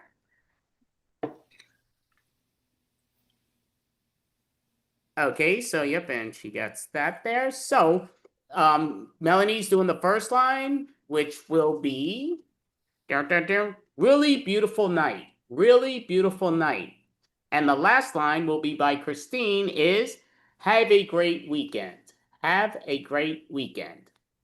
And your two lovely suggestions are trainer. You two are in the training room, whatever that makes you think of and what we think of should be. But when you are ready, you may begin, Melanie. Wow. Really beautiful night. I know. I wish I could be out there enjoying the gorgeous weather. We gotta do more reps. You know what? Why don't we take a break from the reps and go out for a run? I like that idea. All right. All right. Wow. Okay. Yeah. So we're gonna run? Yeah. Let's run together. All right. Working up a sweat here. Look at those stars. Wow. Is that the great what do you call that? The great spoon or something. Oh yeah. Big Dipper. That's it. That's the one. Yeah, my cousin's always telling me about stars. I can never remember the order of these things. You know, I always wonder how they name them. Sometimes they just don't look anything like the names they give them. Yeah, I heard there was one called Sirius. I mean, it doesn't look serious to me. Yeah, I know. It's strange. I mean, how could a star be serious? Right? Well, I'm getting a little tired. I kind of want to just stop and sit here and look at these for a bit. If you're gonna stay still, if you're not gonna run, then we're gonna do some sit-ups. Oh man. Okay, fine. All right. Yeah, you don't pay me to rest with you. Maybe I should. That would be a lot more fun. We could I don't know, go back to my place, watch TV. Oh, that's tempting. Man, this is exhausting. You know what? Forget it. I think I can't do this anymore. I want to go home. My back is hurting. Go away. Have a nice weekend. There, we'll get a hand on that. Right, so gonna put here and there. So there was a small little penalty, and it was just because of how it started by Melanie. So she gets not the full value, but she loses some points because she started with where she was supposed to start with. That they turn. Oh no, wrong thing. Really beautiful night. Yeah, so she's supposed to. Because again, I'm looking at different games, and that's what I'm looking at right there. But here it goes. So yeah, she's supposed to say really beautiful night, but she did say, and I wrote it down purposely. Well, I know, I said wow. Right. So yep. So that's a big no, because there's no reason. They tell you the I lines. realized it once I said it. Yep. It's all happened. So yep. So right now, Christine obviously starting and Norm is finishing. So the sentence that Christine is starting with is the grass is wet. The grass is wet. And the scene that Norm is finishing the line with is such a strong backpack. Such a strong backpack. And remember, try not to say more than 2 lines before it goes to the other person, because that also will be, we don't want a monologue. Nobody's done that, but yeah, just be careful that, just to give a heads up. And your 2 suggestions is karaoke singer. Karaoke singer. So we want that being, that's involvement, but with the lines that were told to you, you may begin, Christine. Grass is wet. Yeah, maybe we should move inside. Yeah, I don't want to get my feet wet though. Well, that ship has sailed. We can sing inside. We'll be a bit cramped, but it'll be fine. Okay. But can we leave the door open so there's a bit of fresh air? Because I really just want to keep my stuff with me, and I'm kind of just anxious about all these people. And Well, I've got all the sheet music here, in my backpack here. I kept it so it's not wet. that's a good idea. Because Yeah. I remember last time there was like a big rainstorm, and there was like a pipe that leaked from the roof, and like everything soaked. Yeah, that time was a disaster. It was awful. Yeah.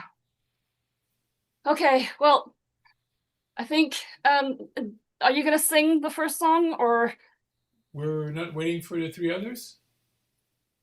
I don't know. I feel like there's a lot of people in here already. Jeez, I brought all of these extra sheets for them. Huh. Okay, we can get started. Okay. Well, do you want to start the karaoke machine? Because I don't, like, we don't really need to wait for the other musicians. Oh, okay. It's in my backpack as well. Let me Oh, put it on. wow. There's a lot in there. I can fit so much stuff in there. It's crazy. It's like a Mary Poppins backpack. Like, you have like food in there. Actually, I do. Here. Oh, Here's your wow. sandwich, That's drinks, amazing. popcorn. Oh, wow. It's such a strong backpack. And sing. We'll give a hand there, and boy pick. We'll give you a point. That, so a bonus on that part. Yep. Just make sure I'm doing the right numbers, which I am. So that is perfect with that, and get that. So we are going to do this again. Oh, it's me and Norm. Okay, so let me just put down the final points on that one, because that is perfect. And yep, you'll be the only one that I need to put points in now. So this is Norm. So Norm's line is going to start with wrong sheet. It's not your line, but you're saying finally out of the barn. You're saying finally out of the barn.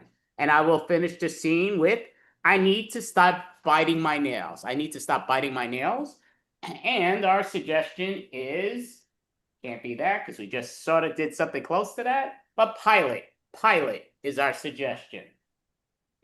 And once I look here, now you may begin. Finally out of the barn. Yeah, that was a bad storm, here. It's, just so here flying in the airplane, I was worried, that we'd have a problem. Mm-hmm. Yeah. It was hairy for a while.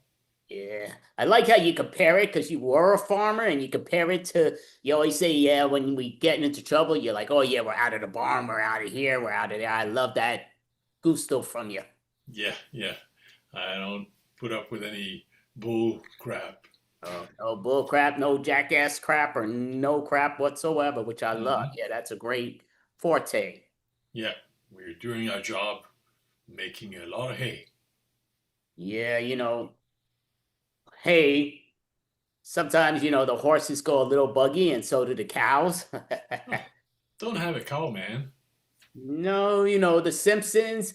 I love it that you're doing the Bart. That's very cool. To me, it's really enjoyable. It's amazing that show has lasted almost 40 years. Yeah, I'm trying to milk it as much as I can.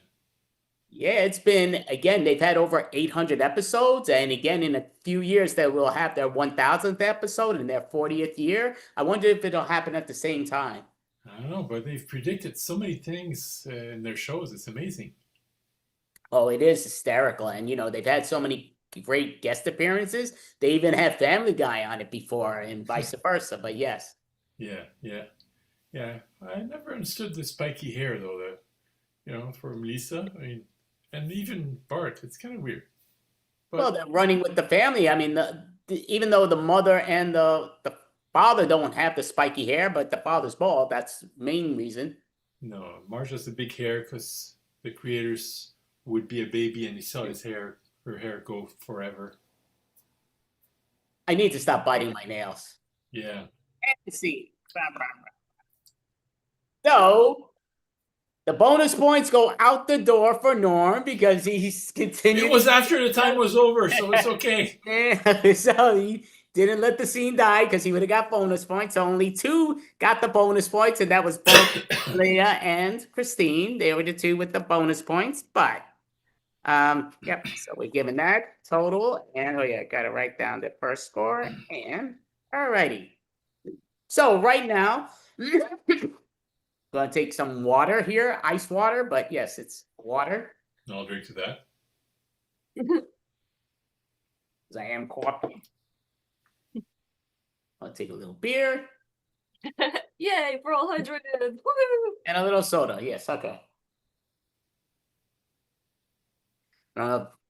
Those make it more hydrated. But okay, anyway. So right now, going into a round, we're going to start off with another pun joke style game. We're going to end it with a joke pun style game, most likely. Maybe not. But this is the partially of close to the halfway mark on our thing. So right now, in 4th place out of 4 individuals, with a total of 39 points, is Norm. So right now, Norm is in 4th place with 39. In 3rd place with 48 points is Melanie. 48 points. Norm has 39. And with 2nd place with 56 points is Christine. And in 1st place right now with 59 points is Leah. Again, things can change and will change, but yes. So we're going to do the pun joke style game. And Norm actually would have had a lot more points, but he really had to still talk. Oh, no. But yes. The time was over. It was okay. So it comes down to, we're going to do a joke stun pile. Joke stun. Yep, you know what? So we'll say so we'll say for, for March Madness. For March Madness, I was happy that no, I can't do it like that. Now I'm just thinking, you know what? For March Madness, blank drove me nuts. For March Madness, blank drove me nuts. Even though this is a March Madness, this is the Virtual Madness Comedy Extravaganza. So you know what? For the Virtual Comedy Extravaganza, this drives me nuts. Blank. And we'll say what is it? Yeah. Okay, so the Virtual Comedy Extravaganza, this drives me nuts. And I'll say what this is, and then we'll go around. So I'll start it. It'll go in the order we know each one of us does it, and they get points for the better reaction you have to somebody else's. That's great. And what's what? But we're going to start with, I'm going to grab the cards again back to the thing, but we're going to say musician.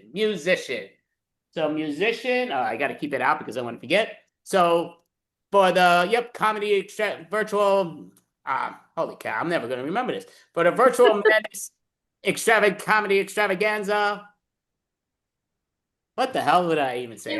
Musician. What was it? The musician? Oh, no, I got the musician. I'm looking at that. No, but what was the words I said? The Virtual Comedy Extravaganza. Me nuts. Drove me nuts. Oh, the musician drove me. Okay.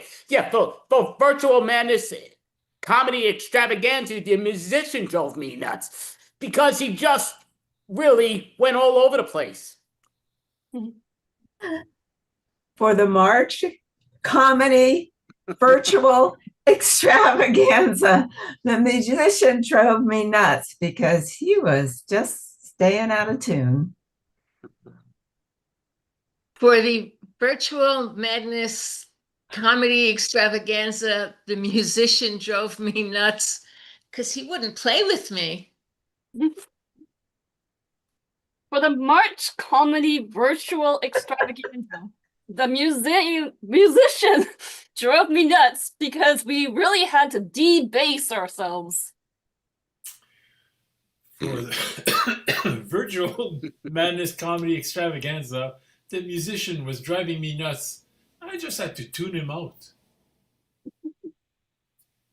So for the virtual madness comedy extravaganza, the musician was driving me nuts because he kept coughing in his damn hand and not on his freaking back arm. Okay, and look, I'll see. That was obviously mimicking Norm, but okay, so Leah's gonna start and she will finish the same way, but now she's changing up the words of florist. Florist. For the virtual comedy extravaganza, the florist was driving me nuts. They just were all out of arrangement. For the virtual madness comedy extravaganza, the florist drove me nuts. He kept wanting to pedal my bike. For the virtual comedy extravaganza, the florist kept driving me nuts because he really was a cut below the rest. For the virtual comedy madness extravaganza, the florist drove me nuts. I'm gonna deflower her. For the virtual madness comedy extravaganza, the florist really drove me nuts because he kept on playing with my thorns with his dumb roses. For the virtual comedy extravaganza, the florist was driving me nuts. He was really pollinating me. Okay, the hand there. We'll put that to the side. So now Melanie's going to start and Melanie will finish. So it's the same thing, but the only difference is it's a dental assistant. Dental assistant. For the virtual madness comedy extravaganza, the dental assistant drove me nuts. She kept telling me to spit. For the virtual comedy March extravaganza, the dental assistant, it's a mouthful, kept driving me nuts because she kept wanting to look in my cavity. For the virtual madness comedy extravaganza, the dental assistant drove me nuts. I'm unhappy that she doesn't swallow, she spits. For the virtual madness comedy extravaganza, the dental assistant really drove me nuts. She really just didn't know how to say it. She just knew how to spray it. For the virtual comedy extravaganza, the dental assistant was really driving me nuts. She was really a mouthful. For the virtual madness comedy extravaganza, the dental assistants drove me nuts because I wanted him to drill me. Okay, so good job there. Put that to the side. So we'll move this over. So right now, Christine is going to start it, and she will be saying the same thing, but now she's changing it to manager. Manager. For the virtual madness comedy extravaganza, the manager was driving me nuts. He kept asking me if I wanted fries with that. For the virtual madness comedy extravaganza, the manager was driving me nuts. I really need to manage her. With the virtual madness comedy extravaganza, the manager was really driving me nuts because he didn't know what the hell was really on the schedule. For the virtual comedy extravaganza, the manager was driving me nuts. He just was full of promotion. For the virtual madness comedy extravaganza, the manager was driving me nuts. He kept telling me what to do, and I don't even work here. For the virtual madness comedy extravaganza, the manager was driving me nuts. He turned this whole place into a menagerie. Okay. Great job. All right, so going through this one at a time. So Norman's gonna start and he's gonna finish, and he's gonna do an agent. Agent, same thing, but agent. For the Virtual Madness Comedy Extravaganza, the agent was driving me nuts. It's no secret.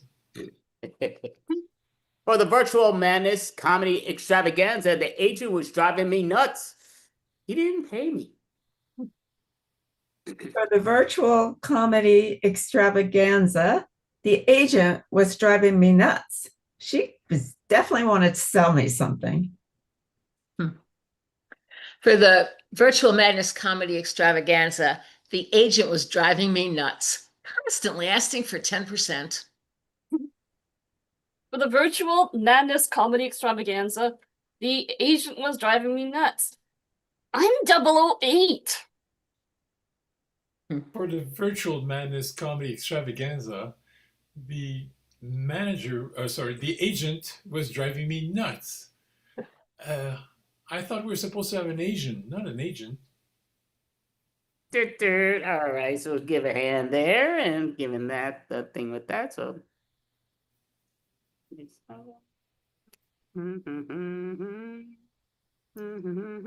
All right, so great job. Then we're giving a hand there. So we're gonna go to the next game. The game. All righty, so let me put this in there, put that together. And so looking at these games that we are going to do, I keep on writing more down and then taking more off for some dumb reason. Yeah, so this is that we did. Oh, these are all the things for that. So I could throw this paper away so it's not in my way anymore. That would make too much sense. So, we are going to play. We already played that. But we are going to do the alphabet game. Why not? The alphabet game to me is a fun game. So the goal with the alphabet game is you want to get it under 90 seconds. That's your goal.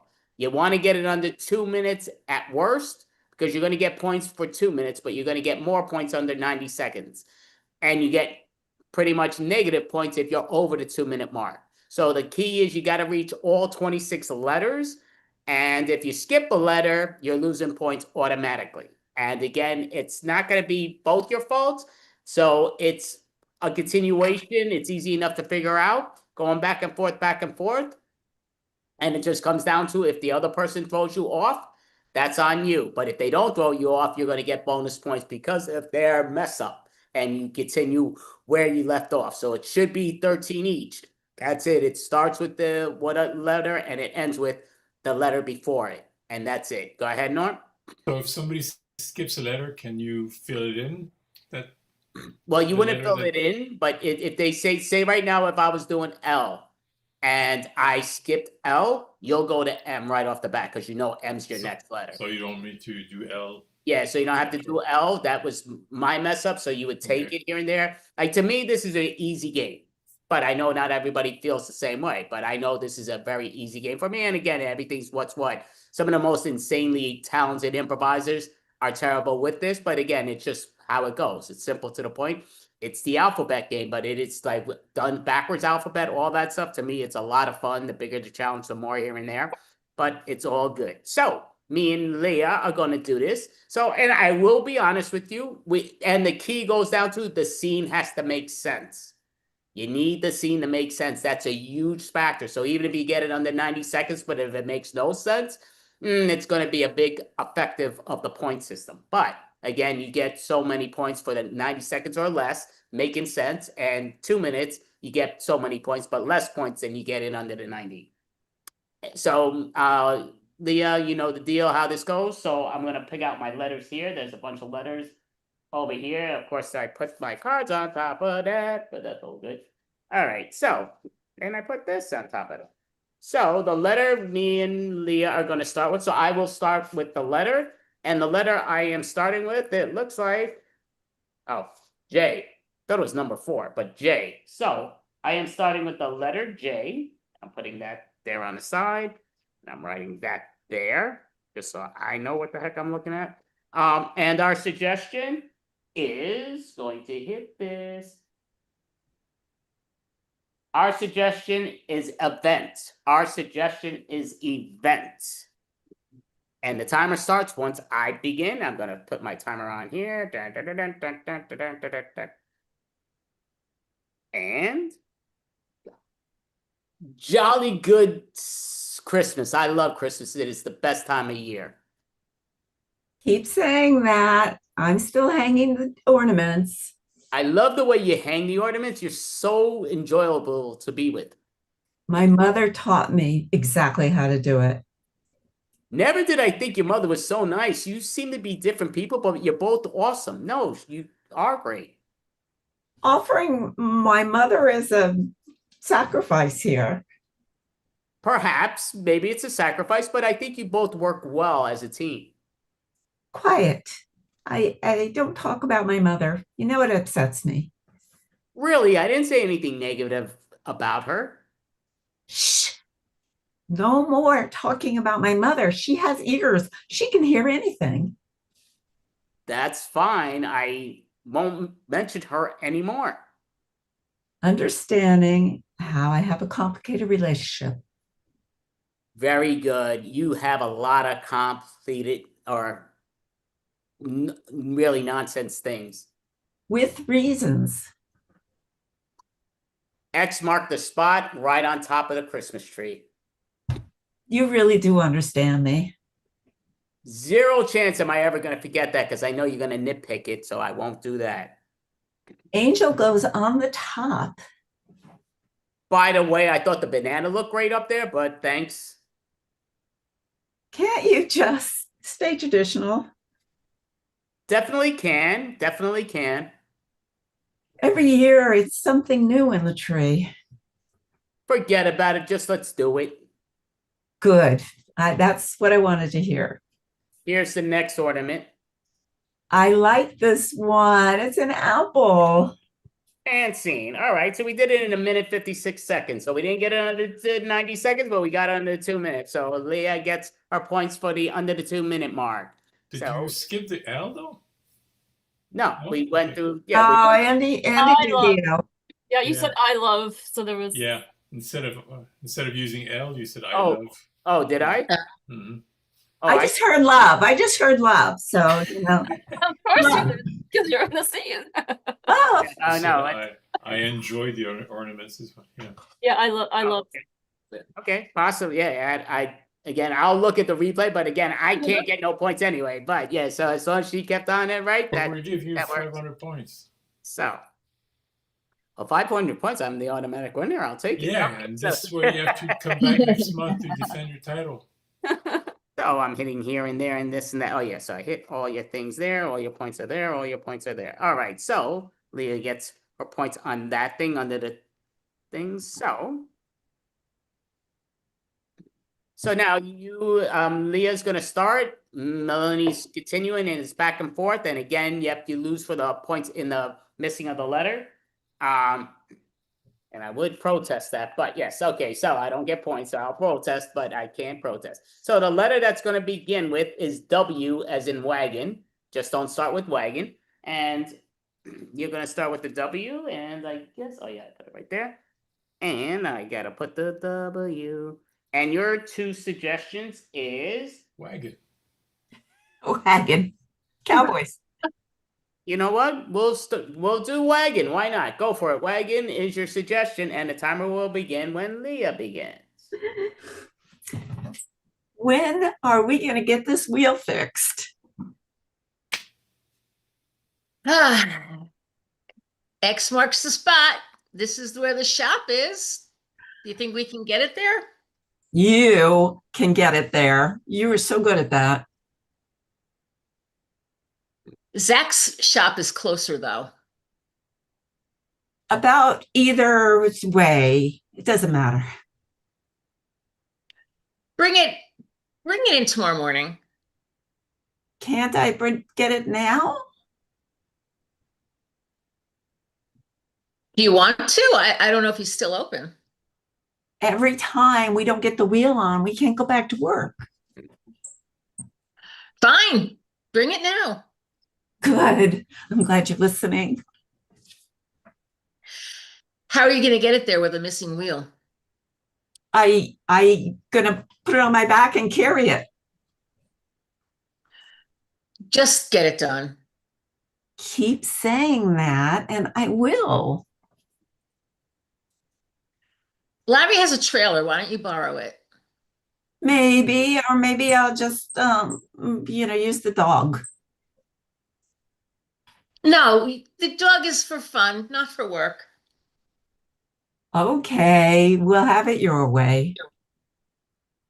Pull it using Larry's trailer. Quiet, and quickly, we will get this done. Right. Let's go. Should we maybe hitch it to both of us? To Larry's trailer, I keep telling you. Understood. I got it. Very good. Let's go. Insane. All right, so they got it under 2 minutes at 1:57. So we'll give that here and there. So they didn't get the 5-minute thing here and there. Boom, boom, boom. So I would say for Melanie to be careful because she's doing the without the lettering, and that's a big no-no. So she does lose points on that, as I always explain to people. It's the alphabet game. You got to stick to the letters. You can't add to it. It doesn't take it, add to it. But so Can say it if it's a letter A, yes. where you definitely can. That's no question on that. But so yep, she gets that there. So so with that, so now we give her, and now yep, you're gonna Melanie, you're starting. Christine, you're finishing, and the letter that Melanie is starting with is. That is not a letter. It's a sticky thing that got in there from my stuff, but L as in love. L as in love. Just don't use the word L, love.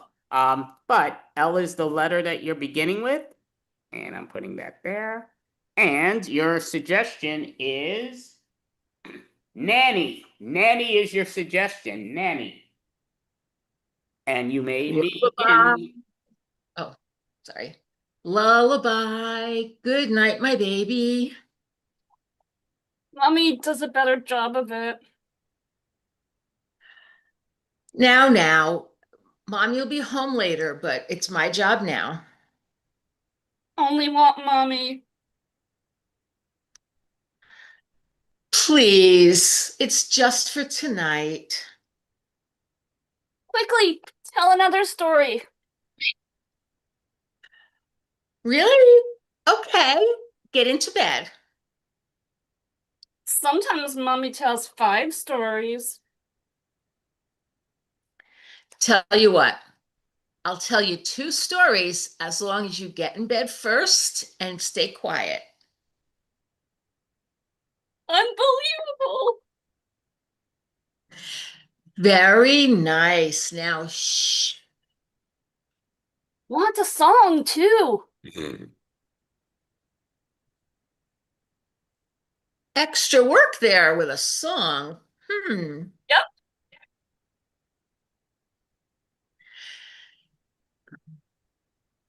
Zip yourself into your sleeping bag and get ready to hear the story.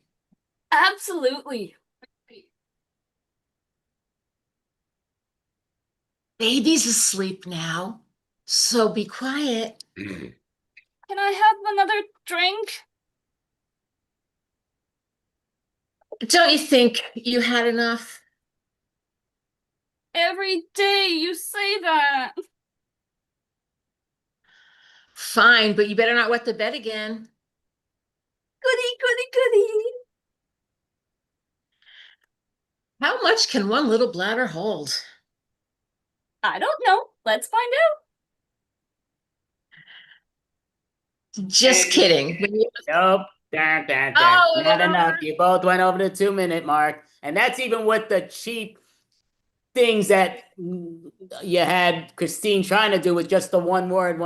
So I always say try to make it 3 words, but you still went over the 2-minute mark, even with those 1-word things that were being done. Not a good job, but again, it may not have been her fault. It might be Melanie who's really overthinking the words, and taking too long. But again, that's just how it goes. But you both get penalized for that, obviously. But here and there. So now this one, Christine's going to start, and you have to say at least 3 words for it to continue, and Norm is going to continue. But your letter that Christine is going to start with, and we want this to make sense, is another one that's no letter. It's my sticker thing from the dumb Dexcom crap. But yes, okay, fine. So you are starting with the letter R as in Roadrunner. So don't say R as in, I mean, do say R, but not Roadrunner. And when you are ready, the time will begin, Christine and Norm. But your goal is to get it theme? under 90 seconds. Yep, and I'll give you the theme. And your theme is import, export.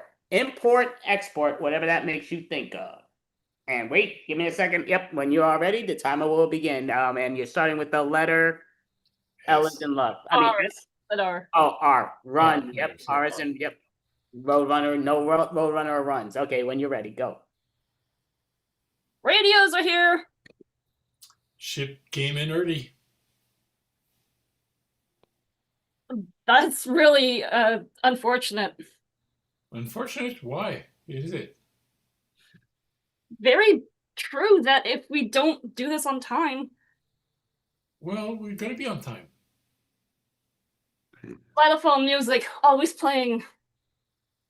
Yeah, I like the music. Zero chance they'll change it to something better? Okay, I will.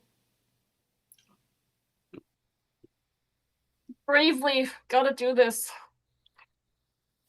Can we get down and work? Don't know. Maybe.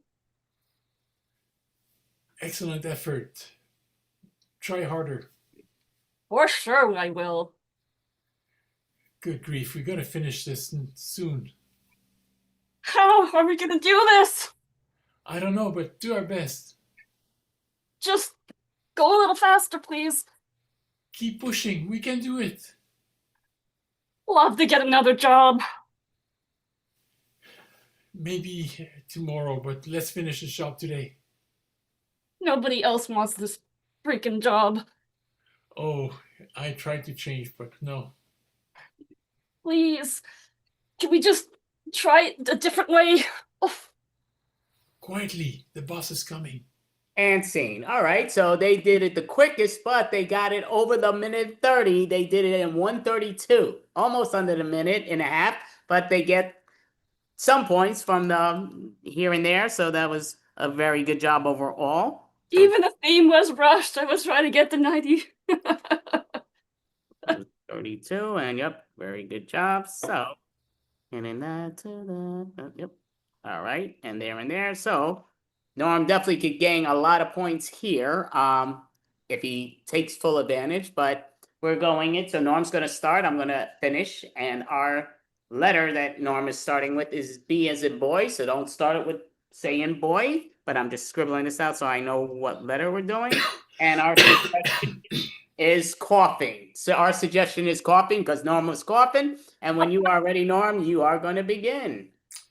Be quiet. I'm coughing right here. Can you pardon yourself at least after your cough? Don't know. I'll try. Exactly. Stop trying and just do. Frankly, I find you offensive. Great. You find everything offensive. Harry, you're always after my coughing.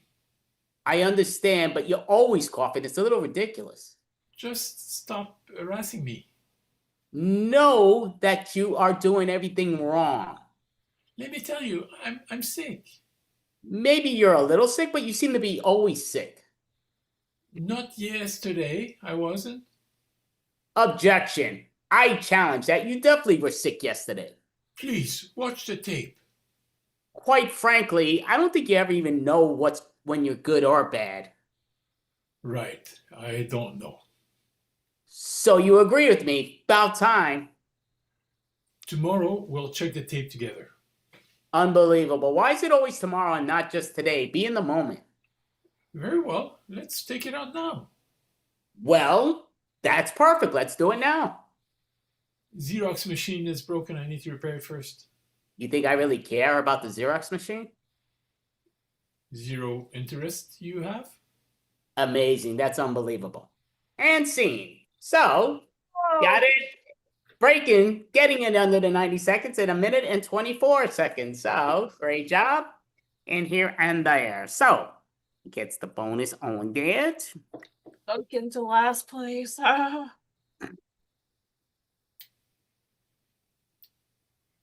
Okay, so right now, he was officially the only one to get the bonus there, which was needed, but we're going to do... Yep, Does that mean I get double bonus? And missing that, and got too many text messages every time I'm trying to look at the timer. We got time. Just looking at what we have on the other thing, but yep, alrighty. So we are doing the game. Oh, you know what we're gonna do? Why not? I like this game a lot, even though I was kind of thinking of possibly doing it near the end and possibly making it the end if we don't do a pun joke challenge. But you know what? We're going to do this game first. We're going to do the dating game. I like the dating game. So with the dating game is your goal is to get them to guess who you are. So I'm going to write out or I'm going to show you what the person is. And your goal is in the dating game that you got to guess who they are. If that makes sense, sort of. So we're going to have everybody's going to be the guesser. Everybody's going to be the thing in here and there. So we're doing 3 people at a time. Obviously, I'm the host. So I'm even going to give them bonus chances. I'm going to pick out a person myself. I'll be that person. And that means when it's their turn to go, what's what. So right now, we're doing it in that number order. So Leah's going to be the first to guess. So she's just going to look away. And then I'm going to show who, what, where. And I always say the actual numbers. So obviously I'm 0. But then we'll say Melanie 2 or whatever. But it comes down to, I'll mix this up. I pulled it out of stuff that I don't think we chose, and I could be wrong, out of a whole bunch of these things, but try to get it here and there simplified and what's what. Okay, so this is me, and I do want her to try to guess, and I'm that. So, going there.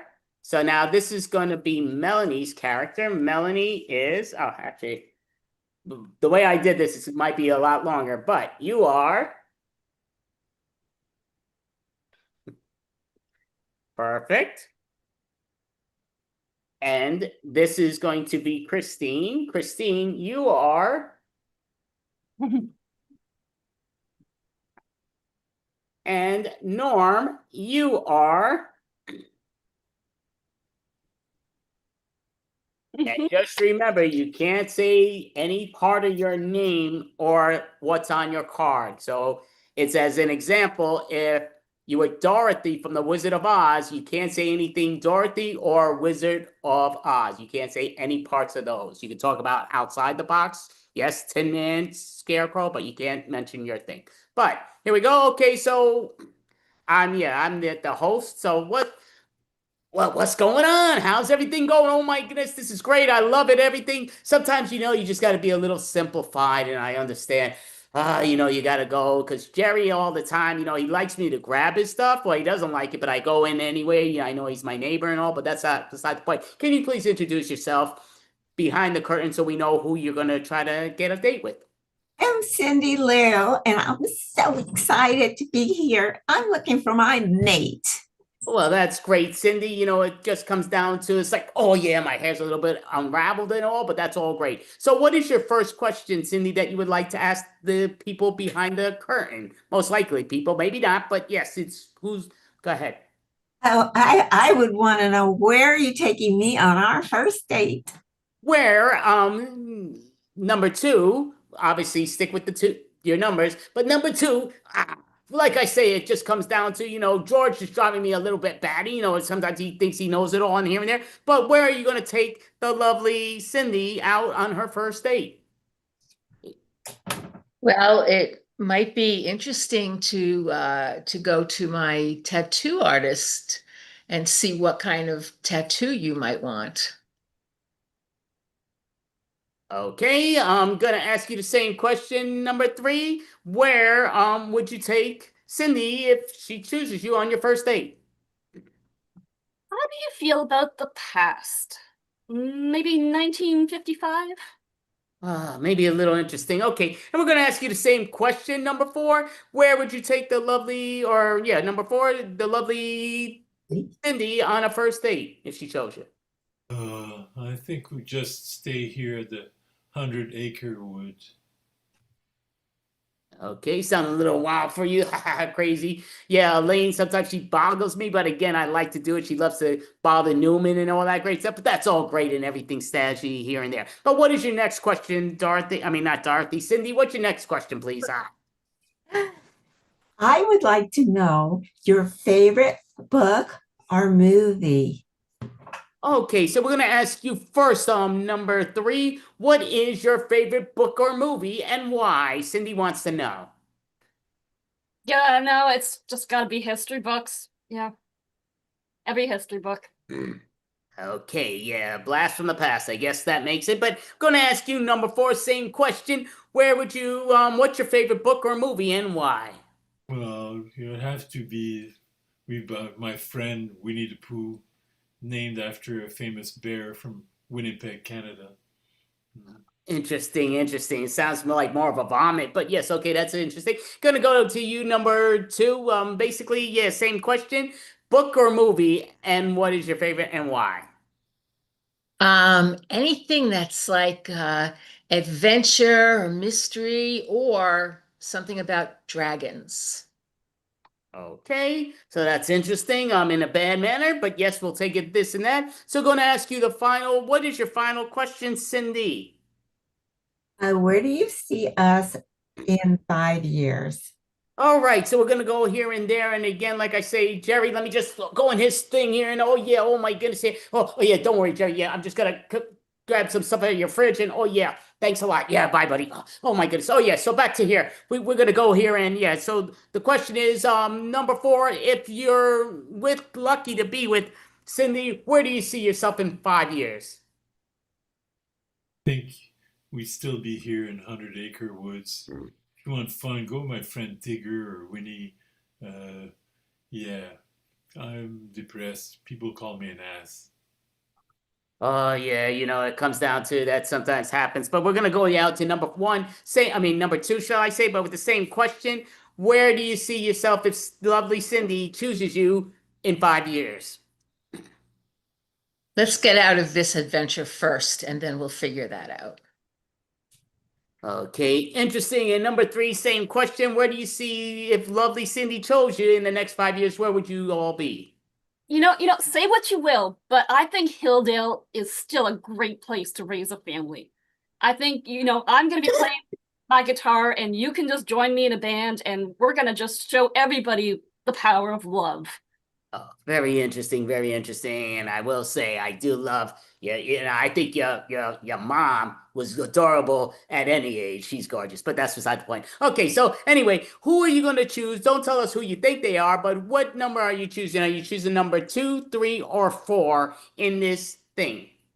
I'm choosing number 4. Number 4, okay, so we're giving a hand, but before we decide to let you learn who number 4 is, who do you think you turned down in number 2?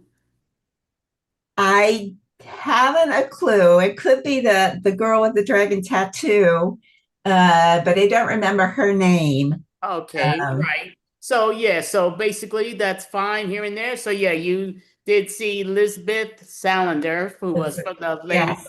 I did read all your books, but I just not remembering. It's all good. So now you didn't choose number 3. Who do you think you did not choose in number 3? I just number 3, honestly, I no clue. No clue. Would Michael J. Fox make you have a better, clearer answer? Maybe Back to the Future would work. Marty, but I'm really not sure. Yeah, good. Well, continue what you just said. Who? Marty or his girlfriend? Well, nope, don't change it. Marty McFly. Yes, okay, so you got that right. You're not gonna get it if you don't say it. Double, who's on first? But beside the guessing, just out of curiosity, who do you think I am as the host? Who do you think I am before we introduce? Well, Kramer. who cannot see who you are. Well, thank you very much. Yeah, this is kind of crazy, but who do you think you chose on your date? That's number 4. I chose Ihor because he has the best energy in the entire room. So I find him so exciting. Wow, I finally got my own honey. Great job. So great job there and here and there. So I will say everybody got some points. The one who got the negative points, I think there's no secret in it, but Melanie, because she didn't just do it once, but she did it twice by saying what I said you can't say, what's on the card, and she mentioned tattoo and she mentioned dragon. Both are on the card. I thought it was just the name that I couldn't No, well, say. I said it before. You can't say it, and I gave an example. That's why it's okay to listen. You're allowed to listen. But yep, that's how it goes, and I explained it very clear. Don't say the title or anything on the card. That's why I even gave the rundown. If you're Wizard of Oz and you're Dorothy, you can't mention Dorothy or the Wizard of Oz. That is the purpose of it. But okay, so we're giving their point systems around, and now Christine's going to be the guesser. But let me just go here and 05, and you have to both get.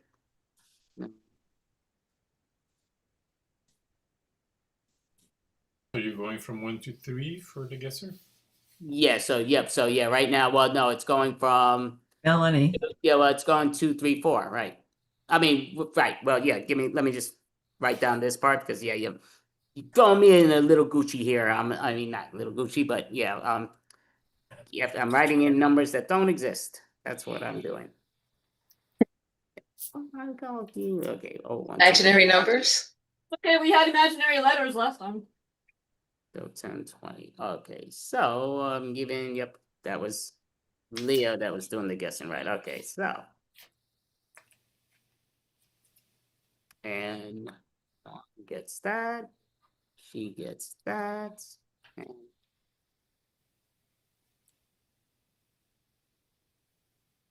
she gets that. Okay, so remember, don't repeat. Oh, yeah, so this is Christine looking away. So we're going to start with 2, 4, and 1 in that order, but it just comes down to.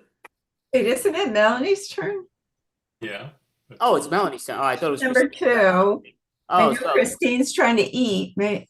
Oh, okay. I'm sorry. So yeah, Christine, you could look. It's Melanie. Can eat now. Melanie's not looking. Okay, I'm sorry. So I'm the guesser. Okay, so I can't look. It's okay. I got a nice meal out of it, so all good. So here we go. But yeah, okay. So this is going to be the other one. So going here and there. So basically, this is number 1, or should really I say number 3? So this is you, Christine. Hold on.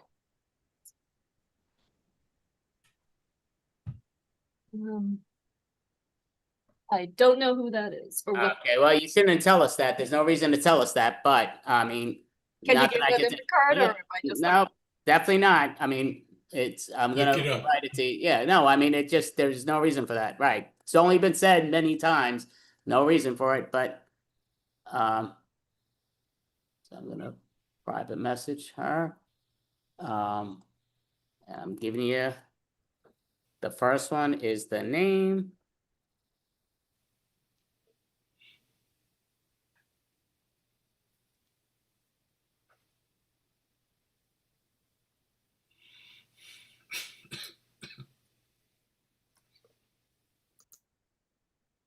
Okay, so I just messaged Christine that I gave her the answer to who it is and where they belong, but yep, can't here and there. So, just remember, no reason to tell us that you don't know who, what, where. You could always private message me just there, and then I can help you. But doesn't make sense. That's why I don't like this game. Okay, well, We play it too often. That's why I've explained it before. But yep, it's simple. So now this is number 4, Norm. Okay. And this is this is Leah, number 1. Perfect. And again, just because they know it doesn't mean the other one's going to go. And this is my character. So that's who I am. I am the host, but that is me. Alrighty, so you may look, Melanie, and here we go. So I am going to, yep, okay, this and that. I'm hitting all the wrong buttons. That's all fine in there. Okay, so just looking at that so I know what we're looking at. Okay, so welcome everybody. Welcome to the game show. Okay, so we got individuals behind this curtain and everything else. Oh my God, that's great. But can you please introduce yourself to the audience so they know who you are and you're trying to get a date? Hi, my name is Priscilla, and I really want to find a spouse. I couldn't give a crap, to be honest with you, but that's beside the point. So, what is your first question, Priscilla? What do you want to let these individuals behind the curtain know or ask? I would like to know. Slow me down. Ask a question already. Holy crap. Okay. What is your favorite genre of book or movie? Okay, so I'm going to ask you number 3. What is your favorite genre of book or movie? It's definitely going to be anything to do with robots. Okay, interesting. Yeah, that's great and everything. Supercalifragilisticexpialidocious. Yeah, don't care. Go ahead, number 4. What is your favorite book or movie genre, should I say? Yes, go for it. Well, I've done all kinds of movies, so I start my career in dance and then singing, but I do rock comedy and drama and love. I do it all, so. Oh, good. Yeah, that's great and everything. Yeah, nobody really gives a crap. Oh my goodness, that's ridiculous. But yeah, you now number 1. Oh, you number 1. Yeah, believe it or not, maybe it's a PU, but I don't know. Maybe it's just a pisser. I'm hysterical. But yeah, okay, number 1. What is your favorite genre of movie or book title? I like books and titles with happy endings where everybody is happy at the end. Oh, happy endings. Oh, looks like, oh, you lucky dudes. If you're getting a massage. I love it. Okay, yeah. But okay, so what is your next question, Priscilla? What is it? We don't really give a crap, but you gotta ask. So what is it? Describe the perfect place where we would live. Okay, so number 4, just in case you get picked by Priscilla. Not that we really give a crap, but where would you live if you lived with Priscilla? Oh, I definitely would go to live in Manhattan, because you could say I got it made in Manhattan. And we'd find a name that combines both our names together. I do that when I get married with someone. Ah, that's great. Not really, but oh yeah, it's all here and there. That's all perfect and go great. So gonna go to you now, number 4. Oh no, number one. Back to the number 1. Not that anybody really gives a crap, but what is your yeah, well, I forgot what the question was. Oh my goodness, again, you know, I'm kind of young. What can I say? But what was the question again? Describe the perfect place for us to live. Oh yeah, like anybody really cares. If you two work up and you have a place to live, where's the perfect place? Please tell us. Oh, it's the place I grew up and where my family was. It's Bedford Falls, and I have a little savings and loan there. It's the perfect place for us to retire. Oh yeah, that's great. That's perfect and all goody like anybody really cares and all. Oh my God, they killed Kenny. That's great. Oh, but that's beside the point. Doesn't matter. So anyway, number 3. Yes. Where would you be a perfect place if Veronica or Priscilla wants to marry you? Where would you live? Maybe you're living in wedlock. Oh, shame. Well, we would definitely have to live in a toy factory because that's like so much fun, and like definitely one with like tons of cars. Mm-hmm. Interesting. Okay, so last question for you, Priscilla. Just get it over with. Hurry up. What's your final question? Well, okay. Question 4. Not a great question. Ask a question for crying out loud. Hurry up. What's the perfect first date? What is the perfect first date? Number 1. Oh yeah, we want number 1. What's the perfect first date? Hurry up. Come on. we would definitely be doing something around Christmas time so that we can hear the bells. Because, every time a bell rings, an angel gets a wing. At least that's what Clarence told me. Happy birthday, ring a bell. You do shoe smell. I love it. Okay, so same question to you, number 3. What was the perfect? I forgot. What's perfect about what? Who, what, where, why, how? I don't know. What's the perfect date? What is the perfect date? Oh, that anybody yawners. But yeah, go ahead, number 3. Well, I think we would definitely start out for a nice drive, and then I would change and become a person who can like run and go dancing with you. Okay, yeah, yeah, sounds like a big yawner. Most of you are actually really fun. I love that you fly, most of you. You're not just GoBots. No, that'd be crazy. But go ahead, number 4, same question. Where is the perfect date, if you and, what's that big Priscilla would go out? Not that any of us really give a crap, but yes, I got my start as a fly girl, so definitely we go dancing and we'd have fun time, and then I'd ask you to marry me. Oh, And then very we might interesting. divorce and That's I'll kind marry of a you wild again. thing. Very wild, very crazy. Ha ha ha. And I love that you're mooning us. Are any of us a werewolf? Ha ha ha. Great. Okay, anyway, nobody really cares, but we need to hear it for the show. So, Priscilla, who are you choosing? Just give us a number between 3, 4, and 1. Which number are you choosing? I will choose number 1. Number 1, we give a hand. But before you choose who you we know you chose number 1, but number 3 you turned down. Who do you think you turned down in number 3? Not that anybody really gives a crap counting number 3.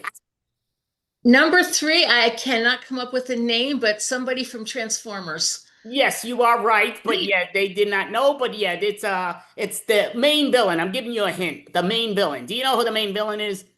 I don't know any of the Transformers names. Well, I that have a makes 2 of you. 6-year-old grandnephew. You want me to call Okay, him? well, come on, Optimus Prime. You can come on out and but that's all fun. So, who do you think you turned down in number 4? Well, I turned down a lot of money in J-Lo. Oh, okay, there you go. What's her real name? Let's just say her real name.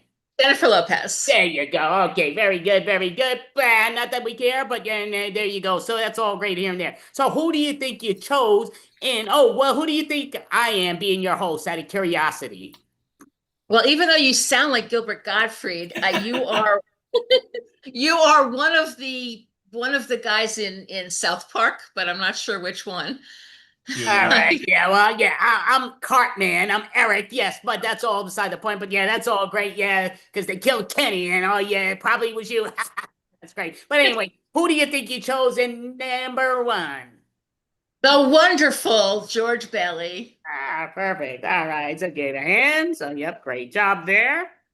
So. All right. What was Christina's name? What was Christina's character's name? Oh, she was Optimus Prime. The main okay. Transformers. I've heard that name, didn't know it was a Transformer. Yep. You're one step ahead of me. This is why I hate this game. Well, okay. So now Christina is going to be guessing. So we're moving the numbers around here and there. So right now, who just was? Yep. So that's the right order. So right now, so 1, 2, 3. Yeah, they might have picked that right. Okay, so going to. Oh, here we go. All righty. So this is going to be Norm's character. 1, 2, 3. Norm is. All righty. Norm is there. So now, Leah, your character is. So remember, you can't say anything that's on the card, nobody. And Melanie, your character is. And my character is. That's my character. Alrighty, so you may turn around. Oh, well, hello. Welcome to the game show here. Can you please introduce yourself? Yes, I am Petunia Petillant. And I'm just looking forward to finding somebody who will suit me. Okay, that's interesting. Let me just put this here and there because somebody's joining and I'm trying to hit the wrong thing, but every time. It's all good. We're gonna hold it for a moment, but yeah, so I'm kind of here and there, which is great. So, I'm not who you think I am, but you don't have to guess who I am. Batuya. Basically Batuya that you're saying Batuya. I think you're saying it wrong, but Yeah. that's beside the point. Anyway, so what is your first question, Batuya, for someone behind the curtain here? Okay, it's Petunia. Please say my name correctly. Petunia. Oh It's my like a goodness. flower. Yeah, you don't know how to pronounce your own name, but go ahead. Can you give me a question, please, before I have to kill somebody? Okay, my question is, if you could take me anywhere in the world, where would you take me? All right, number 4. Where would you take Petunia or Petunia? But where would you take her and why around the world? I would take you back home to Japan. That's where I'm from. And we'd have an electric time. Okay, interesting. Not really sure. It's kind of a big yawner. You know, again, I want to be into my musical group and my performance group because people love me. I'm a superstar when you see how I perform, but that's beside the point. How about you, number 1? Where would you take the lovely Batuya if you had to do it in that special manner? I would take her somewhere in the building where I work. We would maybe hit the cafeteria. Okay, sounds like a real snoof's fist, but okay, interesting. Going to ask you the same question, you number. Okay, because I hit the wrong button as I usually do, and there we go. But it's going to ask you the same question, number 2. Where would you take the lovely, somewhat Petulia if they around the world that you would take the Petulia? We have so many choices. I could take you anywhere in the DC extended universe. Okay, DC Extended Universe. Very, very interesting. I'm not quite, but yeah, that's beside the point. So right now we're going to ask for, let me just hit that and there. So I'm going to open that and put them in there. So we got individuals I'm just putting in the other room, which is all good.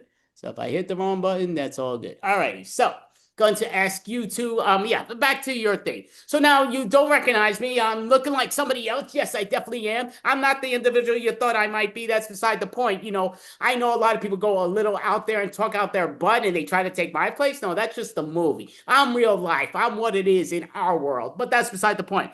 Where is your next question? Petulia or Petunkia or Petokio? What's your next question? It's like a flower. It's not that hard. Stop being such a rose in the thorn. Just tell me what the freak's the question. Okay. So the question I have for my next person is, can you tell me what your favorite style of movie or book is? Okay, number 1, we're going to ask you what your favorite style of movie or book is. Yawner. Yes, go ahead. I like anything that is a comedy that's funny, even if it's not meant to be funny. It's satirical, but it's still really funny. That's what I like. Yeah, seems like a yawner. Unless I was the actor, I would look great. I would look presented. I would do my improv team and improv style, or maybe not improv, maybe scripted. But whatever it is, I would my Academy Award and playing the many parts in the many murders. I didn't say murder, but I did. But no, I didn't. But besides that, anyway. Anyway, back to you, number 4. I mean, no, number 2. Number 2, where would you take? What the heck was the question? Oh yeah, your favorite book or movie for Petulia or Petunkia. What's the deal? We would definitely go see a superhero movie. All those wonderful supervillains like the Joker, those are the best. Okay, interesting. Not quite, but yeah, again, like I say, if I was the Joker, yeah, I'd be like, ha ha ha, you talking to me, you're out of your mind. That's what I tell you, out of your mind. But anyway, besides the point, number 4. Number 4, we're talking to you, number 4. Does that mean you're a stinker and a peer and all the above? I don't know. But anyway, where would you take what is your favorite genre, movie, book, and why? Definitely animated. movie. Yeah, because that's what's fun. Could have all my little monster friends, and they're always trying to catch them all, and yeah, try to zap them to prevent from being caught. Yeah, it kind of makes me think of that old time game that they would play on their phone with you and the Go, the whole combo. But that's beside the point. Nobody cares. It's a big yawner. If that was me, I'd have been doing the Academy Award when they find me. They'd love me and they'd be throwing roses and petals for me because I am so great. And if you didn't think so, you'd be dead. But I didn't say that. You didn't hear me say that. I didn't say that. No, I didn't. But okay, final thing. And I'm somebody maybe different, maybe not. But wouldn't say I am if I'm not. But if I'm not, if I am. But okay, back to your story. Petunia, or Petokio. What is your final question? Okay, Petunia. I don't understand why that's such a hard name, but okay. So, my last question is, can you tell me what would be your ideal best friend in the whole wide world? Okay, so we're gonna ask you number 2. Oh, the pure. Number 2, who is your best friend? Please let us know. Well, even though my first name sounds like a motorcycle brand, I don't like really people who ride motorcycles.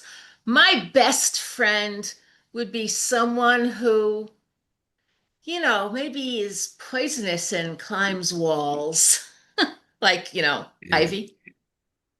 Okay, interesting. Yeah, I'm not sure if I quite get that because you went out with the stupid Joker, but that's beside the point. Okay, out the door. So anyway, same question you, number 4. I forgot what the question was now, but Well, definitely my trainer. We spend so much time together training, trying to catch them all. It's, yeah, my trainer.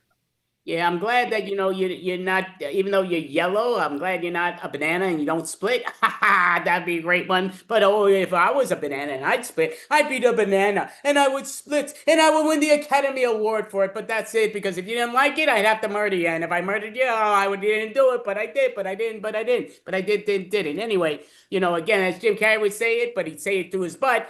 Don't count on me, but again, he couldn't do as good as I did because I do it the best. Anyway, back to you, number 1. What is back to, I forgot what oh yeah, who's your favorite partner or friend and why?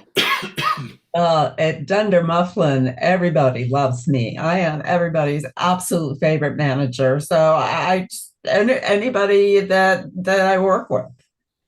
Okay, that's interesting. Love. I don't know if everybody loves you, because if everybody loved you, you never would have been a 40-year-old virgin. That's true, and very well said, and I would have the Academy Award. See, if I was the 40-year-old virgin, I would have done it in a such more stereotypical way. I'd have been more loved, even though he was loved, and we know how it is, but that's beside the point. Anyway, here I'm there. I'm not the one that did it, but maybe I did, but maybe I didn't, maybe I did it. But anyway, back to you, number what's her face? Petunia. Petunia, basically simple to the point. Who do you choose? Just give us a number. Do you choose number 4, number 1, number 2? I have to go with number 4 because I really want to be caught. Okay, so number 4's got it, but before we introduce you to number 4, we need to introduce you to who you turned down. So who do you think you turned down in number 1 out of curiosity? I'm thinking Steve Carey. Who? Steve Carey, the 40-year-old virgin. Oh my goodness, yeah, what the heck? Jim Carrey, what the freak? Do you even know your movies? You don't know your movies. Yeah, apparently you're not. I don't. You ain't sugarcoating that. No, But anyway, I know flowers. I like flowers. I don't know a whole lot about. yeah, again. So anyway, so yeah, since there's no choice to get it, we're gonna call from The Office. Michael Scott, you turned down. Oh, There's definitely no Jim I Carrey. don't go to But The Office. I just started with my. yeah, well, that's Steve Carroll, and that was a very famous TV show. But yeah, Steve Carroll. But Michael Scott, yeah, who played the 40-year-old virgin. That's the point. Again, if it was me, you would know it because I am such a great actor. And if you didn't think so, I'd have to murder you right off the bat. But even though I didn't do it, maybe I did, maybe I didn't. But anyway, who do you think you turned down in number 2? It's gotta be. I'm gonna go with Batman. I really think that Batman Yeah. Oh my goodness! Again, you don't really listen to hints very well. I told I you. don't. You think Batman was going out with the Joker? What's wrong with you? What kind of world? Even if you don't, you He's gotta a realize that's new not the case. Joker, and that's about all I know about that. Okay, well, so you turned down Harley Quinn because Harley Quinn didn't seem to know, but yes, Harley Quinn is good buddies with Poison Ivy, but that's beside the point. He was best friends with Joker and wanted to be Joker forever, but wasn't quite there. But that's what it is. Anyway, before we introduce to you and have you guess who you chose, who do you think I am? Just out of curiosity. Well, you said you did improv. I'm thinking you're Drew Carey. Oh, you with this Drew Carey crap. I mean, I don't know why you think everybody's Drew Carey. This is, like I said, Jim Carrey. I kind of said it, he did it me in a movie, yet I did it much better in what you showed me, but you don't listen too well. But maybe you wake up when I'm saying that and you pay attention. What's your second guess? And it's not me, because I don't want to have to kill you. Wink, wink. You're just gonna have to kill me then. I'm gonna go back to my flowers. I'm so sorry. All right. Well, so it's Count Olaf that you turned down, always covering up who he is in the show. And then, but anyway, beside the point, that's what you said. So it's all here. Who do you think you chose in the individual behind the curtain? That would be Pikachu. Pika, Pika. Pikachu. It was the electricity between us. I like it when you catch me. So, waiting for that one to go through, but that's all good. So, we're going with that in the hand. So, let me just put this person. Okay, I know that they didn't join, but okay. Put that in there. Alrighty, so we're going to do this again. So, who's to choose? Oh, just Norm is the last individual standing. Okay, so I get that. Yeah, and then give you your points here and there. So,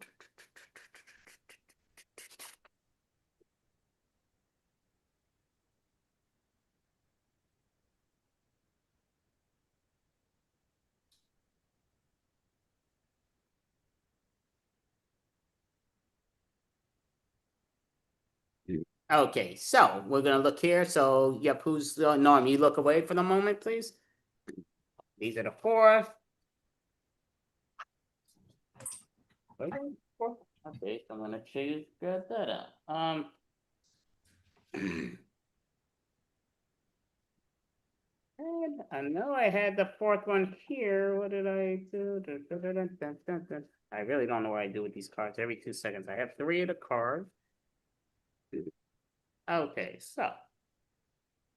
Really wish I had the. I guess I have the other one. Let me just grab that. So this is you, Leah. So Leah, this is you.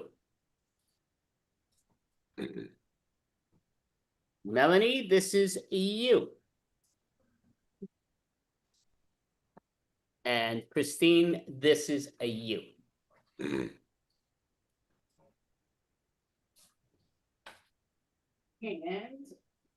this is my.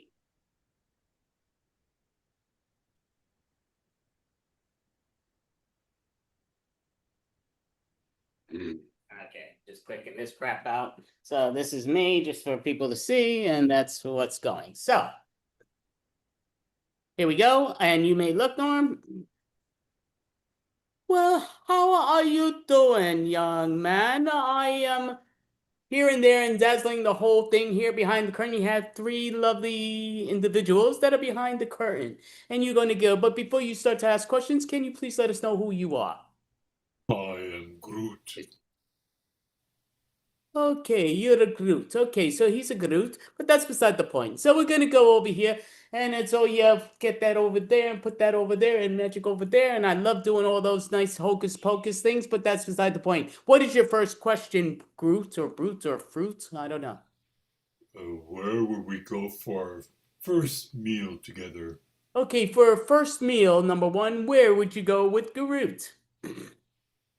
We would go somewhere where we could enjoy, well, I gotta admit, I kind of like flies.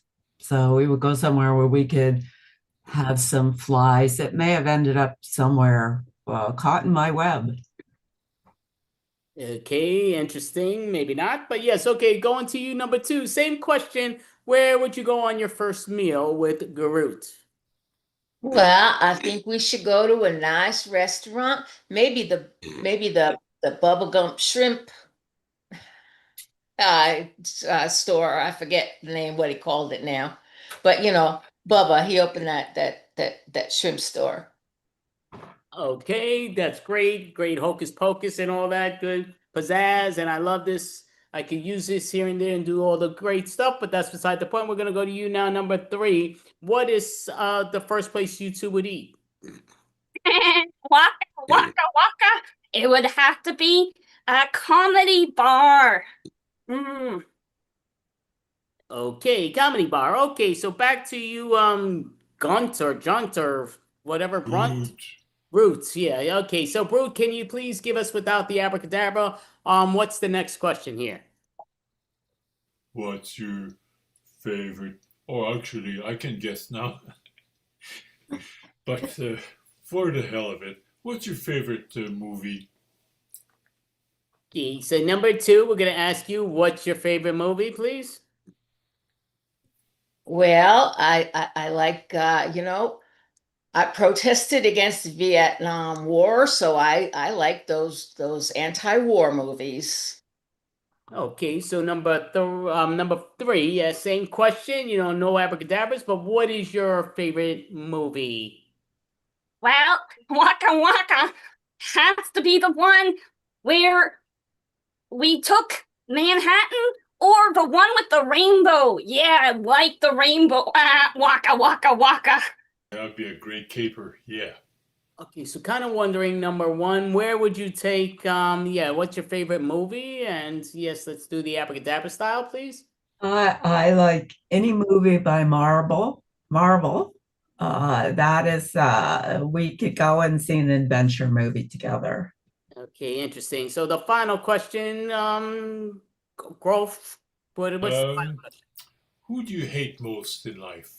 Okay, so we're going to you, number 3. Who do you hate most in life? Let's hear it and go for it. Waka waka waka. It has to be people who don't think I'm funny. Waka waka. Like those 2 guys in the Okay, over there very always interesting. criticizing. Sounds like a wannabe Pac-Man there in my eyes, but yeah, that's okay. That's beside the point. I'm gonna go to you, number 1. What is I forgot the question now. What's the question? I mean, Who do you hate most? oh, who do you hate most of all? Number 1. Yes, sorry. I hate the man that killed my Uncle Ben. That would be the Joker. No, it definitely wouldn't be the Joker. That's the Green Goblin, but that's beside the point. That's beside the point.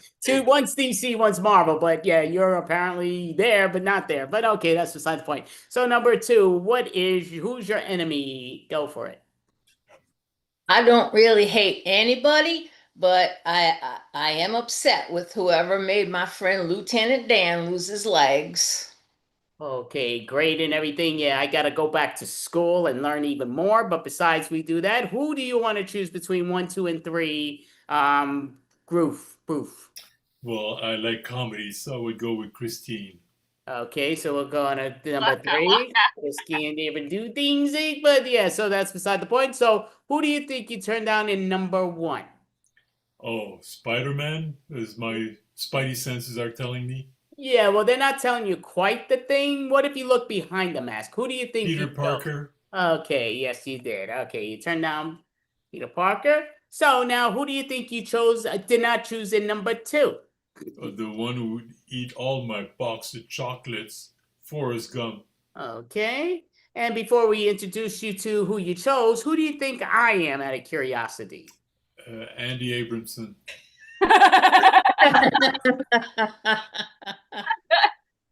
I did not guess anything different. It didn't give me any much hints about. Well, all the abracadabras are not giving you a lot of hints, and the magic wand are not giving you hints. I can't tell you what else to go with. But, Houdini. well, it's Harry Potter, but yeah, that's beside it. Again, it goes down to. So, who do you think you chose in number 3? Well, I'll be an animal with Fozzie Bear. Waka waka waka. Get there and get a hand on that. So looking at the timer on that. So, oh wow, time flies already. So Yeah, that Well one. done, everyone. I have you after the first question. Okay, so I guess that officially is the time. Wow, time does fly, which threw me out of the loop, which I didn't realize how much that game took a lot longer. Well, again, everybody going around makes it take longer, but and then people just not doing what they're supposed to do makes it take longer, but that's all good. So I'm looking here with the point system and all there. So we're putting in. But we're each giving you 100 points, so Andy's the winner, and he has to come next month to defend his title. Absolutely. Yeah. That's right. I'm listening. Yeah, like that. So I don't care about the points. Everyone's a winner. Woo! Yeah. Woo! Like You're professionals. Yay! Yay. Yes. Boy, we sounded so enthusiastic. Yeah, it's past my bedtime, honey. Way past my bedtime. We do love ourselves, but 2 hours is a long time to be on. Yes. And the dating game. Oh, it's great when you don't know anything about half the movies people have watched. Yeah. Yay! We did all the dating. Yeah. Let's go to bed. Oh, all right, so we'll put it there. So yep, I'm just going with the way you guys all said it. So yep, so we're the improv professionals. We had Leah Goldfarb, we had Melanie, we had Christine and Norm. I'm Andy A. That's our improv troupe, the improv professionals. We have So I'm members here happy and for there. somebody who but just won. People are bringing it further and further downhill, which is just not, I'm not a fan of. I don't understand. But again, it's what it is. But I explained these before, but it's all happens. But thanks everyone. Have a great night and a great weekend. Appreciate it. But Bye. Bye. it's still called Petite. Yeah.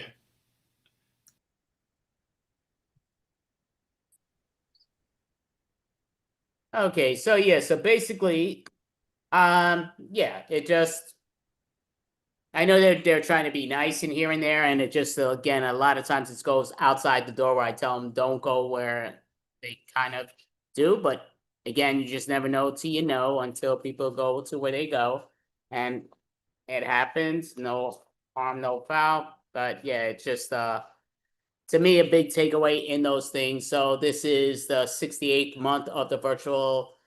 I mean, that we've done virtual extravaganzas, and usually they go anywhere from 6.5 hours to 11.5. Usually we try to get it under the 8 hour mark because of Facebook forcing to go those ways. Kind of like I was saying with before, with depression, anxiety, and all. When people are having problems, it's good to not always like go outside the button, like realize sometimes people are in a real tough spot and they need to try to escape themselves. But yeah, it just goes down to 2 weeks from 2 weeks and a day or 2 weeks and 2 days from now, I will decide whether I'm giving up all comedy, all improv, and all holy cow, YouTubing, the whole thing. Now I'm just blanking out in my mind, but podcasting. So it just it comes down to I did a great podcast with CC today, which she's an amazing singer. Like I say, follow her link and definitely copy. She was earlier. We had a 30-minute interview, which was really a lot of fun, and she did a great job. Just overall, I've been kind of giving some rundowns of just a real depression. A lot of times people tell me you shouldn't let one individual decide on your life or whatever. You got to control things your own way. It's just not easy. I'm on certain meds that I've been on the last few weeks, and now they just changed one main one from it, and I'm going on new crap tomorrow that's putting it on. Hopefully it makes me feel better. Don't know what's what until time will tell. But again, it just comes down to I did let this one individual really take over on me just with my thoughts and in my mind. It's not what I wanted, but again, when you lived with somebody and you have all their stuff still in the house, and I understand people say you should get rid of it, it's just not a me thing. And I have said that if basically somebody knows who I was speaking about and they get a chance to let the individual know to watch because I know they don't check on anything, even if it's family member, that's fine.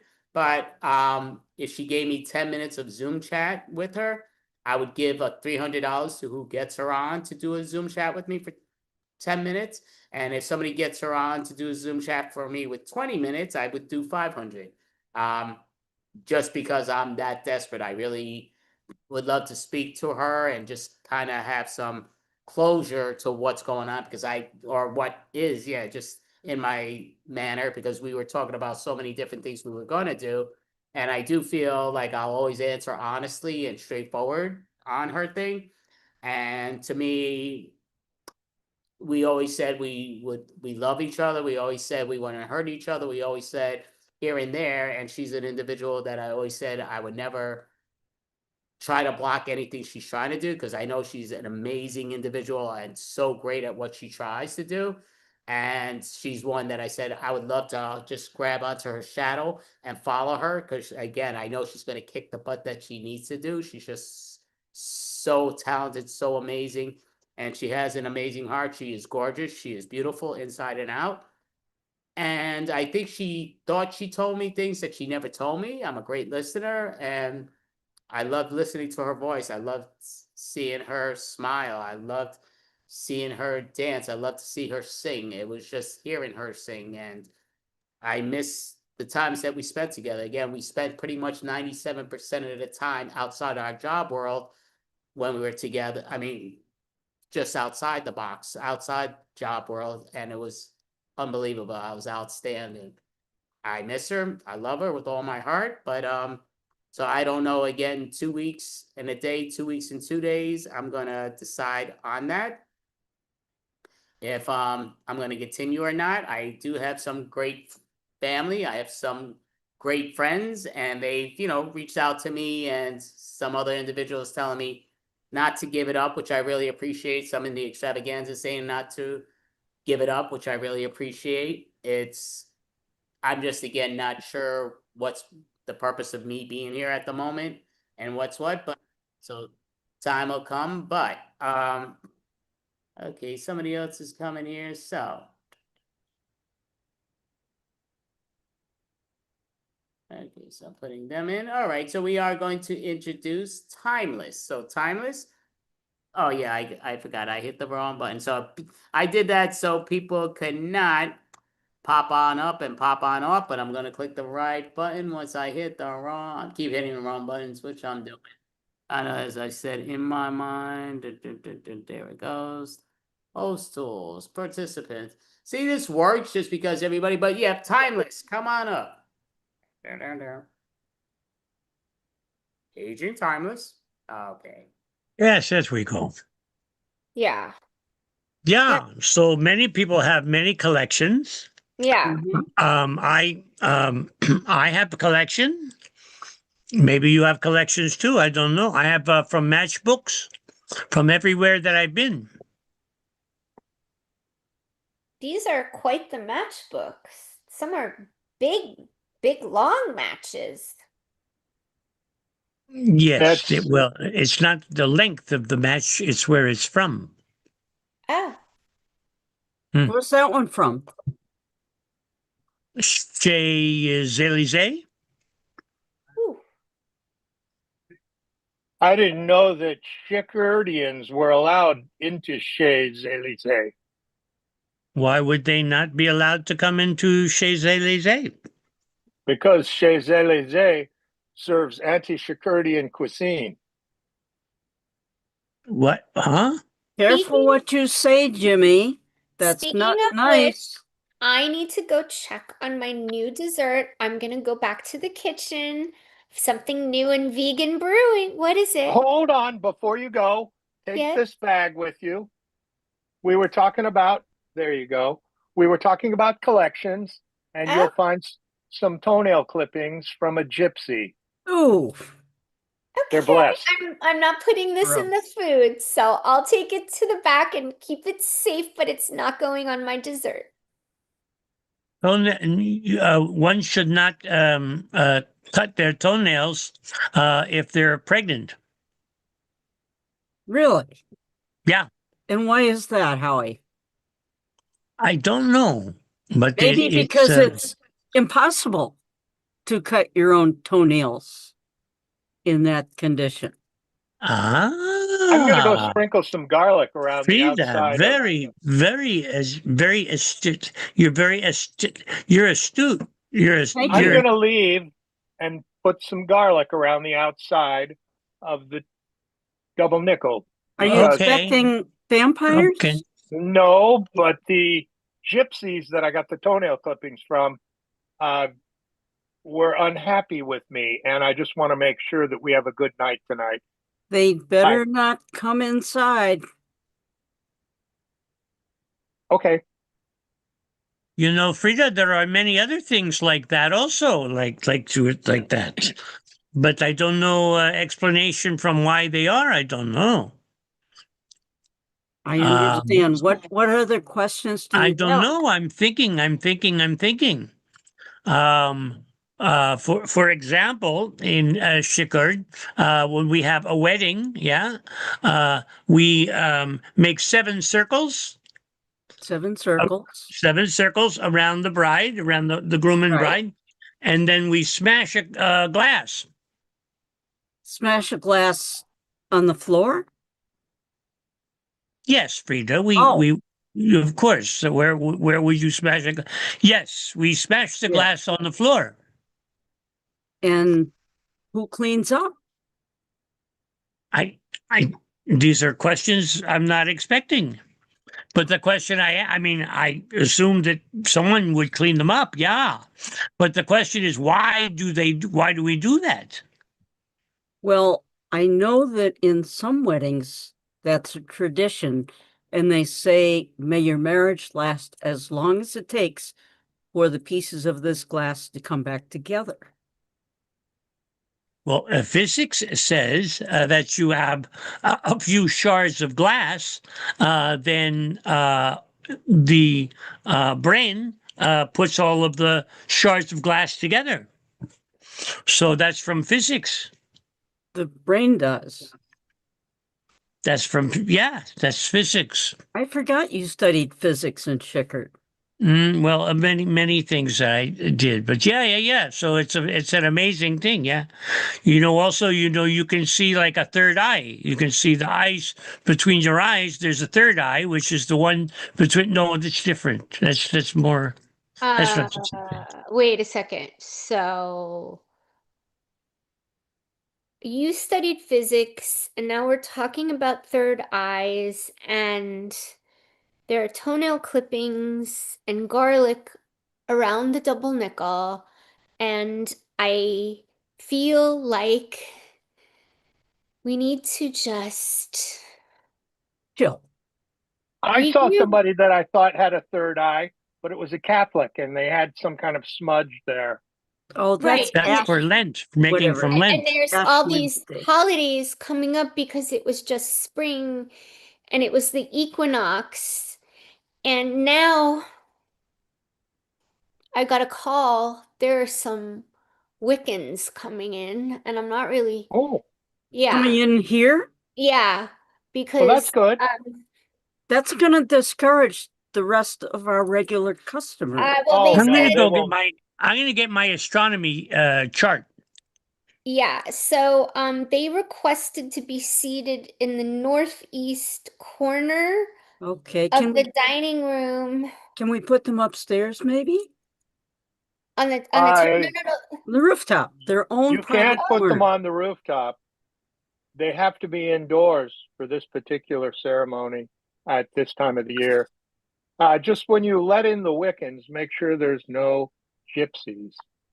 Right, that was what they said. They said that they were trying to find a venue to do their spring ritual, and they had a budget of $1,500. So I said, yes, we can take you. Of course. We love Wiccans here at the Double Nickel, and we love your money. We love their money. Just as long as we have a northeast corner someplace, and no gypsies. Not at all. I said, there's no gypsies here, but what is this talk of gypsies now that we're getting $1,500? Jimmy stole something from the gypsies. What? You know those toenail clippings that I put in a bag? Oh no. Oh no. I'm not losing this deal. I'm going to call the Wiccans and tell them we are good. They need to come in Tell very them they're soon. good. Very They're soon. good. And you're gonna have to do something, build a net or something to distract the gypsies. I'm gonna go cook in the back and get this going, okay? All right, I'm going to the back and calling. Okay. Well, before you go, What? do we have Genevieve. room for a wagon in the back? What? What No kind of wagons. wagon? A wagon. Do they have dietary restrictions? Yes, they do, and they happen to love vegan food. Yes, that is what we do. We have vegan food for 1,500. We can make them whatever they want, and they requested carrots for springtime. 1,500. If the gypsies come, we could have them put their wagon in the back. No As long gypsy. as it's not in the northeast corner, whatever they're doing there, we need Howie to clear it out and hang up "Welcome Wiccans of Davenport." Okay? Just tell him to get that going. I'm gonna go call them and make some appetizers. Okay? All right. And no more talk of this gypsies coming. Get them away. I'm going to get a game ready in the back. Go in the back and get a game ready, Jimmy. Because I can either have the gypsies in the back or the Wiccans. No Wiccans in the back. They're going to be in the northeast corner. Wouldn't you like to turn 1,500 into 4,000? We're not taking advantage of these people. They could put spells on us. No chances taken. Well, you haven't been around any gypsies then, have you? No, and I don't care to be in the future. Not that I'm against them. I just don't want them coming after you. Do you have any gold fillings? No. Okay, I have good way to fix. So I'll be I back. was speaking to Gypsy. Speaking to Gypsy, and Gypsy, her name is Gypsy Rosalie. And she's a very famous gypsy. She goes all around the world, around the world. And she also sings very much. So I was thinking maybe she could come to our humble little abode, and she could sing, and she could play her violin, because she plays violin very nicely. Okay, just one person? Just Yes, Gypsy. yes, Frida, she is one person. Okay. You're one person? Yes, the last time I checked. So she's one person. Okay, with 3 names, Gypsy, Rose, Lee. Yeah, that's her name. Okay. Yeah. All right. I think we can manage that. As long Okay. as we keep it quiet. Well, oh no, I don't. It's music, so by But definition, not loud music. Quiet it's music. It's music, so it'll be loud Hi as it guys. is. Hi. I just spoke to the head of the Wiccan summit here that's coming in, Aurora Spice, and she requested gongs. Gongs? Gongs. They want gongs to put in the northeast corner to welcome. Oh, I understand. Yes, Yeah, yes, the energy. but they're not going to be very quiet gongs. Yeah, they're probably. I mean, yeah, but they don't want Gongs like will be. music like no gypsy music, but like bong bong bong. So if you can set up a gong station, Howie, I don't know, take some metal and string and you know make it work. Well, I can find the Gong was a very famous band many years ago. I look to see if I can find their album. They had at least 6 albums, Howie. Gong? They were. I better yeah, go they were, check on They Howie. were an English band.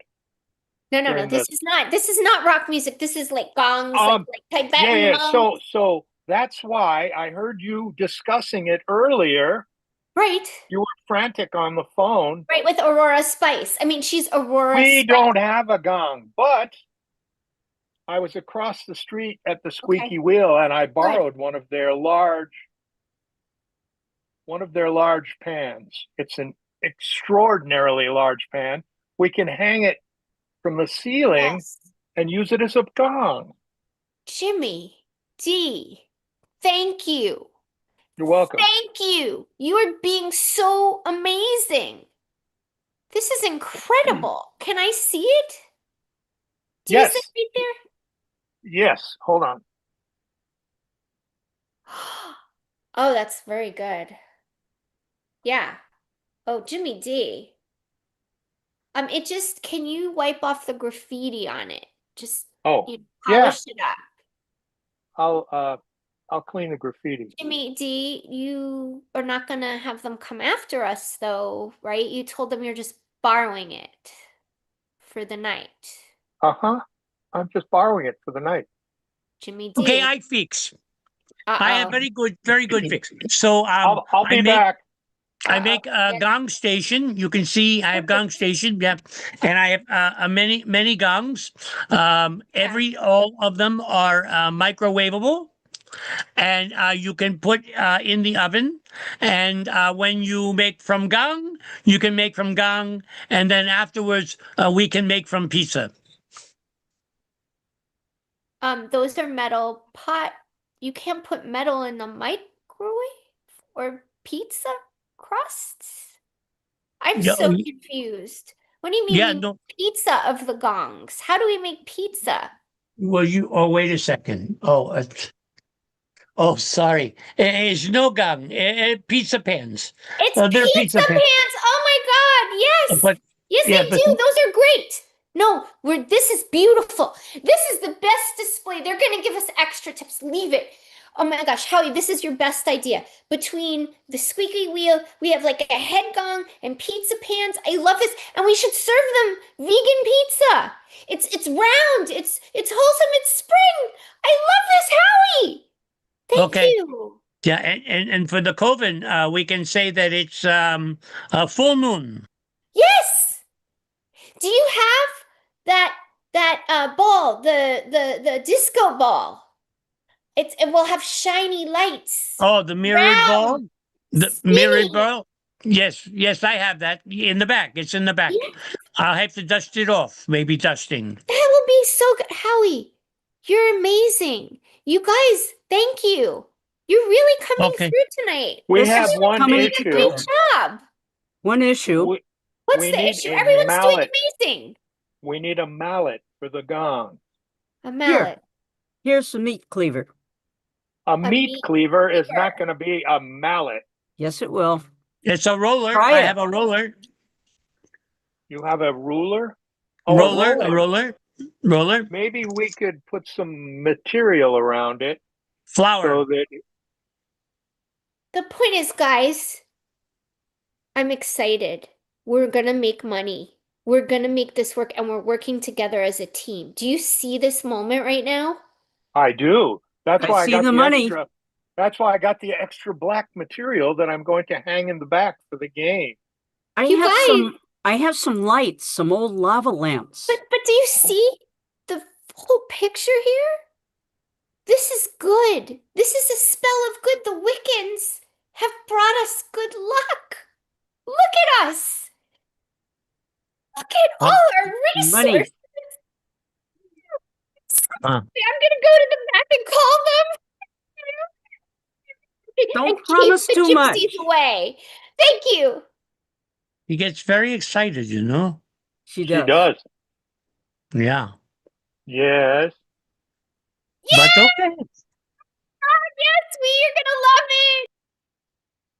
Sounds good. I make a sign. Welcome, Wiccans.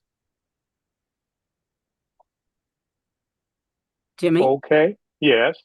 Now, be careful not to take advantage of these people because we don't want them putting any bad luck on us. No. The gypsies already did. But maybe I could send it back if the Wiccans like us. Maybe you can. What are we dining on this evening? We are having appetizers and vegan pizza. Oh. That's Oh. per Genevieve's special order. Finger foods? Finger food and pizza. Oh, okay. Okay, Why, I have are we a missing something? very good sign. Very good sign I have. Very, very it? good sign. Look. See, look. Full moon Full moon. here at full moon here at the saloon where you can make for yourself a full moon. Why are there so Could many be words? misinterpreted. Yeah, cut down the words.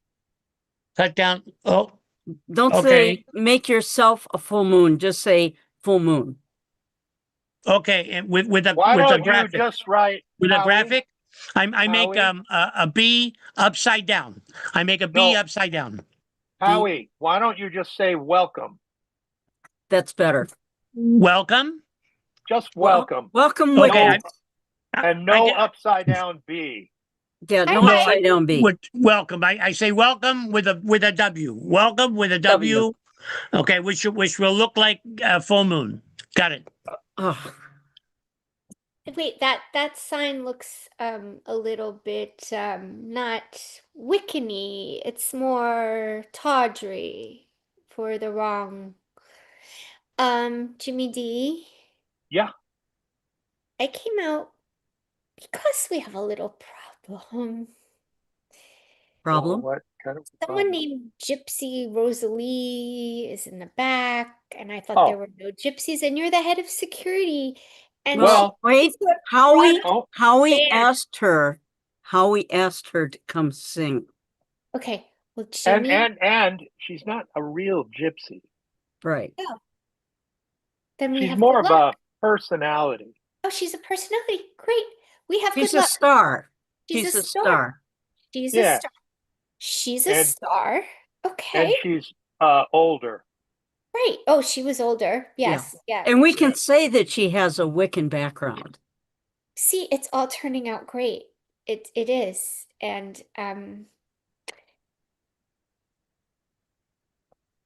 Calm down. yeah. Breathe deeply. The only problem is she invited her fan club. Oh no.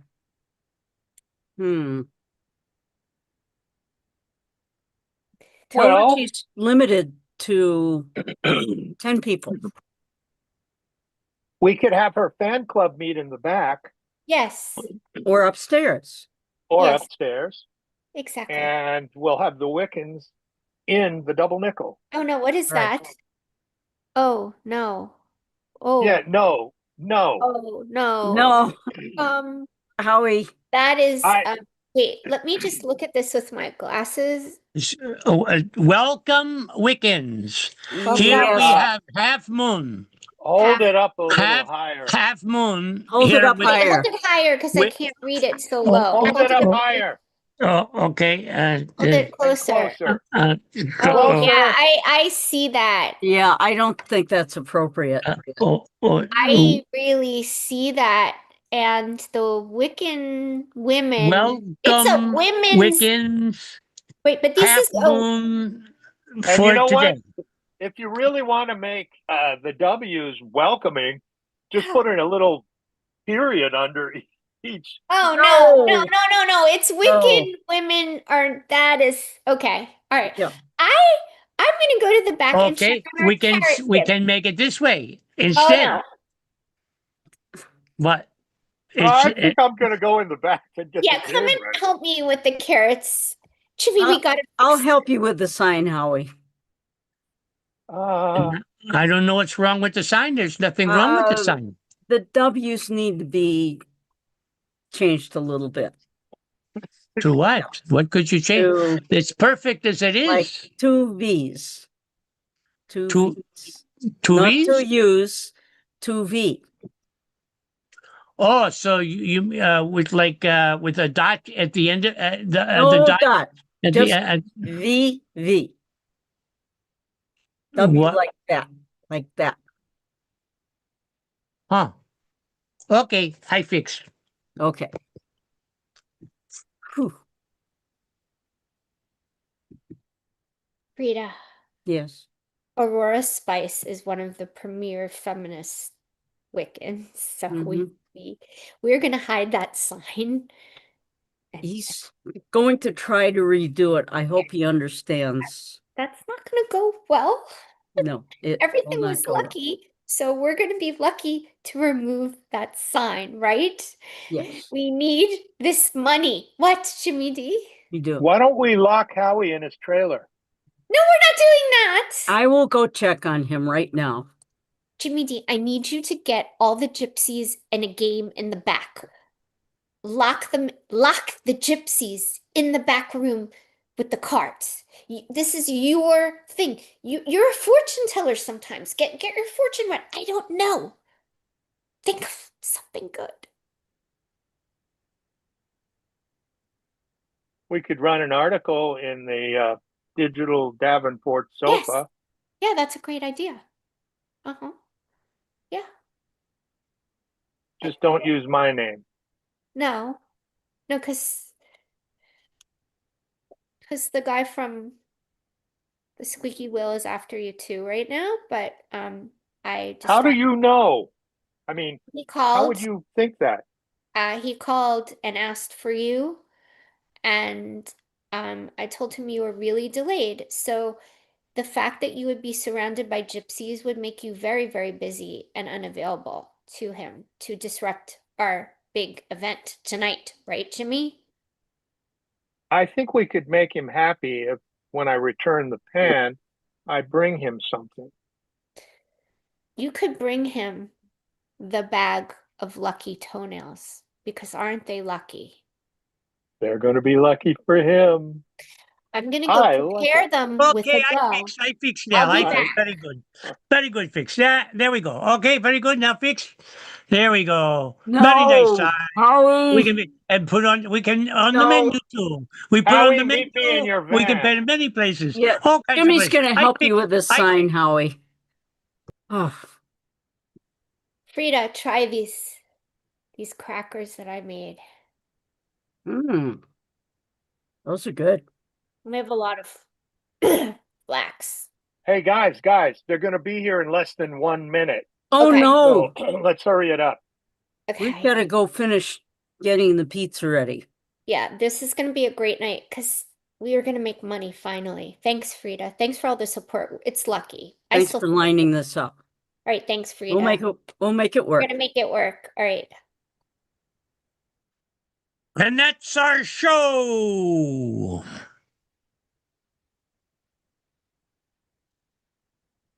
Gonna hit that off and here and there.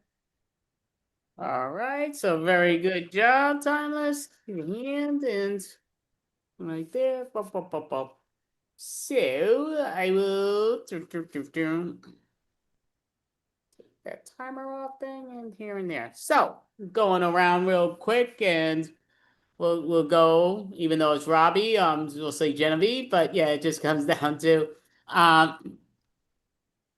how do you, just in general, do you guys is there any performances that Timeless ever does in person together by any chance, or is it always just online?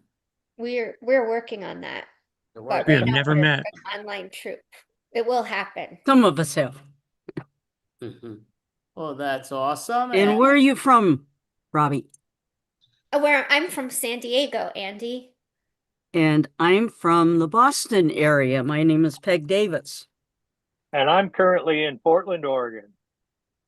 And my I'm name is Don Greg Cloven Stone. in New York. So coast to coast.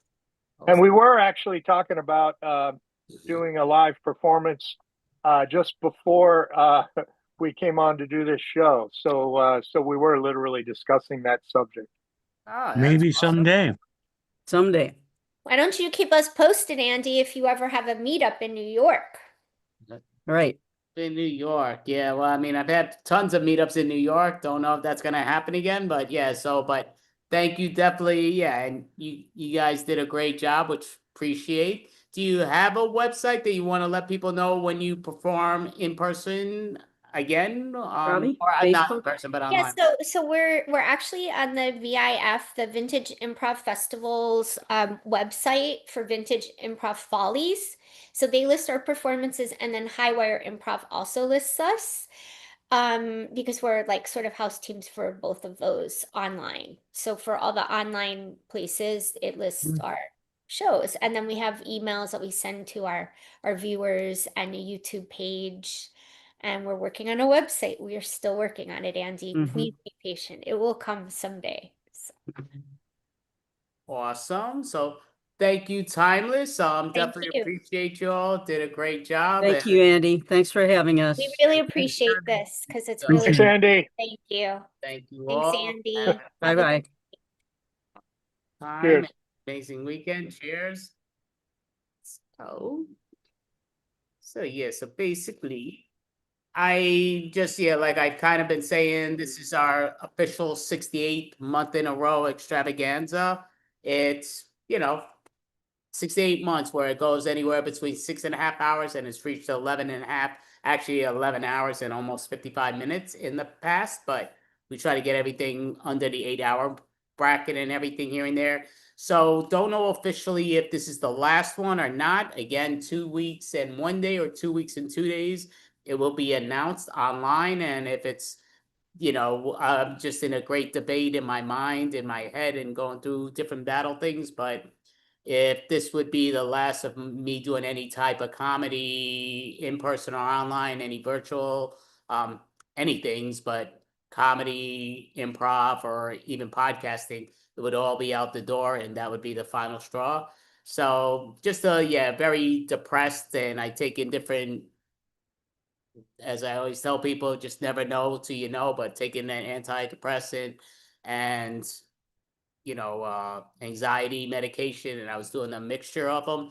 And today was my last day doing the mixture. I'm grabbing another one they're sending me supposedly tomorrow that's going to be here that they're saying it's supposed to be a lot better and a lot stronger, and I'll be doing a combo of the two.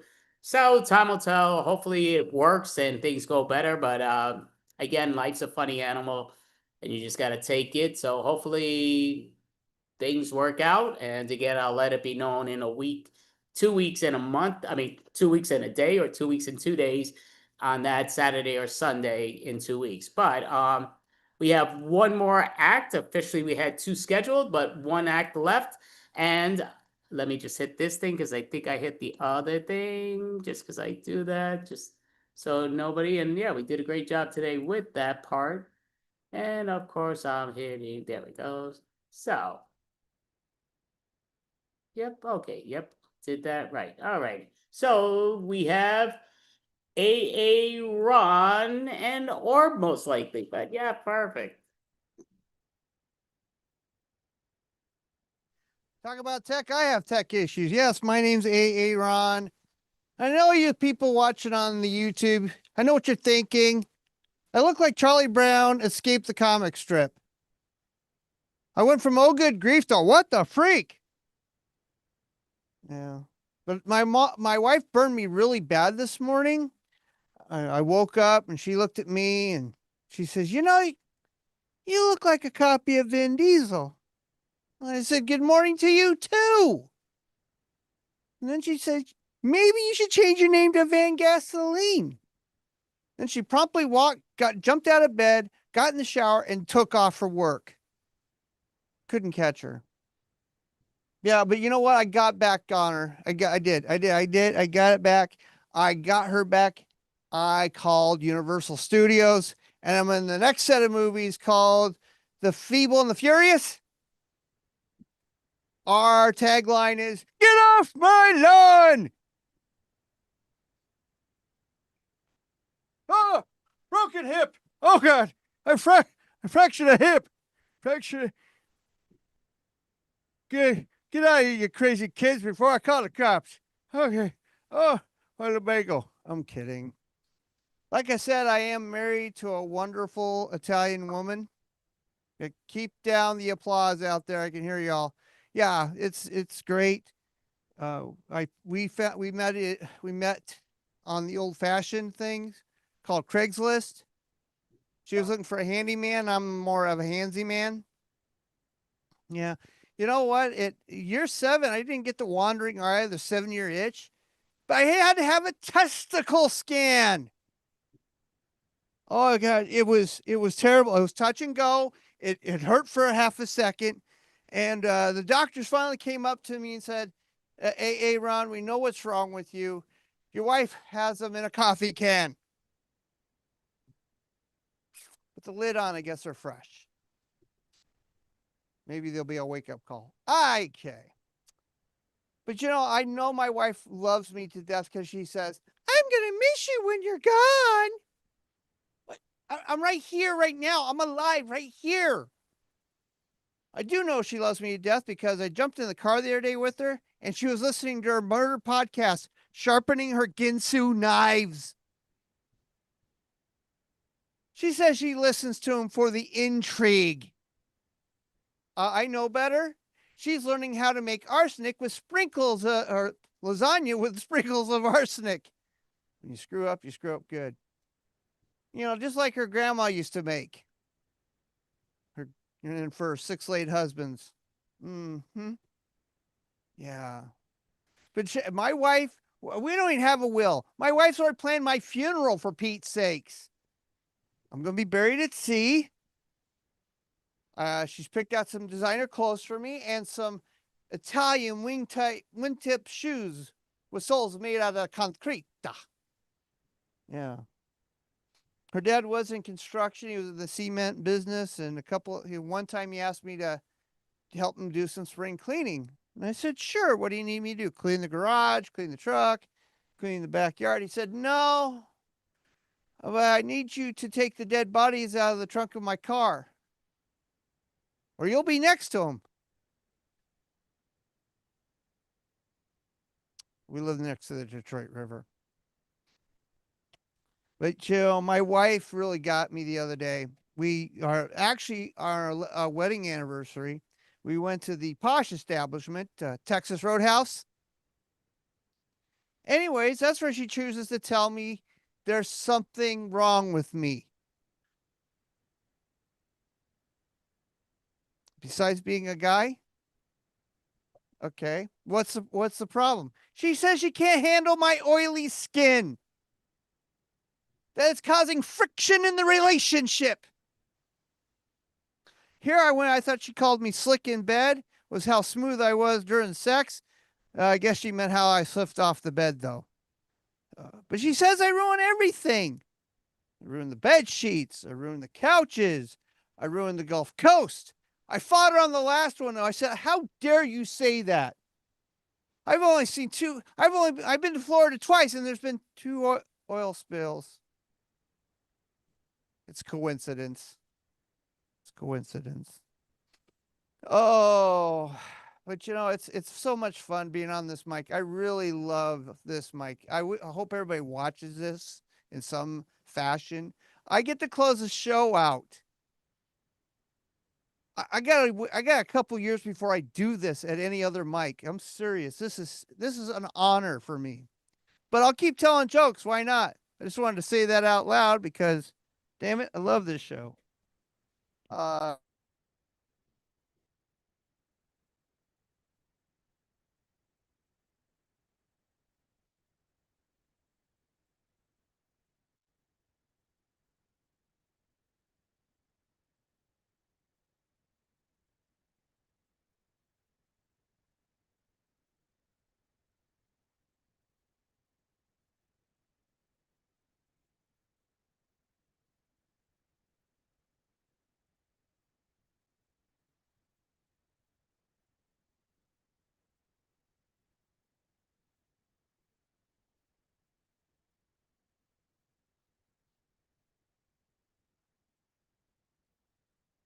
Not hearing you.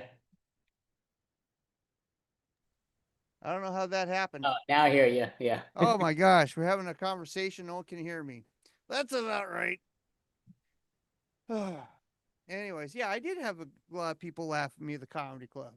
Oh, just looking at you, I think they would laugh at you. Oh my gosh. Or, will you quit being so mean? Me and my wife went to Florida recently. Yeah, how'd that go? Well, it It was kind of weird. It was we got on the air to the on the sky bridge to the plane, spit it out, and I watched a guy fall backwards onto it. And it was crazy. It looked like he was having a full-blown seizure. Oh, that would suck. Yeah, and our plane got delayed by over 15 minutes through this medical emergency. Found out it was the captain who was finally sober. But that was the way it goes. That's the last time I fly Spirit Airlines. Fly Spirit, and you'll finally get to the other side. Yeah, the flight attendants are psychic mediums, or good psychics, or medium good psychics. How about just forget that joke? Okay. Then we got to the Tampa Bay airport, and we watched two kids on leashes facing off in like baby MMA. Well, didn't you know that baby fighting is illegal in Florida? Well, Canada? Florida. Stop it. Okay, yeah. I didn't know that. Wow. But you know what? I won some money on it though, Orb. I bet $20 on the girl in pink. The little boy was a crybaby. But then it got broke up by the shortest cop on duty. Yeah, he broke it up. He's like 4'10". I thought he was cosplaying as a cop. Then he tells me he works for the small crimes division. I'm going to be a private eye. Okay. Anything's better than this. Okay. I forgot how much I love working with you. I forgot that What? I don't want to work with this guy anymore. Oh, come on. Can we go on to the rest of Florida? Yeah, I'll go ahead. Yeah, then, my Italian wife almost got arrested for getting in a fight with the rental car lady. Yeah, she was saying the C word like it was second nature. I told her, hey, honey, we came here to relax, not to start your MMA career. Oh, she was trying to assimilate with the locals. Yeah, I guess so. And then we get to the hotel, and it was fine until about 4 a.m. And then I heard a bang. And then about 30 seconds later, I heard a bang. And then a minute later, a bang. Could you warn a guy? Oh, I'm sorry. Anyways, it wasn't like someone was getting freaky banging unless they were, hung like a Clydesdale. I called to complain, and the front desk said, sir, this is a Motel 6, not a Holiday Inn Express. Wow, you go for a Quality Inn, and you got to a Holiday Inn Express. I think you lost. Okay, that's enough. Orb, I gotta get closer. My arm's getting tired. Oh my God, I can feel myself going numb now. Yeah, when I decided to go to the swimming pool at the hotel, what could happen? What could possibly happen? I did about 12 laps. That was a mistake. What is normal for pools for chlorine, it was crazy. I felt like I came out of there having two chlorine pucks as eyes. Could you just fit that out better? Okay, I'm sorry. And I thought I cleared my eyes of the chlorine. It really hurt. But then I blinked wrong while driving. How do you blink wrong? What kind of freak are you? Oh, I have long lashes. So that's where all your hair went. Okay. No, Orb, I mean, have you ever driven like your Popeye because you got something in your eye? Looks like you're having a stroke. I could. Oh, I wish would you stroke out? Because then I'd be stiff. Okay, that's.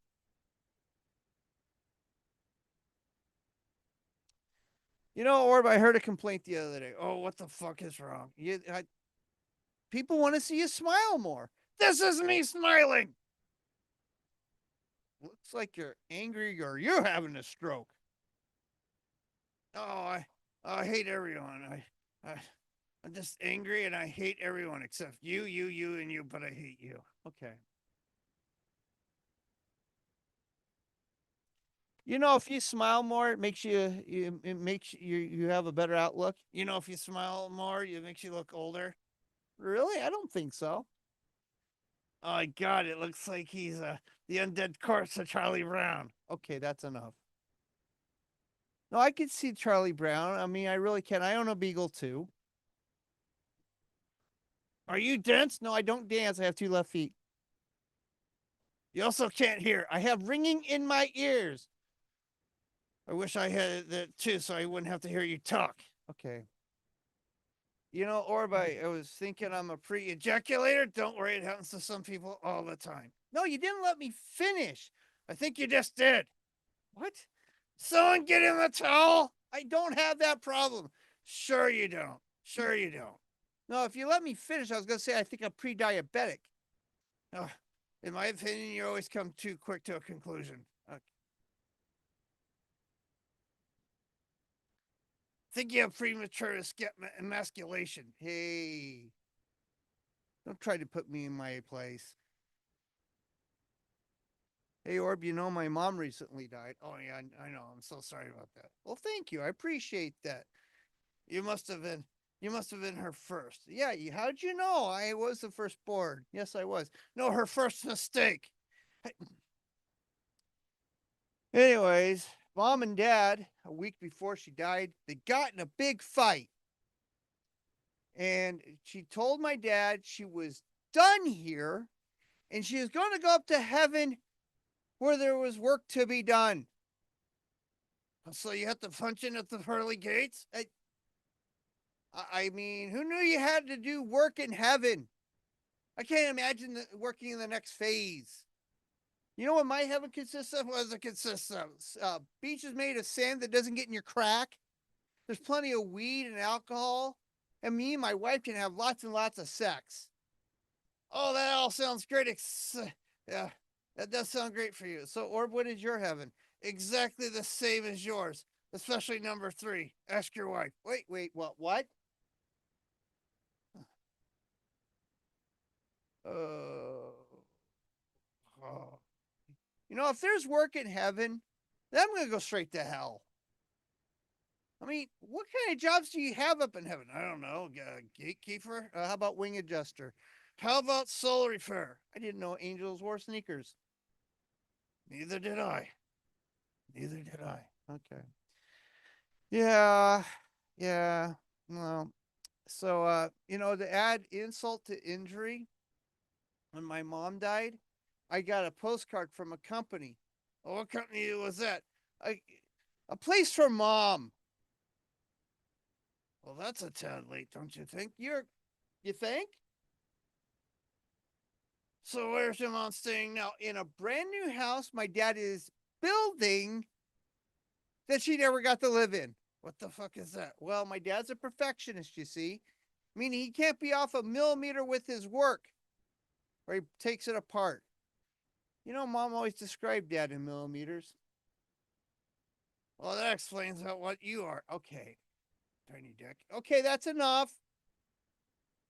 So when did he start this house? Did he start recently? Is 1991 recently? Is he using oxen to build it? No, but you know what? His Amish neighbors have been arrested 6 times for breaking and entering to try to complete the house. I don't know. Okay. So your mom's gathering dust now? Well, yeah, you could say that she's gathering dust on the shelf. Yeah. She's going to go insane because she was a neat freak. So your mom's going to be hunting your dad's things? Swift me, Gary! Swift me! I think so. Well, you got something from your mom. What's that? Your ashy complexion? Okay.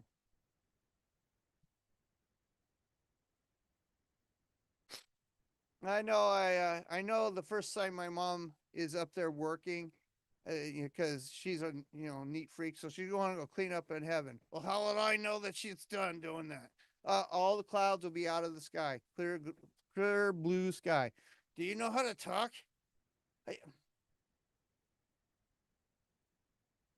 I know how to talk, Orb. Why do you get on my case about stuff? Because no one else will. Not when your wife's not here. Okay,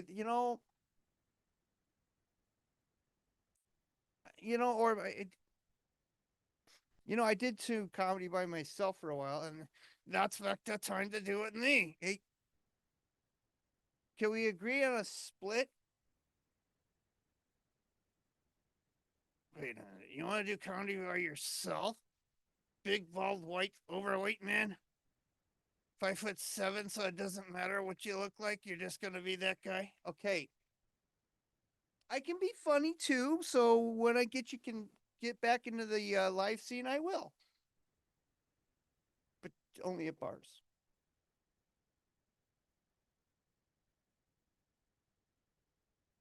Well, I appreciate you showing up to the show all patriotically dressed, Orb. Oh, so are you. Red, orange shirt, black pants. You're a white guy with a red neck and blue balls. How you know my balls are blue? Because you have a tiny dick. Okay, that's it. I have been AA Ron. I've been Orb. Thank you. Thank you. Yes, sir. So, yep. I mean, definitely thank you. Very entertaining, very fun, and yep, definitely great way to end the 68th month extravaganza. And as you can see, he has his website right there on the thing. It's yep. Don't you have a few of them, or am I wrong? No, this is Substack is where you want to go for all our weekly updates for mics. The YouTube is where the Jokers Run My Comedy Game Show appears after being on DBTV, which is on your Roku, your Amazon Fire Stick, and dbtv.tv. Facebook and Instagram are just kind of my social media posts, but I suck at posting social media. I like Substack better. It's a great place. I love it. That's great to hear. Definitely. Excellent job, Orban, AA Ron, most definitely. Well, thank you, Andrew. I hope your decision is on the way of staying in because you're a funny guy. Love watching your stuff on the YouTube. Definitely appreciate that, most definitely. And yeah, I definitely enjoy you being on the extravaganzas. Definitely, no question, you're a big part of it. And we definitely appreciate, again, good amount of the 68. Once we found you, you've pretty much been very constant, which we really appreciate. You doing an outstanding job.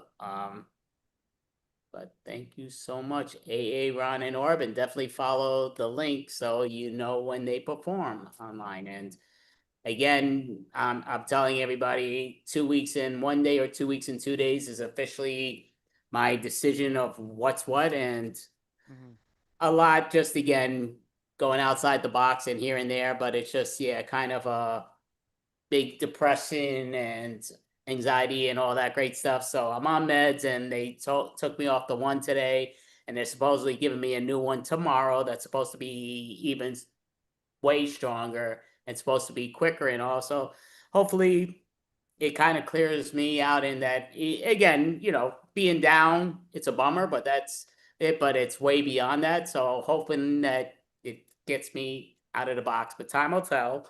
But so Gotta give it a chance. A couple. I don't know how quick it works, but you just give it a little time to see if it works for you. Yeah, no, definite. Yeah, We're all thinking about you, dude. I mean, you've run this for 68 months. I mean, over 5 years of this, and you haven't had so many different types of improv groups and comedians and all that. You've made quite the impact, my friend. The pandemic opened us all up to this online stuff, and I appreciate it for what it is. But I also appreciate you and the work you've put into doing this and getting people to, do the live feed, and I think it's amazing. Thank you. I definitely appreciate hearing that. And yeah, you do a great job. Definitely. Again, 2 weeks in 1 day or 2 weeks in 2 days, I'll definitely let the word out and everybody will know. And yeah, but and if we do 2 weeks in 3 days, I'll definitely reach out to you. But it's just if we have another one, which would be our 69th month in a row, which would be really a nice thing to here and there. I'm hoping that I have that love and hunger that I once had and don't lose everything that I'm losing. But yes, so time will tell. But AA Ron and Orb, thank you definitely so much. So you can sign off with me here on the show. This is our 68th month in a row. I always do this thing wrong somehow, but Yep, it's 68 months in a row, but thank you, world.